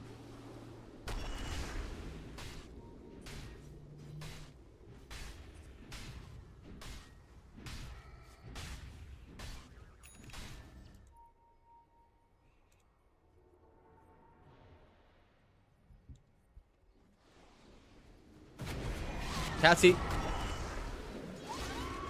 once again traded out. How many? Cassie is 8 of the kills that YG have acquired. So, despite of this kill feed being nearly even, it's not. Because you take a look at the cores, only 1 death for all 3 of them. Mango Rose is being eyed upon. The rebound is going to miss. That means that Mango Rose will turn things around on towards KSH, who will lose his life. Young PH will be able to blink out, but can he actually survive is the big question. He will fall. 3 heroes from YG die. This time around, Cassie's death did not immediately result in YG dying, but Cassie's death was followed up with YG dying. Zoran needs to be a bit careful. Charge found on towards Jolibé, but he was able to use the mech. Skill Lay did get hit by the edge of the ring from Mango Rose, but will stay safe. And now there is a Satanic available for Mango Rose, and he is as farmed up as Anya is. So this is looking like a game that's kind of over. A near 90% win probability, an exact 90% win probability for Copites.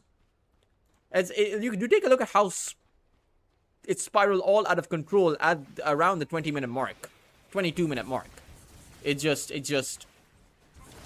that one team wipe changed everything.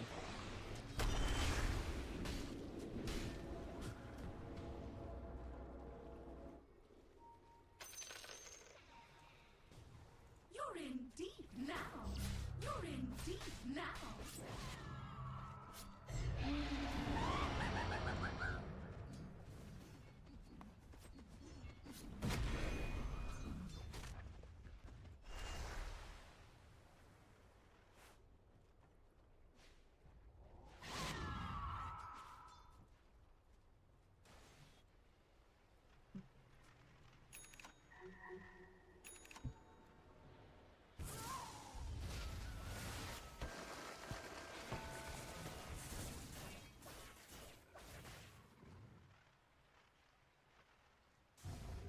Minute Tormentor. Picked up pretty easily. It should just go the way... Oh, rather, it'll go the way of Mango Rose.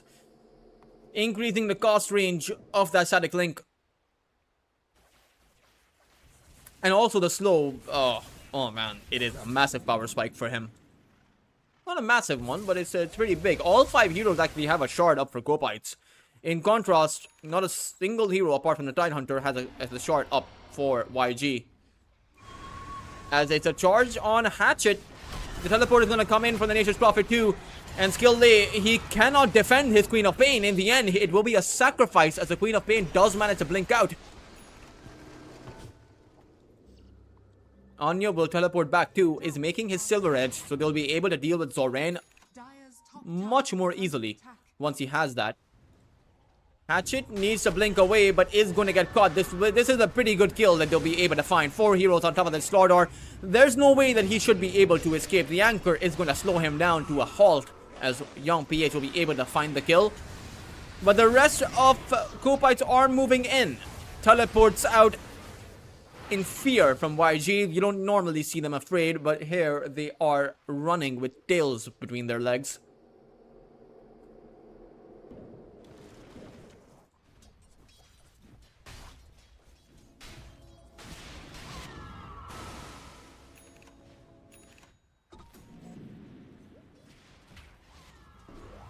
YACHE no longer has the BKB, also has used the rebound.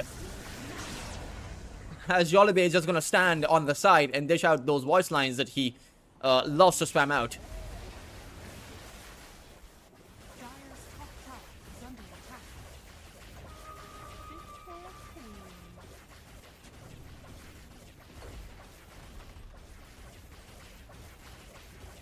High ground being poked.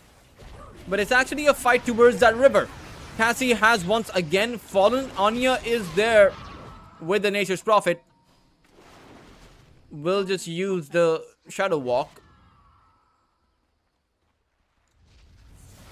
Meanwhile, the barracks is there, still under siege. So for YG, do they not want to defend? Or do they just want to play a game of cat and mouse against Kopites? Well, I mean, there goes the barracks. All the meanwhile, Kopites are happily just farming away, distracting YG. I mean, I'm not even sure if they're you know, intending to distract YG, or if YG are just distracting themselves at this point. Refresher orb available for Mango Rose, as this Razor is nearly unkillable. Double BKB, double Satanic makes him impossible to take down. So what will be the game plan from YG certainly seems very hard. But maybe by picking everyone else off, they can eventually get to that Razor.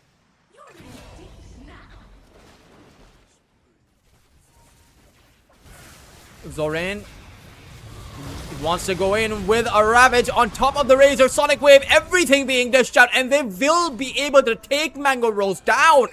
The huge kill, the biggest one that YG have acquired all game long. It will give about 2,500 gold to them, and they'll even make their way inside of the Roshan's pit. YG demonstrating that if they throw enough at that Razor, they should be able to break him.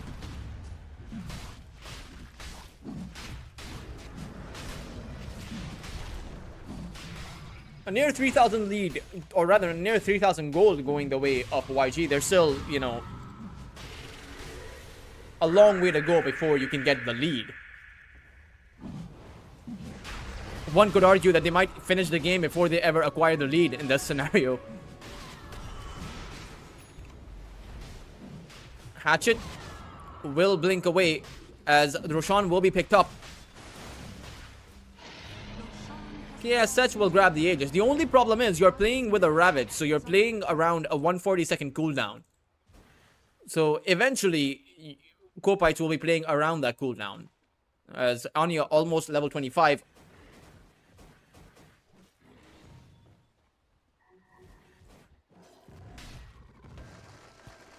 Hatchet, Mr. Hatchet, almost has, or rather has, an Aghanim Scepter, is making his way towards that Assault. Querus is going to be targeted by a charge.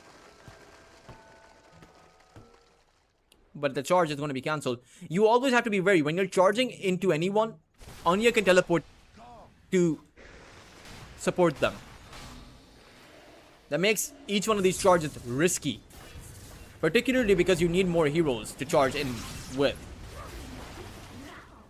Teleport from the Warlock is going to be possible. He will make it out. The vessel wasn't used on the Warlock. That would have actually resulted in his death.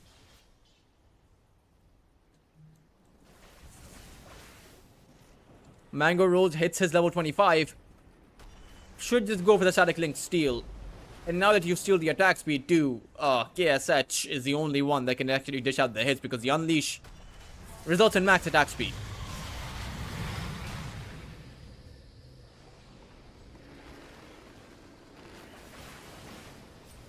It is a siege despite of the Aegis in the hands of KSH.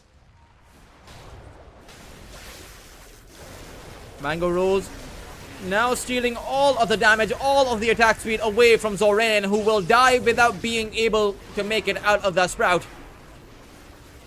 And look at the attack speed from Mango Rose. He just hits a bit too hard. Towers are forced to be glyphed. But YG, they don't have a buyback on their Tidehunter. Sure, Kopites don't know this, but Kopites know that how far ahead they are. Another strike on towards Mango Rose. The Golem will drop too, but there is no Ravage to play with. The Queen of Pain has fallen, so too will Skill Lay. 3 hits from the Razor is all it will take, as YG do not have a buyback on most of their fallen heroes apart from the Queen of Pain. So this will end up being Mega Creeps at the end of it all. Young PH is going to buy back, and the question is, will Kopites play it safe? It does seem like they want to play it safe. They will go back, but Mango Rose can just go ahead.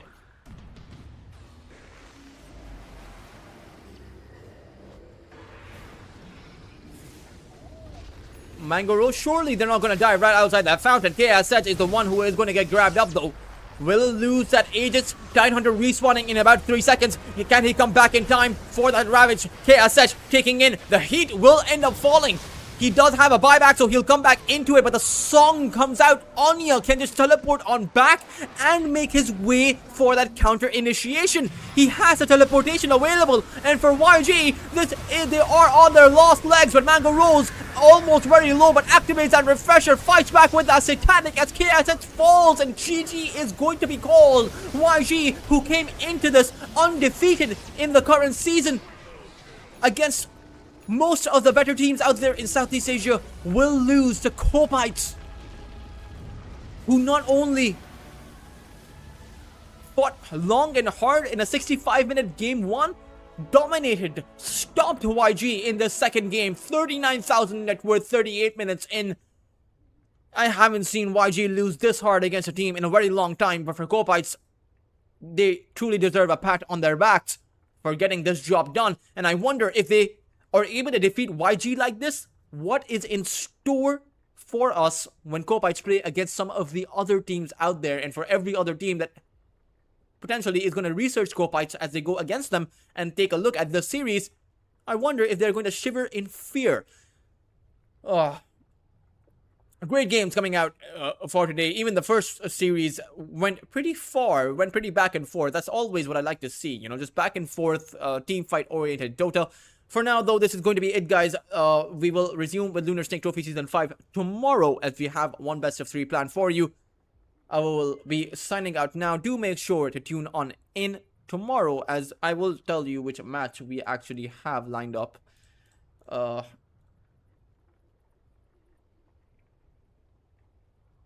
It is going to be Murlocs playing against Team Yasho, the former Mongol squad Yasho, who ended up with a series win against Roar today.